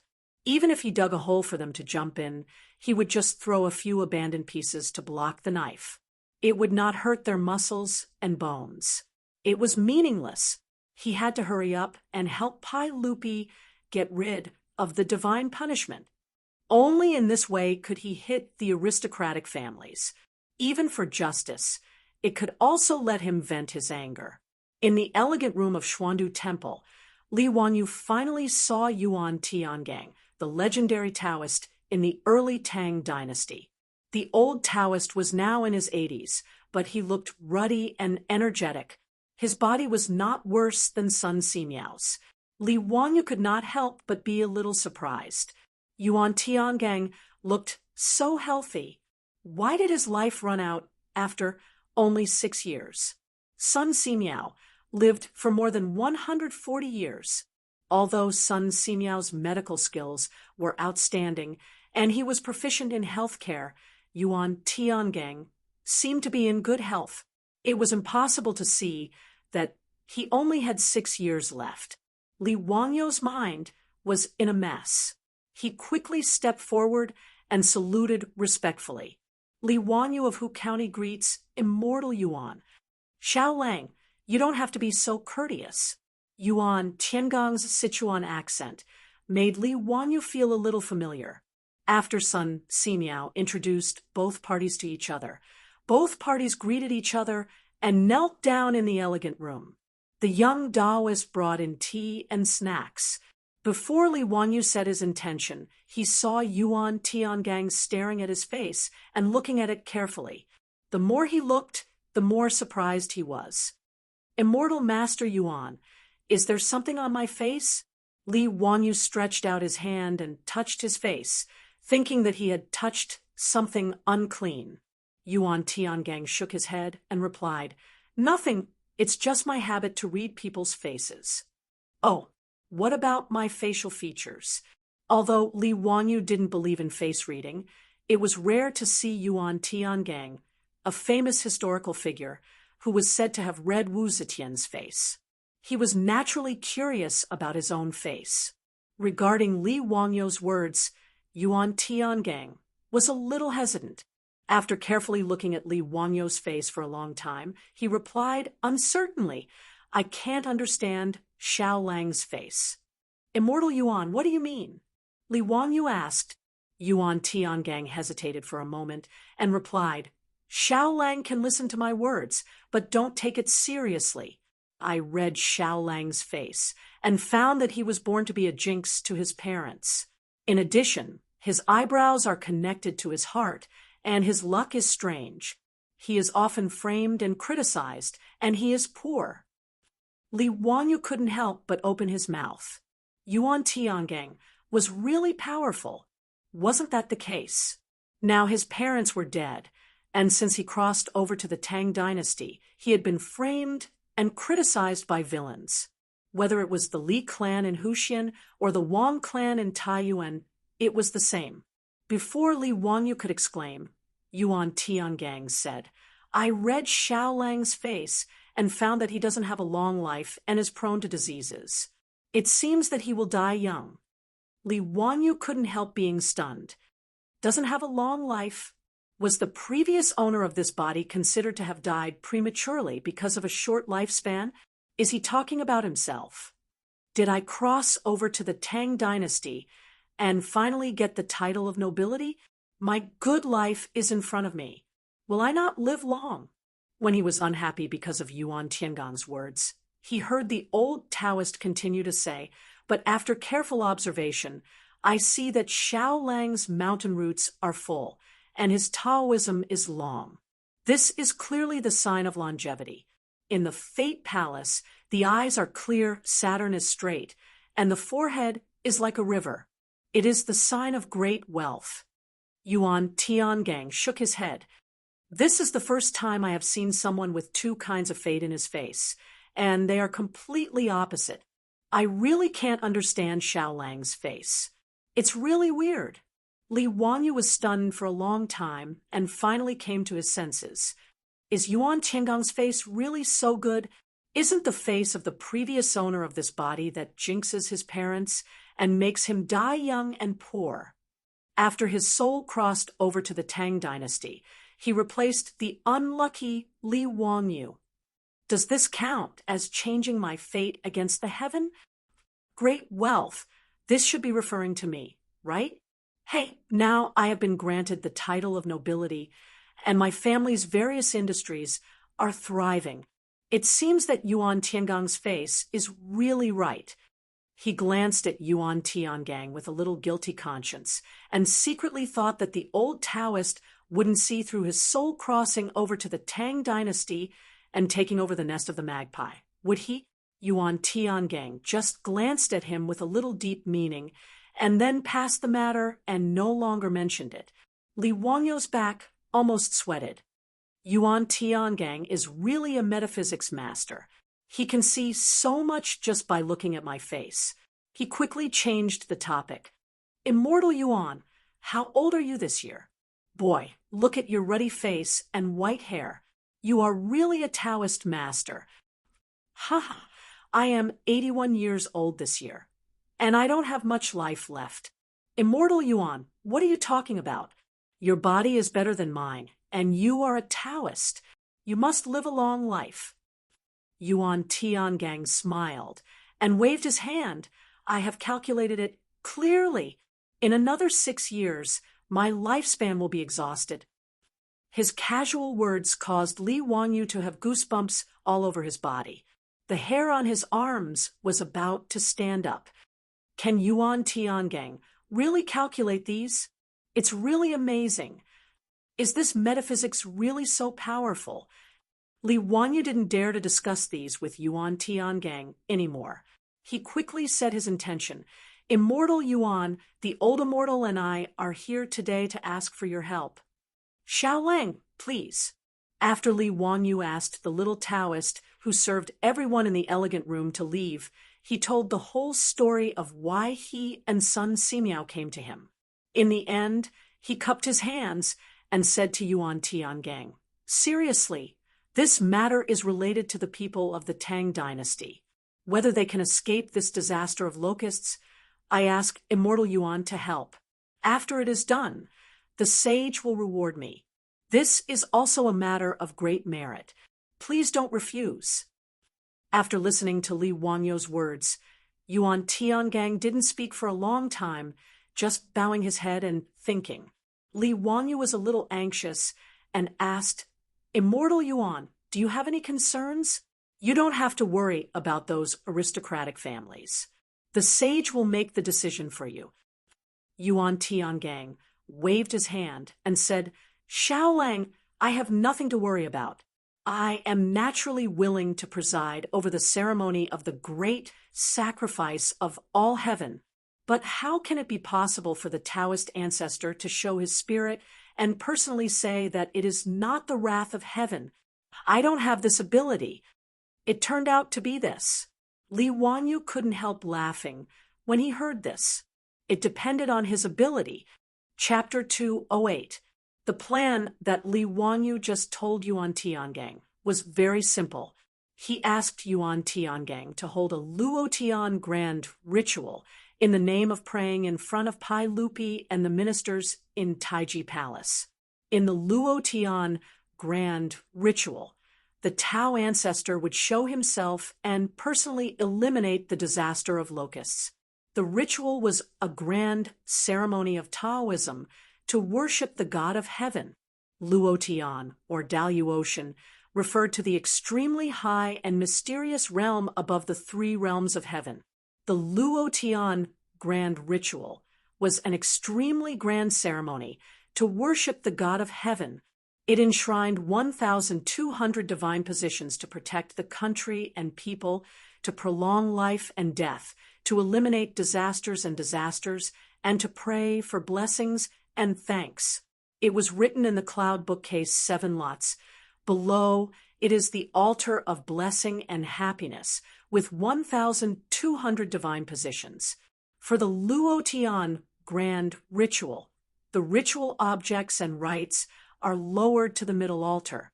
1,200 divine positions, including the gods of heaven, the gods of earth, the gods of the 9 continents, the gods of 10 places, the heroes of ancestors, the 3 sovereigns and 5 emperors, Yao, Shun, Yu, Tang, Zhou, King Wen, Confucius, sage, Lord Ming, virtuous, loyal, and virtuous. Many emperors in the past dynasties invited Taoist priests to set up a ritual in the palace or in the famous mountains whenever there was a major event or disaster in the country. In the name of eliminating the plague of locusts, there was no problem to set up a ritual in Taiji Palace and hold the Luotian grand ritual. It would not make those aristocratic families suspicious. However, Li Wanyu wanted the Tao ancestor to show himself in the Luotian grand ritual and eliminate the disaster of heaven. Sun Simiao and Yuan Tiangang could only smile bitterly, although they were all cultivators who had heard that the Tao ancestor could really show himself. How could it be done? Although Taoism also had some tricks to fool the secular mortals, it was not much different from the monk that Li Wanyu saw on the cross street of Hu County that day. The monk fooled the Li clan and cheated 200 taels of gold with the chemical reactions that were common in the streets of later generations. In Taoism, there were many such tricks, and even more exquisite ones. But in Taiji Palace, in front of all the officials and aristocratic families, it was simply a fantasy to use those methods to trick them.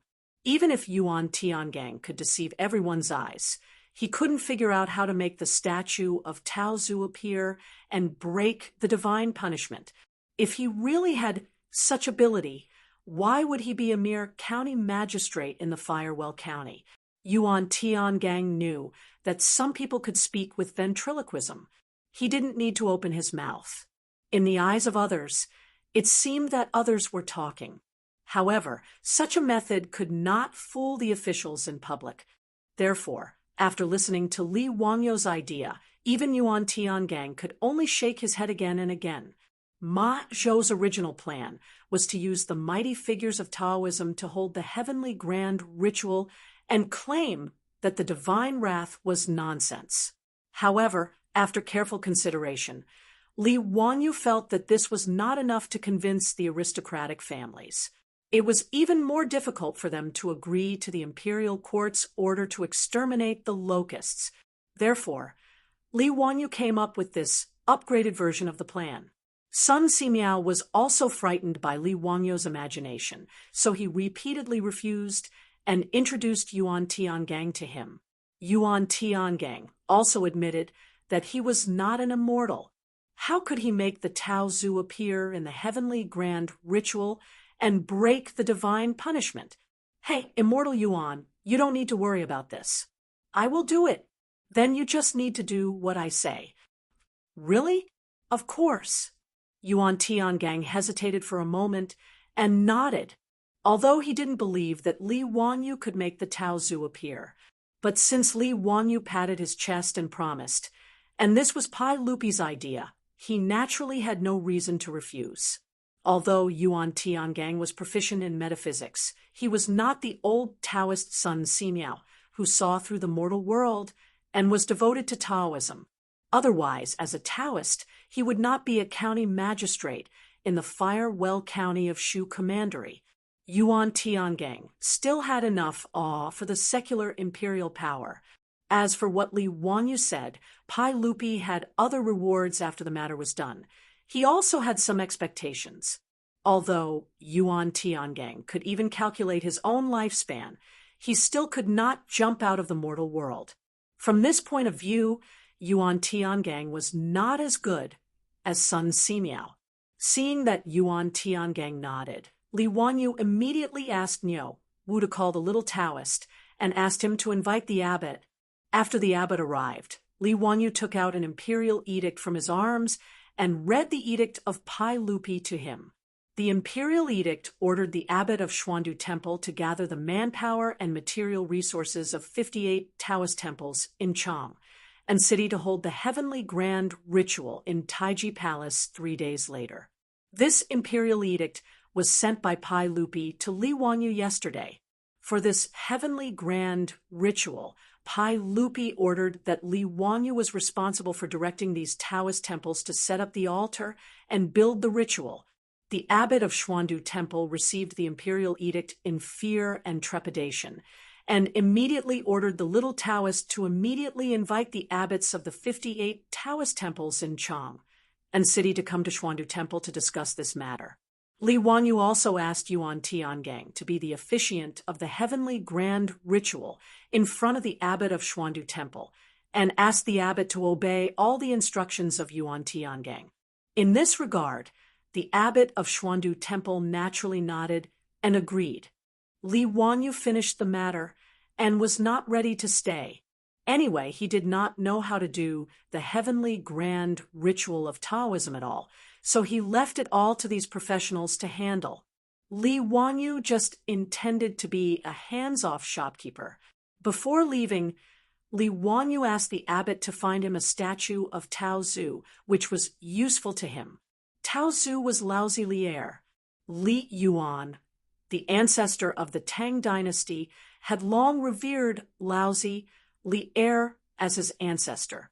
That was why Li Wanyu chose the Tao ancestor to show his divinity as the deity to break the heavenly wrath. The abbot of Xuandu Temple and Yuan Tiangang did not understand what Li Wanyu wanted to do, but they still followed his instructions and asked for a bronze statue from the main hall where Tao Zu was worshipped and gave it to him. This statue of Tao Zu was about 50 centimeters high. It was made of copper and gold, hollow cast, so it was not heavy. His plan to get rid of the heavenly wrath was going to fall on the statue of the Tao ancestor. Li Wanyu carefully looked at the gilded statue and felt it was suitable. He signaled Niu Wu to hold the statue and left. Sun Simiao and his disciple Lu Xunwei stayed in Xuandu Temple, ready to talk with their old friend Yuan Tiangang and help to prepare the heavenly grand ritual. In Xuandu Temple, everyone was busy preparing the heavenly grand ritual. Li Wanyu looked relaxed. He led Niu Wu out of the Taoist temple and prepared to go back to Zhou village. The abbot of Xuandu Temple politely sent Li Wanyu out of the Taoist temple. Although he did not know the real identity of Li Wanyu, he dared not neglect him, since he could take out the imperial edict and was the person in charge of the heavenly grand ritual. Unexpectedly, Just as Li Wanyu took Niu Wu out of Xuandu Temple, several black-clothed Yamen runners surrounded them from both sides of the Taoist temple before they got on the horse. These black-clothed bailiffs held iron rulers and chains in their hands. When they saw Li Wanyu and Niu Wu come out of the Taoist temple, their eyes all lit up. Without saying a word, they rushed over and surrounded the two of them. "You are Li Wanyu from Hu County?"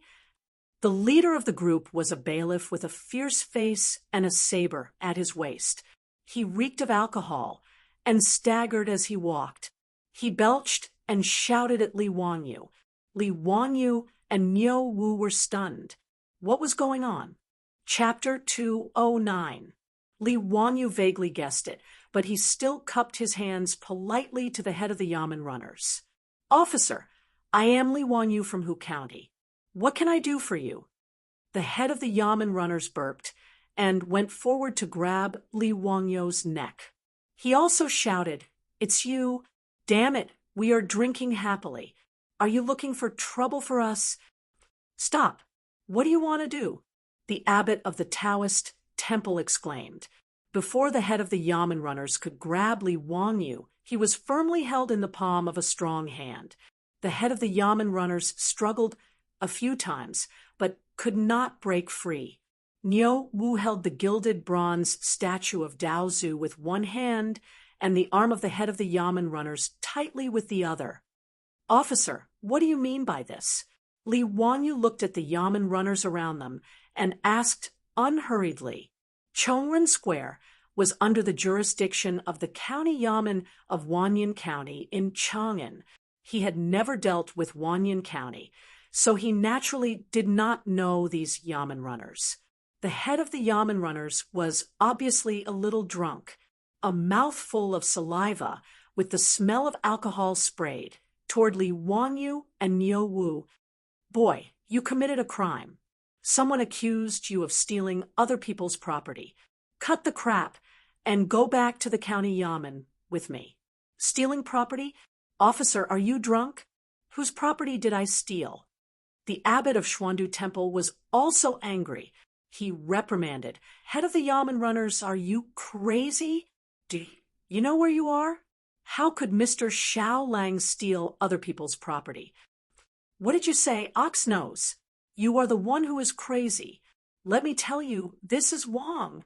The head of the Yamen runners suddenly realized that he had almost spilled the beans and quickly corrected himself. "It's none of your business. If you don't know what's good for you, I will put you in prison too," the head of the Yamen runners said as he waved to the Yamen runners around him, motioning them to go up and arrest them. This group of Yamen runners was obviously the same as the head of the Yamen runners. It seemed that they had been drinking just now. At this time, they walked a little unsteadily and spoke with a lisp. "How dare you? Impudent! You with the surname Tan. Are you tired of living? I want to see who dares to make a move today. Even if the Lu Ming house were here, they would not dare to be so presumptuous." The abbot of the Xiandu Temple was about to go crazy from anger because of the bailiffs from Wanyan County. He did not expect that a small bailiff from Wanyan County would dare to come to the entrance of the Xiandu Temple to arrest people. This bailiff's surname was Tan. He was usually very respectful to the Xiandu Temple. Today, this fellow might have drunk too much cat piss and actually dared to shout at him. The Xuandu Temple was a royal Taoist temple. Those who could enter the Xuandu Temple were all influential people in Chang, and not to mention this group of black-clothed bailiffs. Even the county magistrate of Wanyan County, the Lu Ming house, a sixth-grade official, would not dare to act recklessly in this Xiandu Temple. As for this Tan Ban, he didn't even have the qualifications to meet him.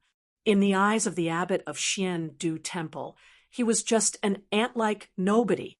However, such a nobody dared to point at him and call him an ox nose. This made the abbot of Xiandu Temple furious. If he really let this Tan Ban take Li Wanyu away from the entrance of the Xiandu Temple, his face would be completely thrown to the ground. Moreover, how could a young man who could take out Pai Lupi's imperial edict be an ordinary person? He did not dare to watch Li Wanyu being taken away by this group of bailiffs. Ox knows you don't have ** king. Use the Ming house to scare me. The bailiff was not frightened by the words of the abbot of Xian Du Temple. Instead, he waved his arms and shouted, Today, no one can do anything. Today, I have to take this little boy away." The bailiff was a wily old fox in the county government. If it was a normal day, he would not dare to speak like this. However, he drank 2 more cups today. As the saying goes, wine can make a person brave. Secondly, in Tan Ban's view, the person who asked him to do this today had a great background. Even if it was the Lu Ming house, so what? The person who asked him to do this promised him that he would be promoted to an internal official. It should be known that even if he was the bailiff of the county government, he was just an official with no rank at all. There was a huge difference between the officials of the Tang dynasty and the officials of the Su dynasty. All the civil and military officials who were in the 9 ranks were called internal officials. Su and official were 2 separate concepts. Official referred to the officials who had no rank. Minor officials and officials without rank were also called external officials. However, Su was not an official. It was only a duty and was regarded as a lowly servant. Head Tan belonged to the Su family, which was the lowest ranking official in the government. Su officials had no political future and almost no hope of promotion in life. He was in his early 40s and had been a Su official in Chang and city for half of his life. He dreamed of becoming an internal official. However, he had no money and no power. It was simply a dream to be promoted from a Su official to an internal official. Today, he was leading a group of bailiffs to drink and have fun in a wine shop. However, he was unexpectedly found by someone who asked him to guard the entrance of the Xuandu Temple and wait to catch a young man. Tan Ban naturally did not dare to go to the entrance of the Xuandu Temple to catch a person. Even if he was drunk, he knew how much weight he had. However, the person who came promised him that he would be promoted to an internal official. This could not help but make Tan Ban tempted. It should be known that the person who asked him to do this was a troop of the Taiyuan Wang clan. As a wily old fox in Chang and city, Tan Ban naturally knew this troop of the Wang clan. Not only did he know this troop of the Wang clan, but he also knew that this person was the confidant of the Wang clan's legitimate son, Wang Ziqiao. That was to say, the person who really asked him to do this was Wang Ziqiao, the legitimate son of the Taiyuan Wang clan. With the promise of the Taiyuan Wang clan, Tan Ban did not care about the Xuandu Temple. He directly took his drunk bailiffs and blocked the entrance of the Xuandu Temple, waiting for Li Wanyu to come out. In his eyes, it was simple to casually charge the young man, put him in the county jail, and teach him a lesson. Tan Ban seemed to have seen himself in an official's robe and could not help laughing. "Brothers, let's go. Capture this thief who stole other people's property." He turned his head and saw the gilded Taoist ancestor statue in Niu Wu's hands. He immediately shouted, "See, this is the stolen goods." The abbot of the Xuandu Temple was so angry that his nose was almost crooked. Tan Ban was simply crazy. The group of drunk bailiffs saw that Niu Wu was still holding Tan Ban's arm tightly, so they simply pulled out their swords from their waists. It seemed that they were ready to fight at any time. Niu Wu saw that they actually pulled out their swords. He was afraid that they would hurt Li Wanyu, so he pushed Tan Ban hard and protected Li Wanyu behind him. He did not have a sword with him today, so he simply held the gilded Taoist ancestor statue and confronted this group of bailiffs. The abbot of the Xuandu Temple also became nervous. Obviously, this group of bailiffs was drunk. If they accidentally hurt Li Wanyu, it would be a big problem. "Stop, Put down your swords. Put them down." The abbot of the Xuandu temple was so anxious that he rushed to the bailiffs and reached out to grab their swords. Chapter 210. Not far away from Xiandu Temple, in an elegant room on the second floor of a restaurant, Wang Ziqiao was sitting by the window facing the street, leisurely drinking wine. "Brother Ziqiao, why did you think of drinking with us today?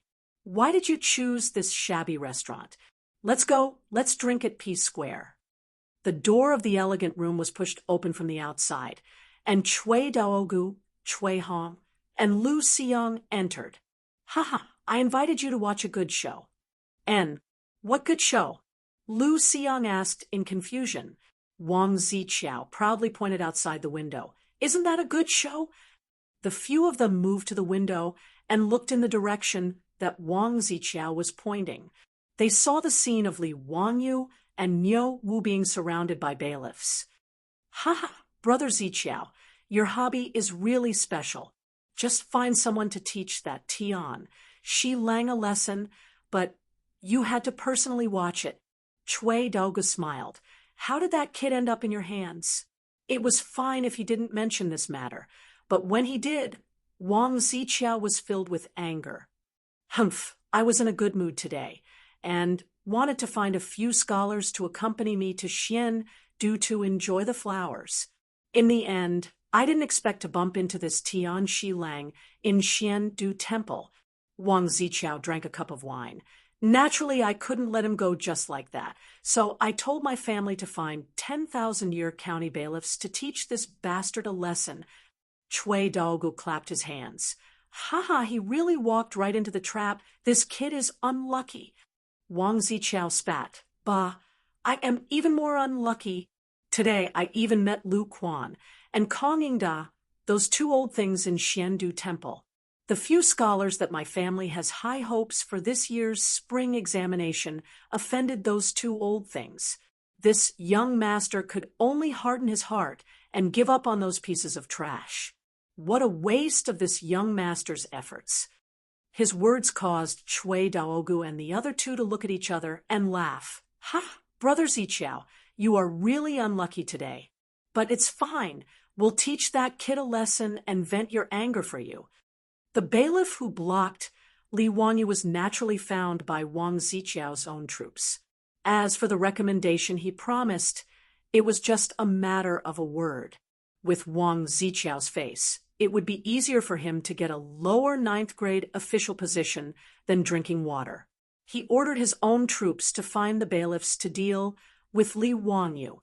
He also didn't forget to ask people to inform those rich young masters of aristocratic families to come and watch the show. That day, he had been humiliated by Li Wangyu in Peace Square. He had also lost face in front of the few Silpants. Today, he had invited them to watch the show in order to regain his face. A few Silpants were sitting in the restaurant, laughing and joking. They were drinking wine while watching the commotion at the entrance of Xiandu Temple.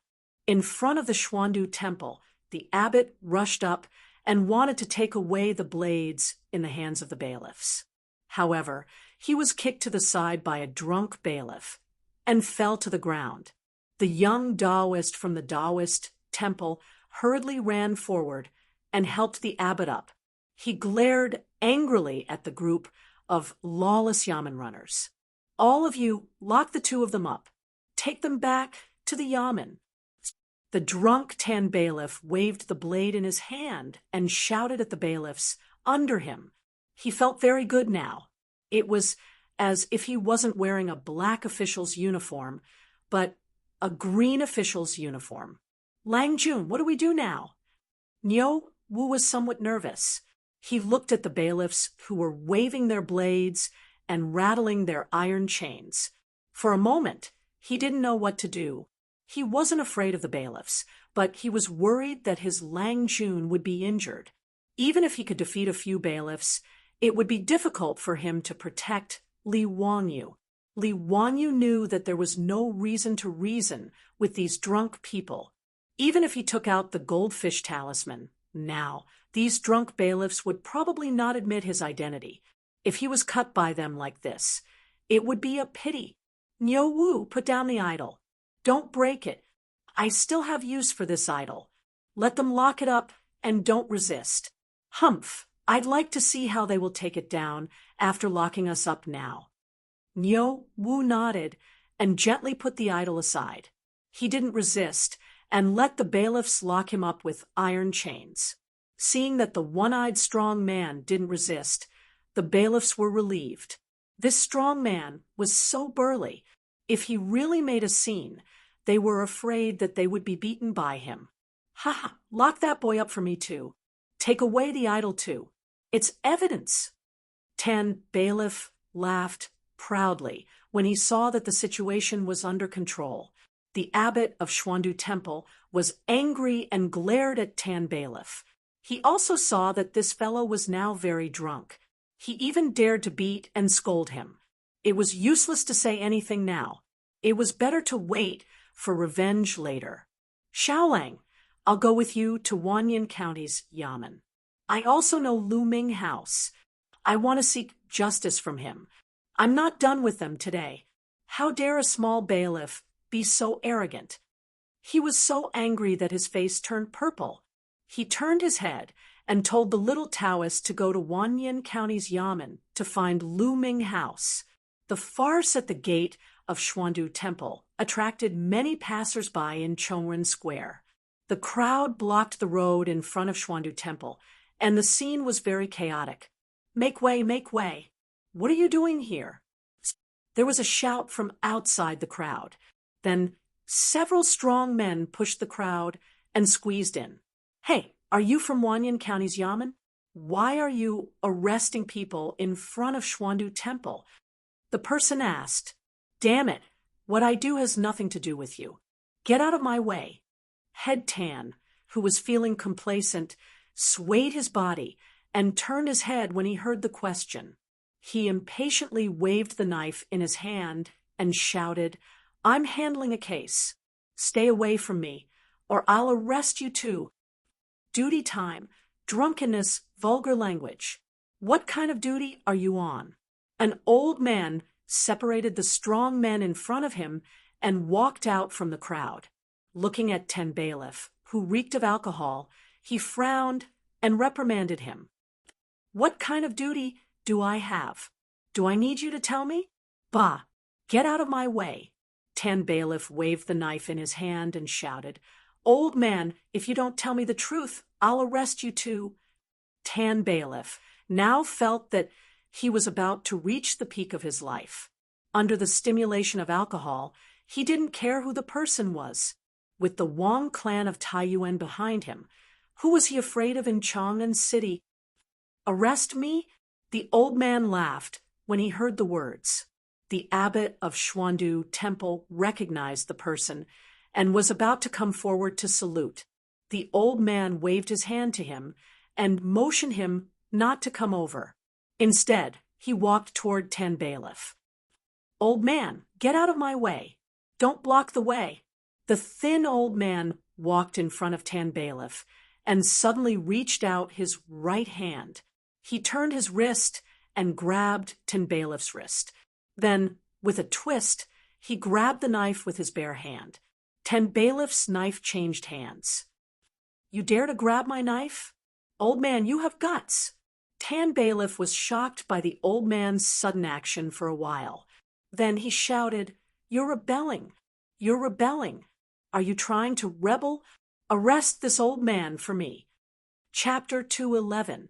The old man's temper was also very fiery. After hearing Squad Leader Tan's shout, he slapped Squad Leader Tan in the face. With a crisp slap, Squad Leader Tan spun a few times on the spot. After being slapped, Tan Bantu sobered up a little. He covered his face with his hand in a daze, as if he couldn't believe what had just happened. Without waiting for him to speak again, the old man had already stepped forward and grabbed his wrist. With a forceful clasp, Squad Leader Tan's hands were tied behind his back. He turned around and shouted, Capture all of them for me. When they're sober, I'll interrogate them. Yes, the group of brawny men who followed the old man were already rubbing their fists. After hearing the old man's order, they immediately rushed over. Like fierce tigers descending the mountain, they knocked over the group of bailiffs and tied them up with ropes. Who are you? Squad leader Tan finally felt that he had kicked an iron plate. He struggled and shouted. This series of unforeseen events not only stunned squad leader Tan and the group of bailiffs, but also stunned Li Wanyu and Niu Wu. Li Wanyu didn't expect such a turn of events. He estimated that he would suffer some physical pain. Only when he went to Wanyan County's Yamen, took out the goldfish talisman, and revealed his identity, could he vent his anger. However, he didn't expect that the old man who suddenly appeared would take care of the group of drunk bailiffs in a few moves. This made him feel slightly relieved. Wang Ziqiao, who was waiting in the restaurant to watch the show, was so angry that he fiercely smashed the wine cup in his hand on the floor. How could it be him? Damn it! Why is that Tian Shen's luck so good that he was saved? Wang Ziqiao angrily roared. Chui Daogu also saw the scene of the old man showing off his power. He could only sigh and comfort him. Brother Ziqiao, your luck is really bad. You actually met him. Forget it. Just pretend that this didn't happen. Tell your subordinates to keep their mouths shut. We can't afford to offend that person. Humph! Wang Ziqiao coldly snorted and no longer looked at the scene outside the window. Today, he had gone looking for Li Wanyu without success. This made him very angry. Let's go. Let's go for a drink at Peace Square. After Wang Ziqiao left, Chui Daogu, Chui Hong, and Lu Xiang glanced at each other, yet their eyes revealed a wisp of a smile. Although the 5 clans and 7 watchful clans were of the same breadth and branch, there were also open struggles and covert struggles between each other. Seeing the legitimate son of the Taiyuan Wang clan being defeated again and again made the 3 of them secretly happy. Chui Daoga's group of 3 couldn't be bothered to continue watching the show, and they joked with each other for a while before following Wang Ziqiao to the Peace Square to drink wine. In front of the Xiandu temple, Tan Ban was tied up tightly by the strong man brought by the old man. After sobering up a little, he finally began to feel afraid and shouted at the top of his lungs, "Young Master Wang, save me!" But at this time, Wang Ziqiao was already far away. How could he save him? Even if Wang Ziqiao didn't leave with his character, he would probably treat him like trash and kick him to the side. Wang Ziqiao did not care about the life or death of this kind of official at all. When Li Wanyu heard Head Tan's shout, he confirmed his guess. Sure enough, it was that bastard Wang Ziqiao. I didn't look for you, but you actually tried to use such a despicable method to deal with me. Surnamed Wang, you just wait for me. Let's ride a donkey and read a songbook. Just wait and see. Li Wanyu suppressed the anger in his heart and went forward to greet the old man. Li Wanyu of Hu County, thank you for your help. Oh, you are Li Wanyu of Hu County? Not bad. You can be considered a talent, but your body is too weak. The old man smiled and patted his shoulder. Li Wanyu was speechless. Why did all these old men seem to know him when he met them today? Was his reputation already so big in Chang and city? May I ask for your surname? I am Li Jing. Li Jing? This name is so familiar. Li Wangyu's heart trembled, and he hurriedly bowed. Are you in front of Duke Wei? Ha! That's right, it is me. Li Wangyu's heartbeat quickened. The war god of the Tang dynasty. He just happened to meet him on the street. Li Jing, medicine master, was one of the 24 meritorious officials of the Lingyan Pavilion, and he was conferred the title of Duke Wei. He was talented in both civil and military matters, and he was a general and a minister. He made great contributions to the Tang dynasty and was hailed as the war god of his generation. Li Wanyu hurriedly bowed again. This was a real big shot. No wonder he could easily take care of Head Tan. His actions were even more decisive than Niu Wu's. the abbot of Xuandu Temple, also hurriedly came forward to greet. He naturally knew Duke Li Jing. The reason why Wang Ziqiao left was because he recognized Duke Li Jing's identity, so he had no choice but to leave. Everyone exchanged a few words, and Li Wangyu pointed at the tied-up bailiffs and asked, "Duke Wei, how do you think we should deal with these people?" "Humph, send them to Wanyan County. I want to ask that Ming House Lu how he manages his officials." Duke Li Jing's face was filled with anger when he mentioned this matter. He was an upright person, and he hated these unscrupulous officials the most.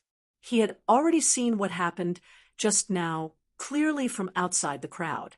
Obviously, these bailiffs wanted to frame Li Jiaxiaolang and frame him for stealing the idol from Xuandu Temple. It was ridiculous. Duke Li Jing didn't think much about it. He thought that these bailiffs were just drunk and wanted to blackmail Li Wangyu. He didn't know about the grudge between Li Wangyu and the Taiyuan Wang clan. Li Wangyu naturally didn't have any objections. He also wanted to teach these unscrupulous bailiffs a lesson so that no Tom, Dick, or Harry would dare to reach out their claws to Li Wangyu in the future. Duke Li Jing's troops escorted the bailiffs to Wanyan County's Yamen, ready to punish them. Xianyang Lane, where Wanyan County's Yamen was located, was not far from Xuandu Temple. After leaving Chongren Lane and passing Peace Lane, they would arrive at Xianyang Lane. The structure of Wanyan County's Yamen was almost the same as Chong and County. When the group entered the Yamen's Yamen, the Wanyan County magistrate, who had been notified, came out to welcome them. The Wanyan County magistrate's name was Lu Dehang, and he was a collateral member of the Fanyang Lu family. However, he didn't know anything about what happened today. Wang Ziqiao didn't let anyone inform him. Hearing his subordinate report that the Minister of War, Duke Wei Li Jing, had led his own troops and escorted the bailiffs of the county Yamen, Lu Dehang's heart skipped a beat. He knew that things were not going well. He didn't know what that damned head Tan had done, but if it could cause Duke Wei to personally escort them back to the Yamen, it couldn't be a small matter. "Greetings, Duke Wei. Looming House, these bailiffs are from your Wanyan County's Yamen, right?" Duke Li Jing didn't give him any face and asked directly. Lu Dehang secretly swallowed a mouthful of saliva and nodded carefully. "That's right. How did these bastards make Duke Wei angry? I definitely won't let them off." Duke Li Jing snorted coldly. "Humph, these bastards, they got drunk on duty and even framed others for stealing money. They deserve to die." As he spoke, he pointed at Li Wangyu, implying that he was the victim who had been framed by the bailiffs. Lu Dehang quickly looked up and saw a white-clothed youth. He couldn't help but let out a sigh of relief. It was fine as long as he didn't offend any aristocratic family's young master or noble. He was just a commoner in white, so it wasn't a big deal. When he returned, he would give him some compensation and then reprimand the bailiffs. Note: Duke Li Jing was conferred the title of Duke Wei in Jingguan's second year, which was brought forward in the novel. Chapter 212. Lu Dehang glared at Head Tan. This old fox was causing trouble for him again. If it wasn't for his daughter, he wouldn't have let him off so easily today. Although Head Tan was older than Lu Dehang, he could be considered half of Lu Dehang's father-in-law. This was because he gave his youngest daughter to Lu Dehang as a concubine.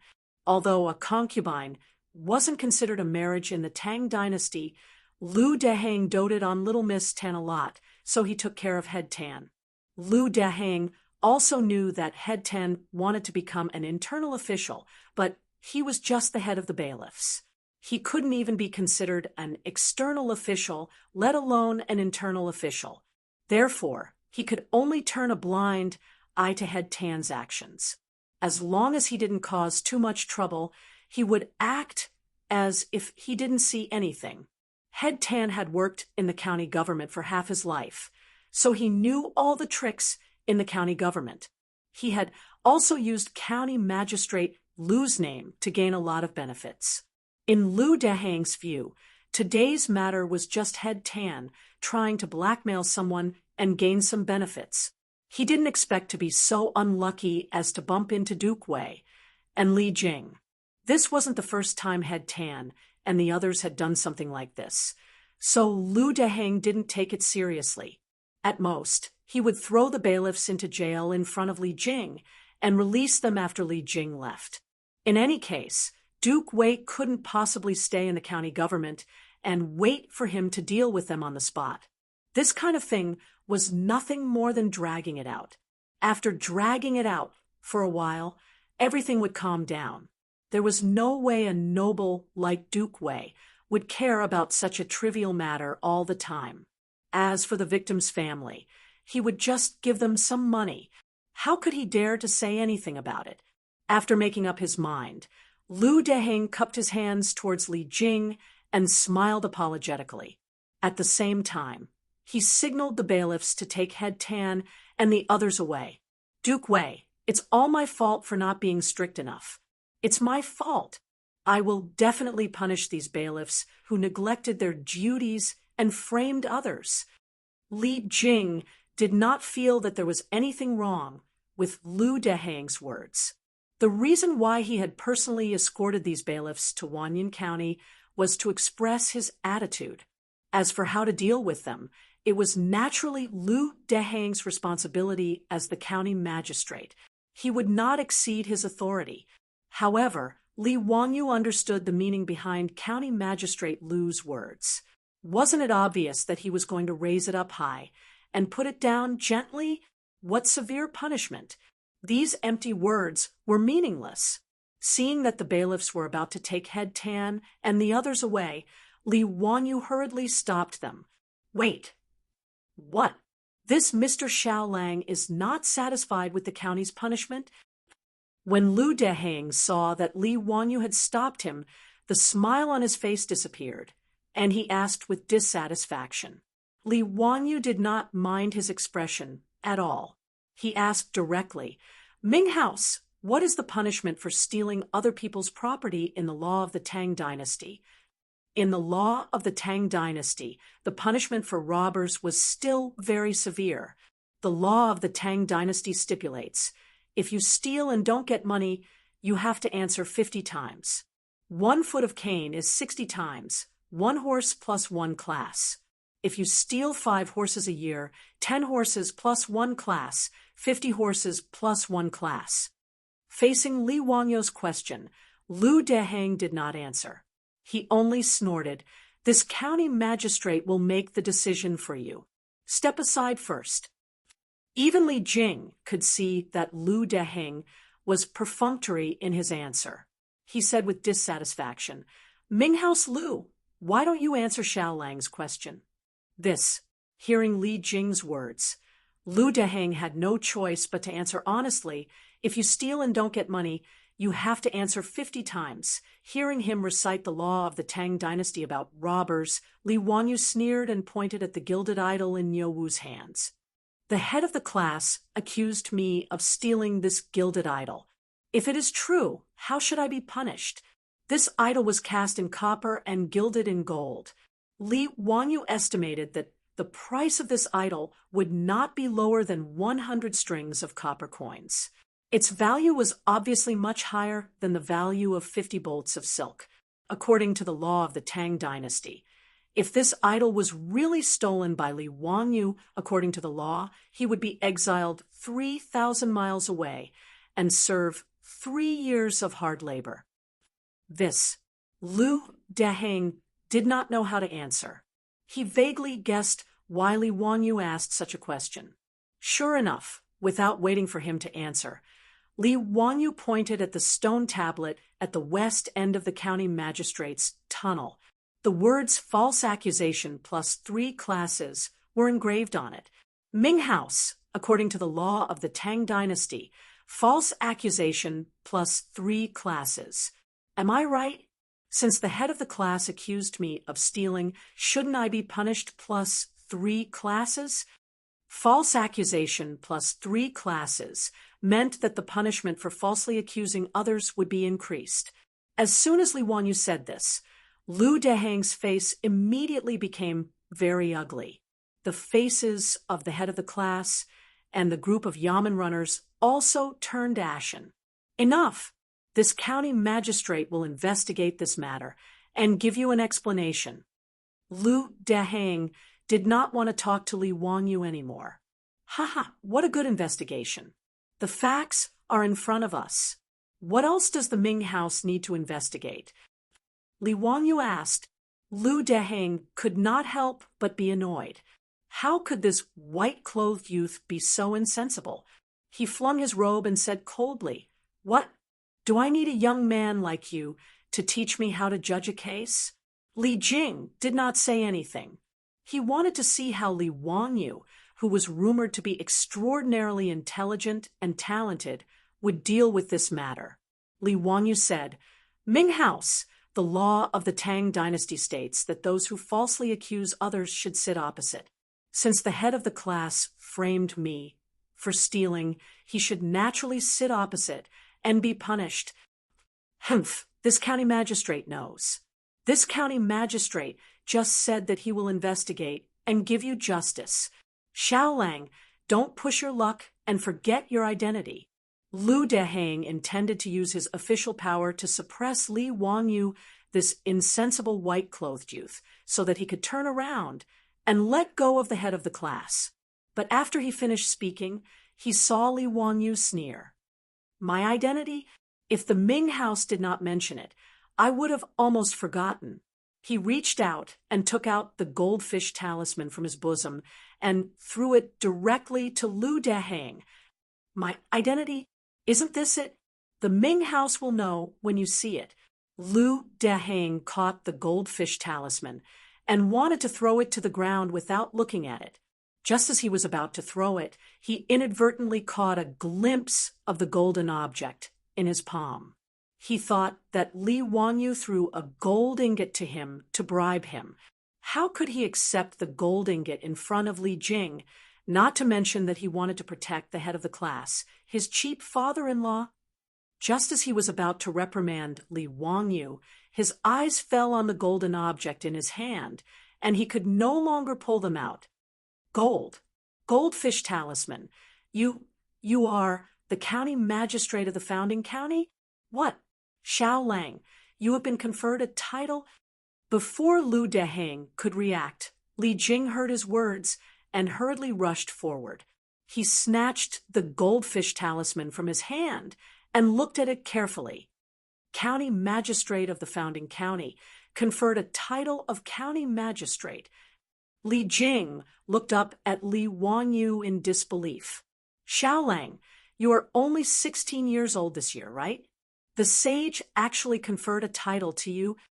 His words scared the head of the class and the bailiffs, who were still standing on the side. Their legs went soft, and they knelt down. Chapter 213. Li Wanyu could only smile and shrug his shoulders in response to Duke Wei's surprise. He didn't know how to answer. He was also surprised to be given a title by Pai Lupi. Who knew why the stingy Pai Lupi would give him a title? Just because he made a water wheel and a four-wheeled carriage. Pai Lupi was very cautious when it came to giving titles. He wouldn't give titles unless he made a great contribution. Just by looking at how even a great scholar like Kong Ingda couldn't get a title, one could tell how difficult it was to be given a title. The reason why Li Wanyu was confused about being given a title was because he underestimated the significance of the four-wheeled carriage to the Tang dynasty. The blueprint of the four-wheeled carriage was given to the Ministry of Works by Pai Lupi. After some improvements, it was confirmed that 4 horses could be used to transport 30 dan of goods at a time and travel 300 li a day. This result shocked Pai Lupi, Fang Xianling, and the other ministers. For the vast Tang dynasty, the four-wheeled carriage was too important. Its importance was far beyond Li Wanyu's imagination. Now that the Ministry of Works had started to mass-produce the four-wheeled carriage, Pai Lupi, Fang Xianling, and the other ministers were sure that with enough four-wheeled carriages to transport food, the Tang dynasty would be able to expand its territory by a lot. Therefore, in Pai Lupi's view, the significance of Li Wanyu giving the blueprint of the four-wheeled carriage was no less than expanding the territory. The title of founding county man wasn't enough to reward him for his contributions. However, Li Wanyu was too young. It wasn't necessarily a good thing to give him a higher title before he reached the age of adulthood. Out of love, Pai Lupi thought about it again and again before giving Li Wanyu the title of founding county man. However, in the eyes of those who didn't know, it was too shocking. Li Wanyu's name was removed from the Li clan of Hu County, and his name was also erased from the Zongjing Temple's Yellow Book. But in Pai Lupi's eyes, that was purely the fault of the Huxian Li clan. The Li clan of Huxian didn't recognize Li Wanyu, but Pai Lupi now regarded him as a treasure. If it weren't for the fact that Li Wanyu had yet to reach the age of 20, Pai Lupi would have ordered Li Wanyu to return to the imperial family as the head of the family, even though there was no official decree, and the imperial ancestral temple had not yet re-entered Li Wanyu's name into the clan's Yellow Book. Just based on that day at the Li family, Pai Lupi's golden words, had Li Wanyu call him uncle, it was enough to show Pai Lupi's attitude. Knowing that the young man in white in front of him was actually the man who founded the country, Lu Deheng felt unwell.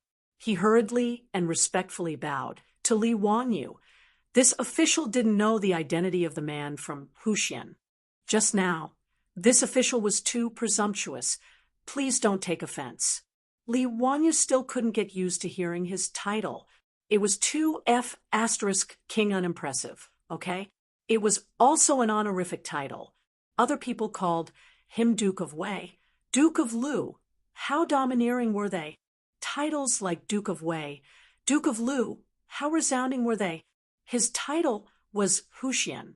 Could it be that when he was conferred the title of founding duke in the future, he would also be respectfully called Huxian Duke? Thinking of this possibility, Li Wanyu couldn't help but shiver. It was too frightening. Li Wanyu wasn't too surprised by Lu Deheng's change from arrogance to respect. He only nodded calmly. Looming house, no need to be so courteous. It's fine as long as you can give me an explanation.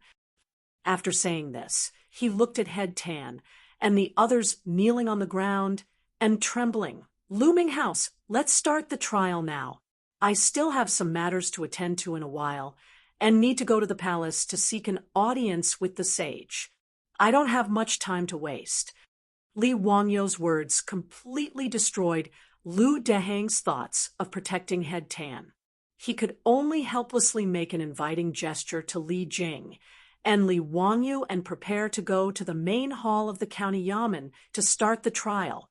In the Wanyan County Yamen, a group of yamen runners and scribes cast sympathetic glances at Head Tan and the others kneeling on the ground. It seemed that Head Tan was doomed to be unlucky. Who told him to be so blind as to frame a founding duke? Wasn't this *king courting death?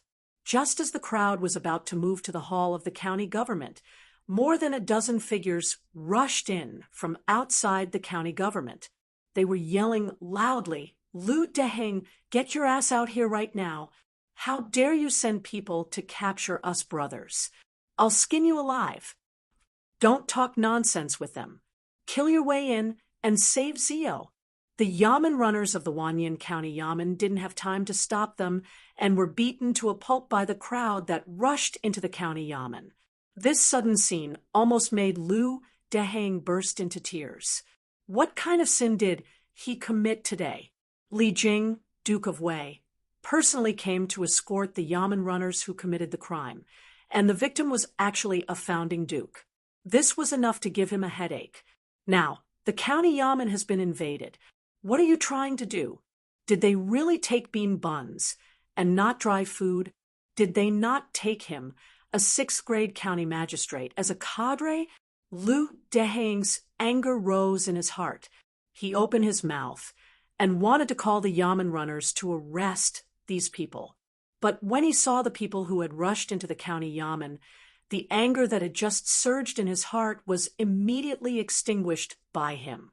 The words that came out of his mouth were also somewhat flattering and fawning. "Young dukes, what are you doing? If you have any orders, I will do it." The people who rushed into the Wanyan County Yamen were Chung Chumo and the others.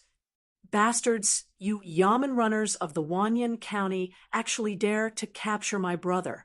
Hurry up." Chung Chumo didn't finish his words when he finally saw Li Wanyu on the side and shouted in surprise, "Zio, are you okay? Did this group of bastards do anything to you?" Li Wanyu was greatly moved. He quickly smiled and waved his hand. "I'm fine. Thank you, brothers. Why are you here?" Feng Yai smiled and said, "Today we went to Dingzhou village to drink with you. Your housekeeper said you went to Xiandu Temple. We went to Xiandu Temple to find you. When we arrived, we heard from the young Taoist that you were captured by the Yamen runners of the Wanyan County. Didn't we immediately come to save you? Did Lu Deheng send people to capture you?" Li Wanyu was speechless. The young Taoist from Xiandu Temple was not reliable. It was clearly him and Li Jing who had brought the group of Yamen runners to the county Yamen. How did it become him being captured by the Yamen runners? Without waiting for him to explain, Lu Deheng's face was bitter as he cried out, "Young dukes, how could I dare to let the Yamen runners capture a county man? Even if I had the courage, I wouldn't dare. It's really..." He also didn't know how to explain the actions of Headband Tan and the others. "Wait, what did you say? A county man? Who is a county man?" Feng Yai suddenly interrupted him and asked.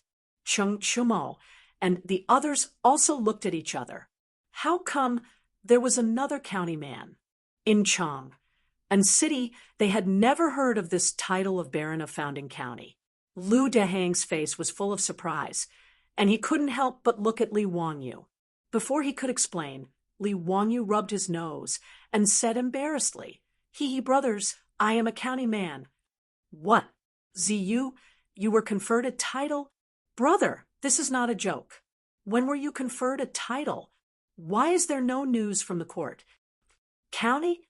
Aren't the important places in the capital not conferred titles? Where's the goldfish talisman? Quickly let me see." Why did the sage confer you a title?" The group of playboys immediately surrounded Li Wanyu, wanting to know what was going on. Chapter 214. Li Wanyu didn't know how to answer the questions from the foppish young masters. Suddenly, a heavy cough came from the side. "Cough, you guys, are you going to pretend that you didn't see me?" When the group of playboys heard the voice, they were so scared that they hurriedly bowed. Why was this big shot also in Wanyan County? "Greetings, Duke Wei." "Greetings, Minister Li." Li Jing walked up and seemed to be reprimanding them, but in fact, he intimately gave each of them a chestnut. "You all didn't learn well. How dare you barge into Wanyan County? It seems that I have to talk to Jijia and Jingda about how they discipline their sons." Chung Chumo begged for mercy with a bitter face. "Duke Wei, aren't we afraid that Zio will be bullied by Wanyan County? Please forgive us this time." Li Jing's status in the military of the Tang dynasty was far beyond that of famous generals like Chung Yaojin and Yuqi Jingda. It wasn't an exaggeration to say that half of the Tang dynasty was conquered by Li Jing. From this, one could see his status. It was also because his contributions were too great and his status was too high that in his later years, in order to not be suspected by Li Er, and because he was falsely accused of treason, Li Jing closed his door to show his innocence and protect himself to have a good end. The old Tang book recorded that Li Jing closed his door to prevent guests from entering. Even his relatives were not allowed to enter. Closing his door meant that he was completely isolated from the outside world. He didn't even receive his relatives to prove that he didn't have any rebellious thoughts. In later novels, it was said that in order to prove his innocence, Li Jing opened his door and allowed people to visit as they wished. This was the opposite, with the Li family's status as the founding duke. Even if the door was opened, outsiders wouldn't be able to see anything because the duke's mansion was too big. Chung Chumo and the other dandy young masters were all scared out of their wits when they saw Li Jing here. They dared to be unreasonable with Lu Dehang, but in front of Li Jing, they were all as obedient as kittens and didn't dare to get angry. Even Fang Yai and the others looked at Li Wangyu with resentment. "Brother, why didn't you say that this big shot was here earlier? You don't even know how to inform your brothers. You're really not loyal enough." Li Wangyu rolled his eyes speechlessly. "You guys directly attacked Wanyan County's Yamen. How am I supposed to inform you guys?" Li Jia Shaolang kicked each of their butts. "All right, no one dares to bully Li Jia Shaolang. You guys can scram now." Yes, we'll scram now."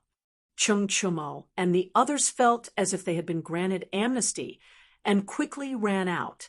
While they were running, they didn't forget to wink at Li Wangyu, signaling that they would wait for him outside the county yamen and that they would go drinking together later. Li Wangyu was both moved and speechless. This group of silk pants was really too cute.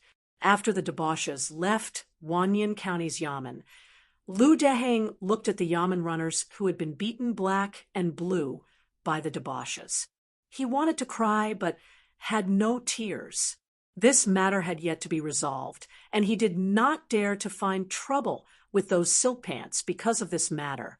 He could only pinch his nose and accept it. Lu Dehang angrily glared at Headband Tan, who was kneeling on the ground. Right now, he had no intention of protecting him. Lu Dehang made an inviting gesture to Li Jia Shaolang and Li Wangyu. Then, he directly went to the county yamen's main hall to interrogate the case. Headband Tan and a group of yamen runners framed Li Wangyu. The evidence was conclusive, and there was no way to deny it. Lu Dehang was also very straightforward. According to the third-class crime of false accusation, Headband Tan was sentenced to 80 beatings, 3,000 miles of exile, and 3 years of hard labor. The other yamen runners who were accomplices were also sentenced to 30 beatings and had to resign from the county yamen. Duke Wei, Li Wangyu, are you satisfied with this county's punishment? Lu Dehang asked Li Jia Shaolang and Li Wangyu flatteringly. Li Jia Shaolang did not comment. He just did not like the behavior of these yamen runners. Li Wangyu shook his head. Looming House, I remember that the sentence for falsely accusing an official is even more severe than sitting on the bench. This, Li Wangyu's words, made Lu Dehang feel a bit of a toothache. He knew that Li Wangyu was right. According to the laws of the Tang dynasty, the punishment for falsely accusing an official of high rank would be even more severe. But no matter what, Headband Tan was his cheap father-in-law. Could it be that he could sentence Headband Tan to death by hanging? If that happened, his Miss Tan would definitely jump into a well. Without waiting for Lu Dehang to defend himself, Li Wangyu sighed again. But forget it. Who told me to be so kind-hearted? Let's just leave it at that. In response, Lu Dehang quickly cupped his hands and thanked Li Wangyu. Seeing that Li Wangyu wasn't going to pursue his crime of falsely accusing an official, Head Tan, who had just finished 80 battles and was lying in the county yamen's lobby with his buttocks dripping with blood, actually cupped his hands gratefully towards Li Wangyu to thank him for his magnanimity. Li Jia Shaolang also thought that Li Wangyu let Headband Tan go, so he nodded with satisfaction while twisting his beard. He thought that Li Jia Shaolang was really pure. In fact, the cynical man was not kind enough to let Headband Tan go. He wished that Lu Dehang could sentence this bastard to death and make an example of him so that no Tom, Dick, or Harry would dare to humiliate the Li family in the future. But Li Wangyu just remembered that it was the second year of Xingguan era. there was a plague of locusts all over the world, and many people sold their children in exchange for food and clothing. In April, Pai Lupi would issue an edict to redeem the sold children with gold silk from Yufu and return them to their parents. Because of the long rain last year, this year there was a drought and a plague of locusts, so the whole world was pardoned.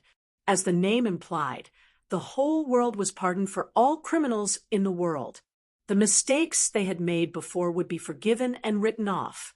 In addition to treason and other serious crimes, even if Head Bantan was sentenced to death by hanging, he would be pardoned by Pai Lupi before the end of the year by the Ministry of Justice, even if he was sentenced to death by hanging. In this case, it was meaningless for him to force Lu Deheng to sentence him to death by hanging. It was better to give him a verbal favor. Seeing that Li Wanyu no longer pursued the matter, Lu Deheng ordered the Yamen runners to put Head Bantan in prison first, and then he would be exiled 3,000 miles away to serve his sentence in Lingnan. The farce was finally over. Li Wanyu and Li Jing were respectfully sent out of the county government by Lu Deheng. Li Jing encouraged Li Wanyu with a few words and left with his troops. After he left, the group of debauches immediately ran out and clustered around Li Wanyu. Cheng Chumo had a fiendish look on his face. "Ziyu, you were conferred a noble title by the saint, but you dared to hide such an important matter from your brothers. Tell us, what is your punishment?" "That's right. Ziyu, your actions have really hurt us. Tell us, how are you going to make it up to us?" Fang Yai also cracked his knuckles as he threatened. Li Wanyu hurriedly made a circle with his hands clasped in front of him. "Brothers, it's all my fault. In order to make it up to you, I'll be the host today, okay? Haha, that's right. Let's go, Peace Square or the Huwine shop. Z, you have the final say. F*CK. I knew these bastards wanted to drink wine. I despise them." While Li Wanyu and the group of debauches were riding to the wine shop, the news of him being conferred a noble title by Pai Lupi spread quickly in Chang and from the Wanyan County government, causing a great commotion in Chang. And Chapter 215. After the playboys rushed into the Wanyan County Yamen, the 100 Horsemen Department immediately reported to Pai Lupi, who was in the Taiji Palace. Pai Lupi did not care too much about the playboys' mischief. Pai Lupi actually liked and appreciated Cheng Chumo's group of playboys, at least compared to those playboys from aristocratic families. Their natures were much better, although they were a tyrant in Chang. And Pai Lupi often heard reports from the 100 Horsemen Department about the playboys' mischief. He had never heard that they bullied the market or kidnapped women. Therefore, in Pai Lupi's eyes, Cheng Chumo and the others were just a group of playboys. But after learning that the head of the Wanyan County Yamen had dared to frame Li Wanyu, Pai Lupi directly became angry and slapped the case. "Investigate for me. Who is the one behind this? I don't believe that a small head of the Yamen would be so bold." During the trial in the Yamen, Head Tan insisted that he had drunk too much wine and was confused for a moment, so he wanted to blackmail Li Wanyu. He did not say that it was the Taiyuan Wang clan who had ordered him to do so, mainly because he did not dare. Although Head Tan was only a small figure, he knew that he had been used by the Taiyuan Wang clan. In fact, he resented the Wang clan even more. The Taiyuan Wang clan was not a good person. He knew that he could not provoke the Daohu County man, but he still urged him to find trouble with the Daohu County man. He was really despicable and shameless. But no matter how much Head Tan resented the Taiyuan Wang clan, he did not dare to say that the Wang clan had bribed him to deal with Li Wanyu. He had offended Li Wanyu, and now he was sentenced to exile for 3,000 miles. But if he had offended the Wang clan of Taiyuan, he might not even be able to walk out of Chang, and alive. In fact, Head Tan had wronged Prince Chiao. He really didn't know that Li Wanyu had been knighted.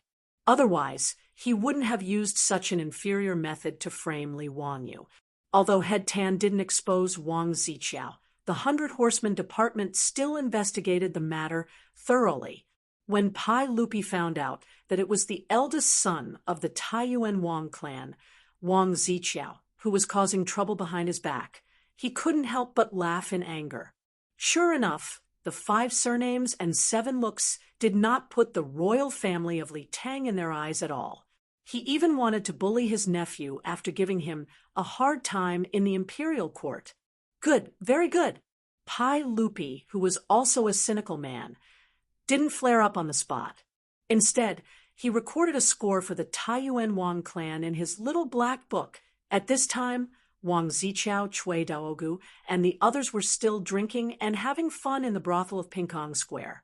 But they heard the news from the county government of Wanyan County that Head Tan had been heavily convicted of the crime of false accusation, guilty for 80 years, wandering for 3,000 miles, and being a prisoner for 3 years. In this regard, Wang Ziqiao didn't even lift his eyelids, as if Head Tan had nothing to do with him. But when he heard that Li Wangyu of Huxian had been knighted by the saint, he changed his face and didn't even know that the wine glass in his hand fell to the floor. What did you say? That bastard was knighted by the saint? Yes, he was knighted by the Ming house of Huxian. His goldfish Fu Nalu was very clear. Wang Ziqiao's eyes were bloodshot, and he roared, "Why was he knighted? Why?" In a rage, Wang Ziqiao swept all the things on the table to the ground and angrily roared at the prostitutes, who were scared out of their wits, get out of here." Chui Daogu and the others also looked at each other. No one expected that the young man in white from the Li family of Huxian, who had been removed from the royal family for a short month, would become one of the nobles of the Tang dynasty. In this way, the previous action of the Taiyuan Wang clan to break off the engagement became a big joke.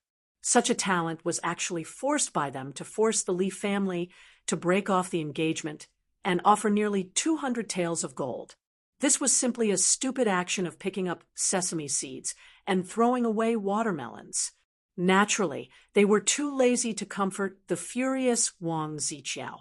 They were secretly thinking about how to get along with the Li family in the future. Not to mention how Wang Ziqiao was furious in the brothel and smashed the elegant room into a mess. The news that Li Wangyu of Huxian was knighted spread quickly in Chang, and city like a storm. In this regard, everyone was inexplicably shocked. There were those who were envious, those who were comforted, and those who were jealous. The officials and aristocratic families of Chang and city all had different reactions to this. After receiving the news, some nobles and aristocratic families immediately sent people to Dingzhou village in Huxian to send a generous gift to the Li family as a sign of congratulation and good karma. While Li Wangyu was still being forced to drink by the wastrels, Dingzhou village had become very lively. An endless stream of people knocked on the door of the Li family, handed in their master's invitation, and then presented a generous gift. Even the Taiyuan Wang clan could only pinch their noses and send their servants to deliver a generous gift to the Li family, including the Xingyang Zheng clan and the Fanyang Lu clan. The 5 clans and 7 families also sent people to the Li family as a sign of congratulation. This made the old housekeeper, Li Heng, extremely busy, and the smile on his face never stopped. With so many gifts, he roughly estimated the value. The huge debt owed by the family could be easily paid off, and they would be much richer. Su Changqing was also stunned by the dazzling array of expensive gifts. Although she had seen a lot in her previous life, she had never seen such a grand occasion of gift-giving. As for what to do with these gifts, the beautiful boss was still a little undecided. She simply had Li Heng record them all and put them in the storeroom. When Li Wangyu returned, they would discuss what to do with them. In Dingzhou village, the Li family, while Su Changqing was still worrying about happiness, Li Wangyu was being forced to drink by a group of wastrels. He dared to swear that this group of bastards was doing it on purpose. Chung Chumo and the others were indeed deliberately forcing Li Wanyu to drink. First, they were happy for him, and second, they were a little jealous in their hearts, although Chung Chumo and the others were respectfully called Little Duke by outsiders. In fact, if they wanted to inherit the title, they had to wait until their father died. Moreover, only the eldest son could inherit the title of their father. The others were not qualified. For example, Fang Yai had nothing to do with Fang Xuanling's title. It was only the elder brother, Fang Yizhi, who could inherit it. Among the three brothers of the Chung family, only Chung Chumo could inherit Chung Yaojin's title. Moreover, when inheriting a title, the title would be reduced by 1 level per generation. After 3 generations, the title would no longer be inherited. Therefore, now that Li Wanyu was conferred a title, even if it was the lowest rank, it made a group of wastrels secretly envious, especially after Li Wanyu took out his goldfish talisman in an extremely pretentious and indifferent manner and passed it around for the wastrels to see. The wastrels were even more unhappy. Who told you to be pretentious and force him to drink? The wastrels were unhappy, and as a result, Li Wanyu was once again forced to drink until he blacked out. Chapter 2:16. The next day, Li Wanyu woke up with a splitting headache, only to find that he had been sent back to Dingzhou village by those rich playboys the day before. Su Chongqing glared at him angrily and ordered Perrin to bring him some hangover soup. After Li Wanyu freshened up, he finally woke up from his hangover. Su Chongqing then told him about the endless stream of people from aristocratic families, powerful officials, and high-ranking officials in Chang and city who had sent gifts yesterday. Li Wanyu looked at the thick list of gifts and name cards in his hand and was a little dumbfounded. There really were no secrets in Chang and city. He had just revealed his identity in Wanyan County, and in less than 2 hours, the whole Chang and city knew about it. But looking at the number of gifts Li Heng counted, he felt a little happy in his heart. Gifts worth a total of 5 million. A month ago, he was still worried about the huge debt of 2 million owed by his family. In the end, in just one afternoon, the gifts from the rich and powerful in Chang and city were worth 5 million. Sure enough, wine and meat stink behind the door, and bones freeze to death on the road. Li Wanyu muttered, such a large sum of money, and it was just a congratulatory gift for a small county founding man. One could imagine how much wealth the rich and powerful families and officials had. What should we do with the money? Su Chongqing asked. Li Wanyu thought for a moment and replied, keep it for now.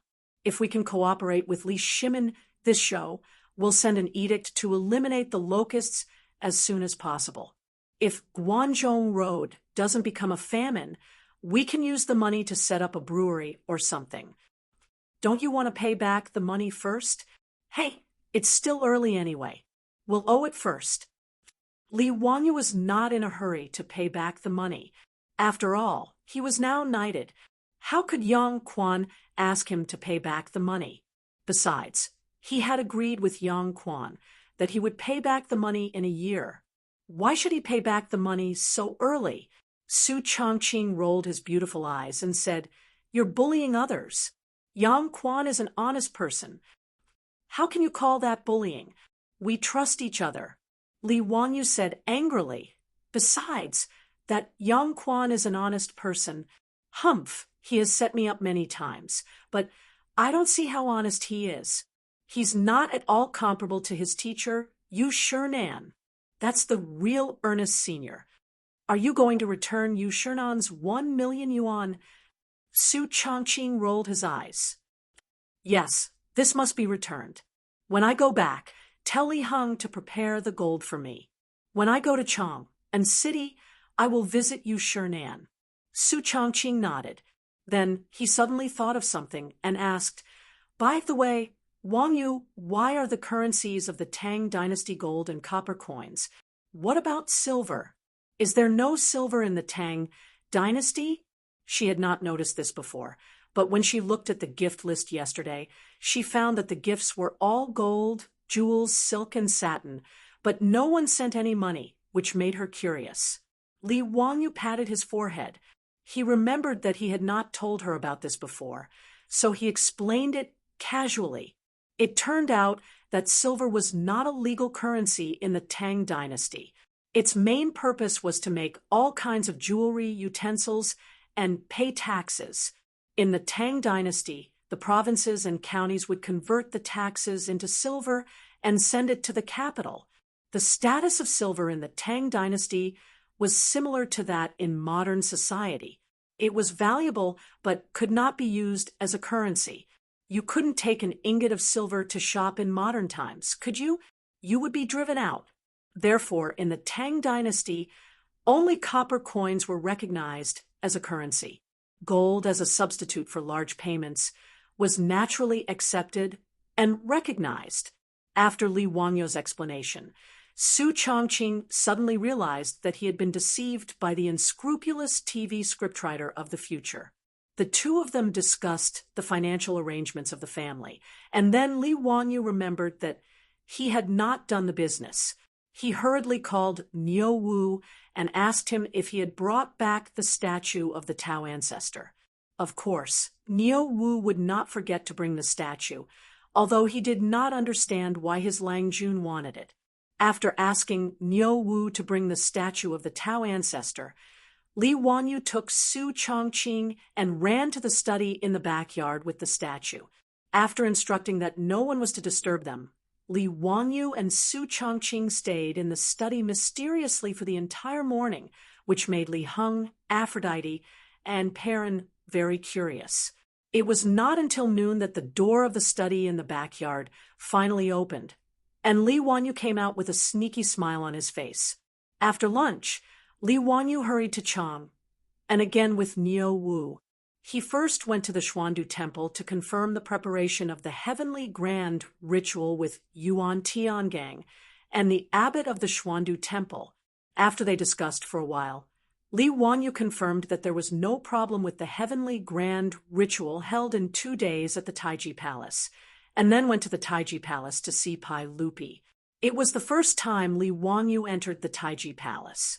He handed over his goldfish talisman and asked to see Pai Lupi. Not long after, he was welcomed into the palace by a chamberlain. In the Sweet Dew Hall, Pai Lupi was sitting beside a few tables and looking at official documents. After the chamberlain informed him, Li Wangyu was invited into the hall. Li Wangyu, a county official, pays my respects to your majesty. Li Wangyu respectfully bowed to Pai Lupi. Pai Lupi seemed to be in a good mood. He waved the chamberlain away, and then said to Li Wangyu with a smile, "Okay, I told you to call me uncle in private." Li Wangyu naturally took advantage of the situation and agreed without hesitation. "Zio, how is the preparation for the Heavenly Grand ritual?" "Uncle, I have invited immortal Yuan Tiangang to preside over the Heavenly Grand ritual. Don't worry, the aristocratic families will be shocked the day after tomorrow." Li Wangyu promised, patting his chest. Pai Lupi frowned. "What do you mean by shocked the day after?" Li Wangyu was speechless for a while. "Damn, I said something wrong again. How could the Tang dynasty have such a thing?" He was sweating like a waterfall and hurriedly explained, "It's shocking. Hey, I made a mistake." Pai Lupi didn't care whether he made a mistake or not. He just asked, "Is Yuan Tiangang the county magistrate of Firewell County in Shu County?" "Yes. Uncle, have you heard of him?" Pai Lupi nodded slightly. "Yes, a minister in the imperial court recommended him to me, saying that he was an unprecedented genius in Shu County. I even wanted to summon him to Chang and for an audience, but I didn't expect that he had already come to Chang and...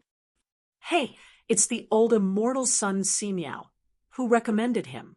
Yuan Tiangang happened to come to Chang and to report to the Ministry of Personnel." I found him and asked him to agree. Since it's the old immortal son's recommendation, it can't be wrong. But I'm still a little worried that those aristocratic families won't admit defeat easily. Pai Lupi said in a low voice. Li Wanyu said with a sneaky smile, Uncle, you can rest assured. I dare to guarantee with my title that after the heavenly grand ritual is held the day after tomorrow, those aristocratic families will have nothing to say. No one will mention the plague of locusts as heaven's punishment anymore. Uncle, you can directly issue an imperial edict to kill the locusts. Oh, do you have any backup plan? Tell me about it. Pai Lupi said with a smile. Li Wanyu shook his head repeatedly. The Buddha said that it can't be said. It can't be said. If it's said, it won't work. Pai Lupi was so angry by his words that he reached out and hit him on the head. Bastard, you still want to ambush me? Tell me quickly. Otherwise, I'll beat your ass. Li Wanyu was speechless. So, what if you're the emperor? You can beat people's ass at will? Well, okay, you're really great.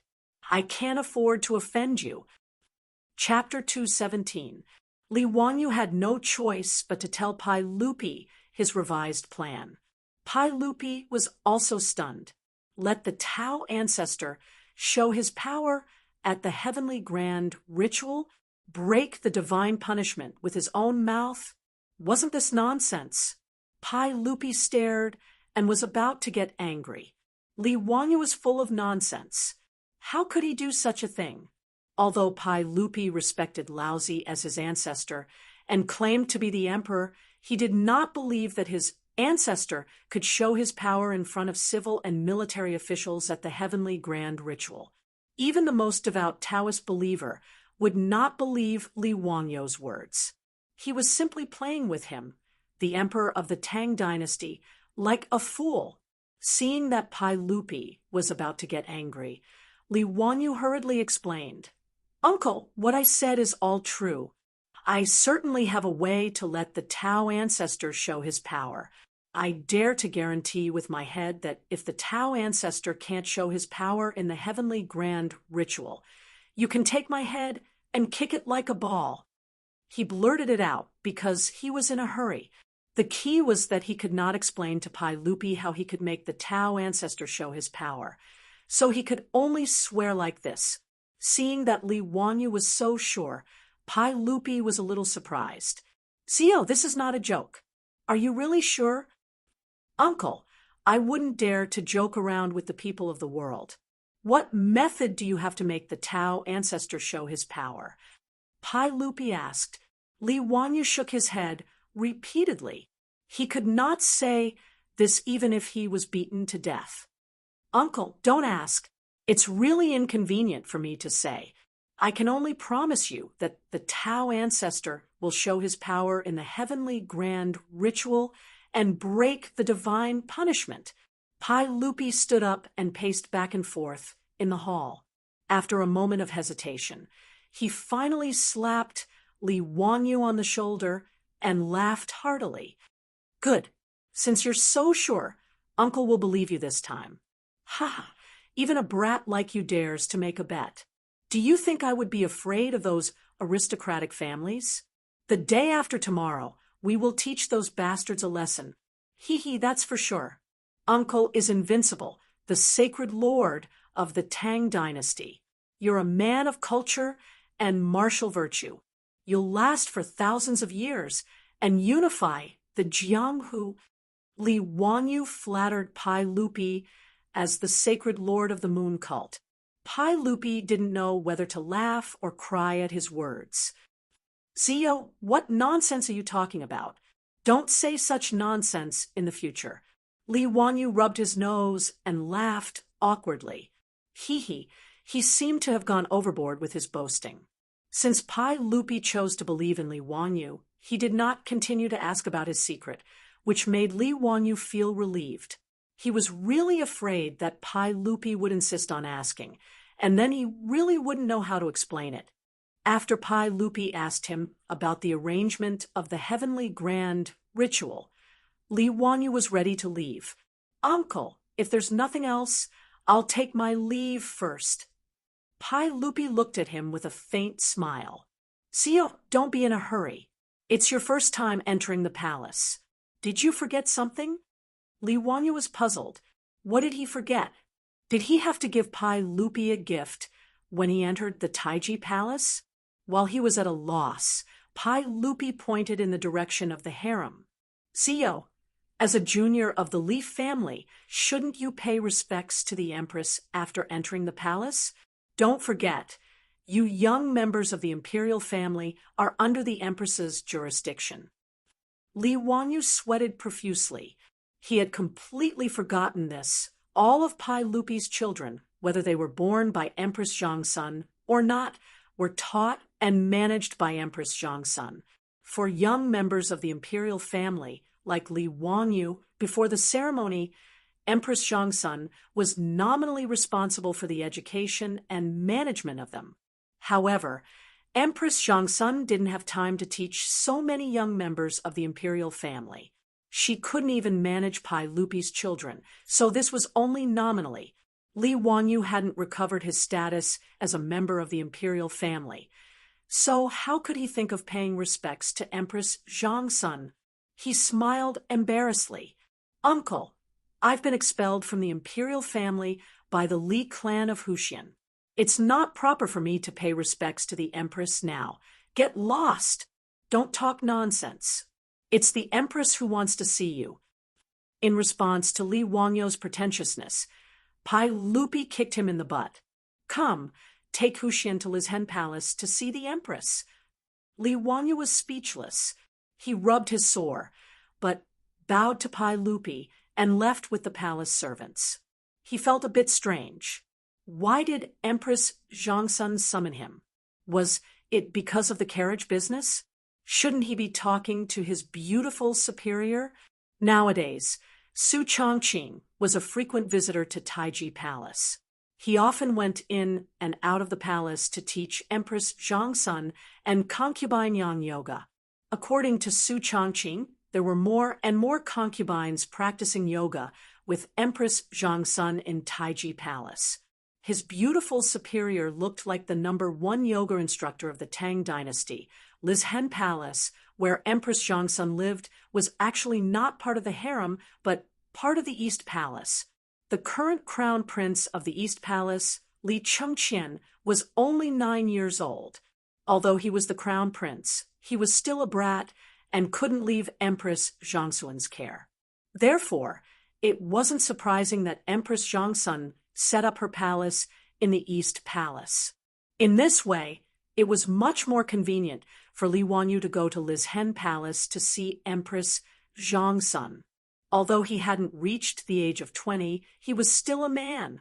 If he went in and out of the harem, Pai Lupi would never allow it. 16 years old was a youth in the future, but in the Tang dynasty, it was the age to be a father. When Pai Lupi married Empress Zhongsun, he was only 15 years old. Therefore, Li Wanyu naturally couldn't go to the forbidden area of the harem. However, Lizhen Palace was located in the East Palace, so it was an exception. Li Wanyu followed the chamberlain and turned left and right in Noda's Taiji Palace. After passing through several forbidden areas, he came to the Lizhen Palace of the East Palace. Reporting to Your Highness, Huxian male Li Wanyu requests an audience. Let him in. Empress Zhongsun's voice came from the palace. After getting permission, Li Wanyu followed the chamberlain into Lizhen Palace. He saw a beautiful woman in her late 20s smiling at him. Li Wanyu knew that this was Empress Zhongsun and hurriedly bowed to greet her. This subject, Huxian male Li Wanyu, greets Your Highness.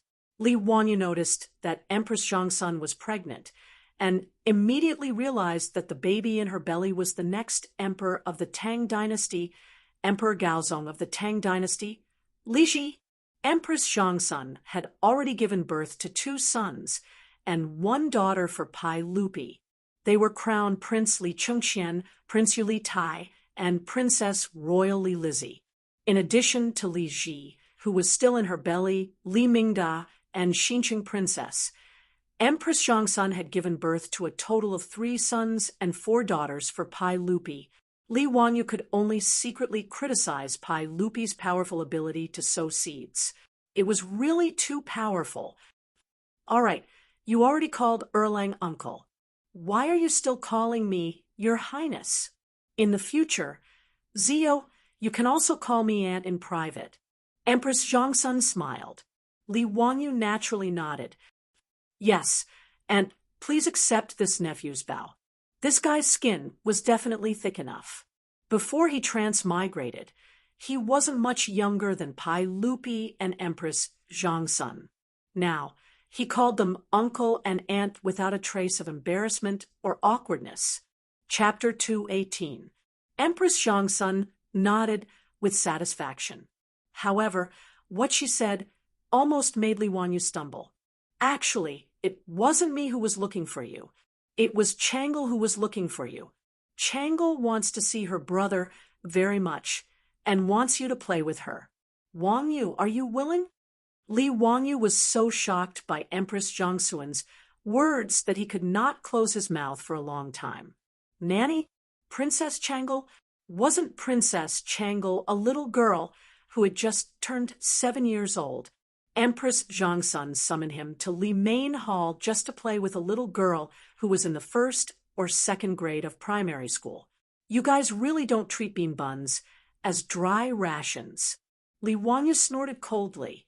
Pulling a long face, he cupped his hands in salute to Empress Zhongsun. Your Highness the Empress, although I am not talented, but he had a backbone. How dare you humiliate me like this? You want me to play with children? Don't even think about it. With a flick of his robe, he turned around and left. As he walked, he raised his head and laughed loudly. He recited loudly, looking up to the sky and laughing out of the door, "We are not ordinary people." Cough, cough, this is just Li Wanyu's inner drama. In the real world, Li Wanyu revealed a flattering smile after hearing Empress Zhongsun's words. Aunt Changle wants to see me? That's great. I haven't seen Sister Changle yet.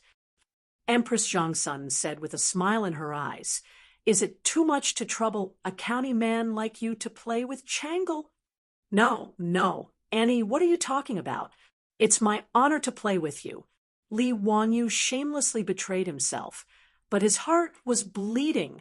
Fuck, he hated playing with children the most since he was young, especially those naughty children. He hated that he couldn't grab those naughty children and beat their butts. In his previous life, during the New Year, a relative came to his house and brought along a naughty child to play games on his computer. That brat had hidden him under several folders. After deleting all of his precious Japanese romance movies, he started to hate children even more. However, this devilish brat also depended on the person, right? The Princess Royal of the Tang dynasty wanted him to play with her. How could he say no? How could Empress Zhongsun know that Li Wanyu had so many thoughts? Seeing that he was willing to play with Changle, she ordered a little palace maid serving beside her to lead Li Wanyu to the garden behind Li's Hen Palace to find Changle. Li Wanyu's eyes were filled with hot tears. He only hoped that Princess Changle was not the rumored devilish brat.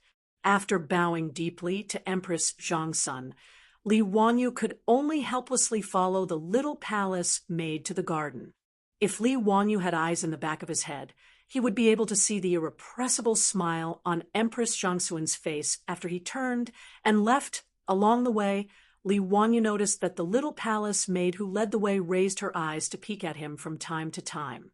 Her face was flushed, and he couldn't help but feel a little strange. What did that mean? Was he too handsome? Sure enough, being handsome was a sin. While Li Wanyu was still secretly rejoicing, he saw the little palace maid hesitate again and again. Seeing that there was no one around, she finally gathered her courage and whispered to Li Wanyu, "Huxin man, your poems are very good. I love your Xiuqi Chun Jiang Xiao Jing the most." Stunned, Li Wanyu halted his steps and looked at the little palace maid. What did she mean? His poems had even reached the Taiji Palace? This little palace maid was also one of his fans. Somewhat embarrassed, he rubbed his nose and said, Hee, it's a clumsy work. It's not worth mentioning. No, Hushin man, your poems are all works that have been passed down for generations. Even Her Imperial Highness, the Empress, said so. The little palace maid was very serious, looking at him with a burning gaze filled with worship. Her words made Li Wanyu feel embarrassed. He could only laugh dryly, not knowing how to respond. In the end, Li Wanyu still felt somewhat guilty. After all, those poems were all plagiarized. Being looked at with worship by this little girl, no matter how thick-skinned he was, he still felt somewhat embarrassed. He hurriedly changed the topic and began chatting with the little palace maid. With his eloquence, which had been nurtured by various internet jokes in his later life, he quickly amused the little palace maid into covering her mouth and giggling, nearly leading him astray. The two chatted as they walked. Just as they reached the garden behind the main hall, Li Wanyu heard the voice of a little girl. Zheng Shangyi, I know I was wrong. Please don't tell Mother, okay? That won't do. Princess Changle, if you don't finish reciting Principles for Women today, I will definitely tell Empress Zhongsun and have her punish you. Recite with me right now. Those who abstain from extravagance must come before frugality. A man's cultivation must be refined and extravagant. Abstain from extravagance. Those who abstain from extravagance must come before frugality. The little girl's voice carried a sobbing tone as she recited with him. Li Wanyu raised his eyes and saw a young female official holding a ruler, forcing a tender little loli to recite a book in the garden. He understood that this little loli must be Princess Changle. Li Wanyu knew that the Principles for Women that the female official was reciting was written by Empress Zhongsun. It collected the gains and losses of women in ancient times and commented on them. However, forcing a 7-year-old girl to recite this plaything, Li Wanyu felt that it was truly too boring. Princess Changle, recite it for me. Abstain from extravagance. Those who abstain from extravagance. How could the little loli recite it? Tears were already welling up in her eyes. Stretch out your hand. Seeing that Princess Changle was unable to recite, the female official's expression immediately became severe. She prepared to use the ruler to strike the little loli's palm as punishment. Feeling wronged, the little loli stretched out her small hand, so afraid that her eyes were tightly shut. Seeing that the female official was actually going to use the ruler to strike Princess Changle, Li Wanyu could not help but feel anxious. He hurriedly called out to stop her. Stop! His shout alarmed Princess Changle and the female official. Both of them raised their heads in astonishment. Seeing that it was Li Wanyu who had arrived, Princess Changle ignored the female official by her side and cried out in pleasant surprise. Lifting her skirt, she ran over. Big Brother Wanyu, you really came. Wonderful. Mother really didn't lie to me. In the Tang Dynasty, informal addresses were still very colloquial. When Princess Changle called Empress Zhongsun, she called her mother not mother. Only in formal settings did she need to address her mother as Her Imperial Highness. The Empress like outsiders. Princess Changle's face was chubby and adorable. This kind of cuteness was completely natural. Li Wanyu immediately had the impulse to dote on this little cutie. Pei, that curly-bearded man, Pai Lupi, was actually able to give birth to such an adorable and well-behaved daughter. This was simply unscientific. Li Wanyu inwardly ridiculed Pai Lupi's heaven-defying inheritance. Fearing that the little loli would fall, he promptly reached out to support her. He was somewhat astonished. How was it that Princess Changle was able to recognize him at a glance? How could he have known that Changle had already seen him at the waterside pavilion on the Crooked River. She had even constantly thought of him. Seeing Changle's chubby and adorable little face, Li Wanyu could not help but reach out and pinch her cheeks. "Changle, I heard that you wanted to see your big brother." Changle giggled.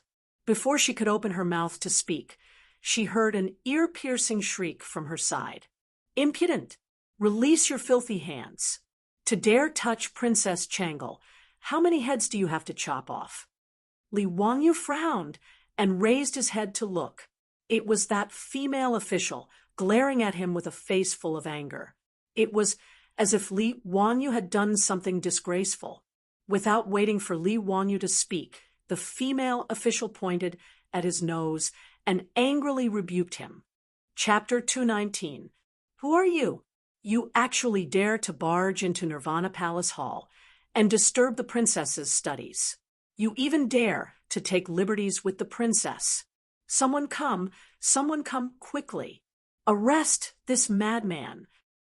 The female official's sharp, ear-piercing voice caused Changle to involuntarily frown and cover her ears with her hands. Li Wanyu was also enraged. Extending his hand, he shielded Changle behind him, reprimanding, "Shut up! You're disturbing Changle." "You lecher! Quickly release Princess Changle." Imperial bodyguards. Where did all the Imperial bodyguards go? Not only did the female official not restrain herself because of Li Wanyu's words, she instead raised her voice and shouted. Even the palace maid sent by Empress Zhangsun to guide Li Wanyu was unable to react to this unforeseen event. Seeing that the female official was about to continue shouting, the palace maid hurriedly stepped forward to stop her. "Zhang Shangi, this is..." Before she could finish speaking, she saw the female official called Zhang Shangi raise her hand without any warning, slapping the palace maid across the face. "Pa!" With a crisp sound, the little palace maid's tender face immediately swelled up. This sudden slap stunned the palace maid.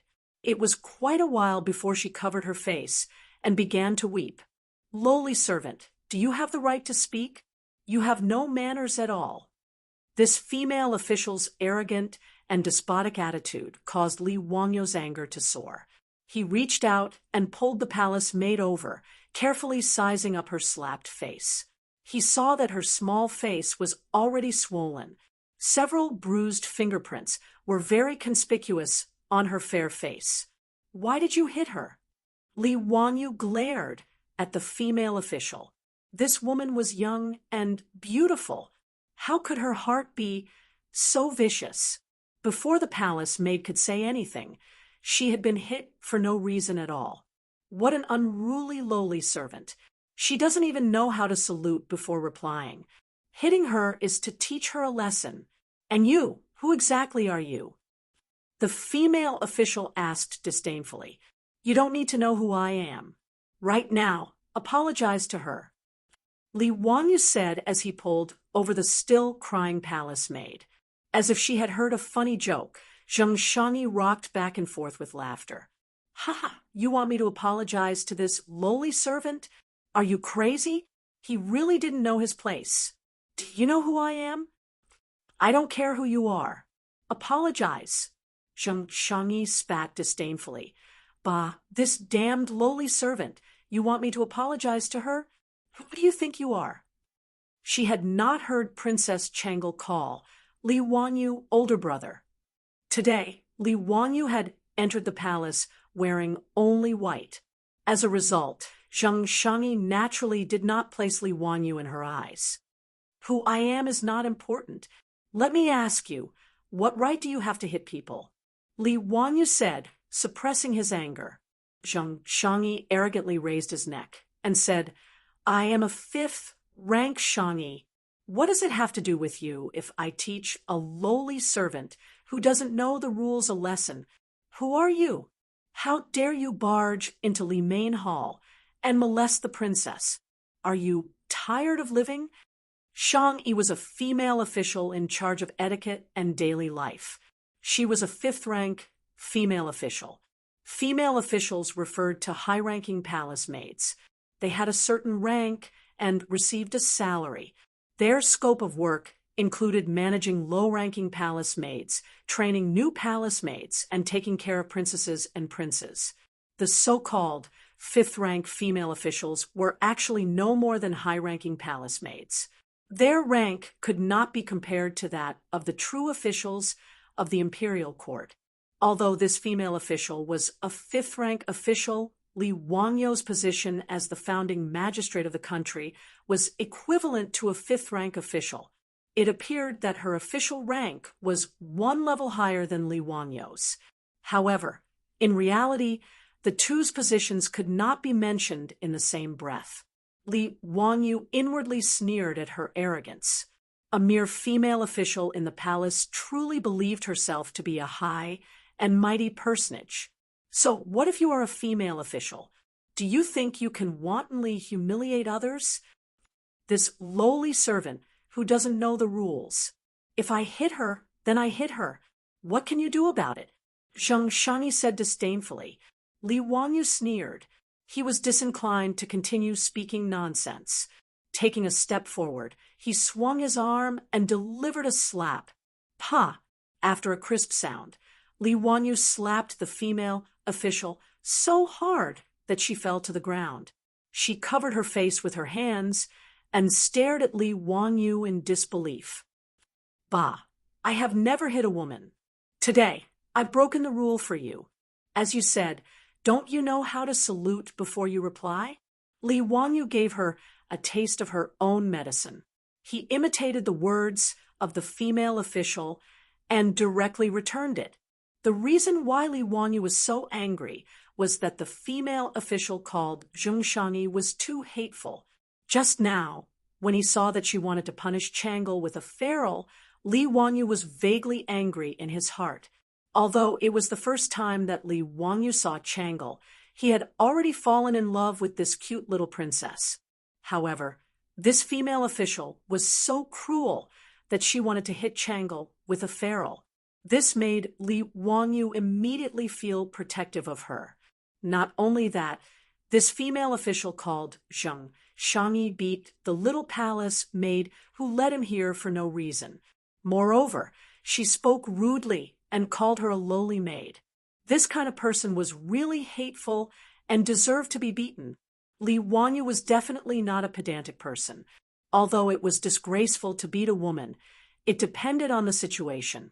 For a vicious woman like Zheng Shangyi, Li Wangyu would not feel guilty at all when he hit her. How dare you hit me? How dare you hit me? You know who I am? You're dead. You're dead. Zheng Shangyi covered her face and looked at Li Wangyu with resentment. She squeezed out the words from the gaps of her teeth and said in a cold tone. Li Wangyu glanced at her as if looking at an idiot. He was too lazy to say anything. She was just a female official in the palace. She really thought of herself as a big shot. What he did not know was that Zheng Shangyi, who had been hit by him, was a member of a branch family of the Zheng clan of Xinjiang. She had been recommended to the palace to assume the position of female official because she was born in the Zheng clan of Xinjiang. Although she was from a branch family, she felt that her status was noble. As a result, she was accustomed to being arrogant and despotic towards ordinary palace maids and eunuchs. Just now, when the little palace maid had spoken to her, she had slapped her simply because she had not paid her respects. Zheng Shangyi was young and beautiful. She had entered the palace not only to become a female official, but also to catch the eye of Pai Lupi. She wanted to sleep with him and be taken in as a concubine of his harem. Because she knew that Pai Lupi loved Princess Changle dearly, Zheng Shangyi had specifically requested to be in charge of taking care of Princess Changle and teaching her etiquette and daily life. This was so that when Pai Lupi came to visit Princess Changle, she could appear before Pai Lupi and attract his attention. She believed that with her appearance, it would not be difficult for her to obtain Pai Lupi's affection. She had the Zheng clan of Xinjiang as her backer. In the Taiji Palace, other than the concubines of the harem, she did not place ordinary palace maids and eunuchs in her eyes. She did not expect that today she would receive a slap from Li Wangyu. This immediately drove Zheng Shangyi crazy. Zheng Shangyi raised her voice and screamed, "Guards! Someone has intruded into the palace with ill intentions." The conflict in the garden had attracted the attention of the eunuchs and the Eastern Palace guards as soon as Zheng Shangyi had shouted. Following Zheng Shangyi's shout, dozens of fully armed Eastern Palace imperial guards rushed over with weapons in their hands and surrounded the group of people.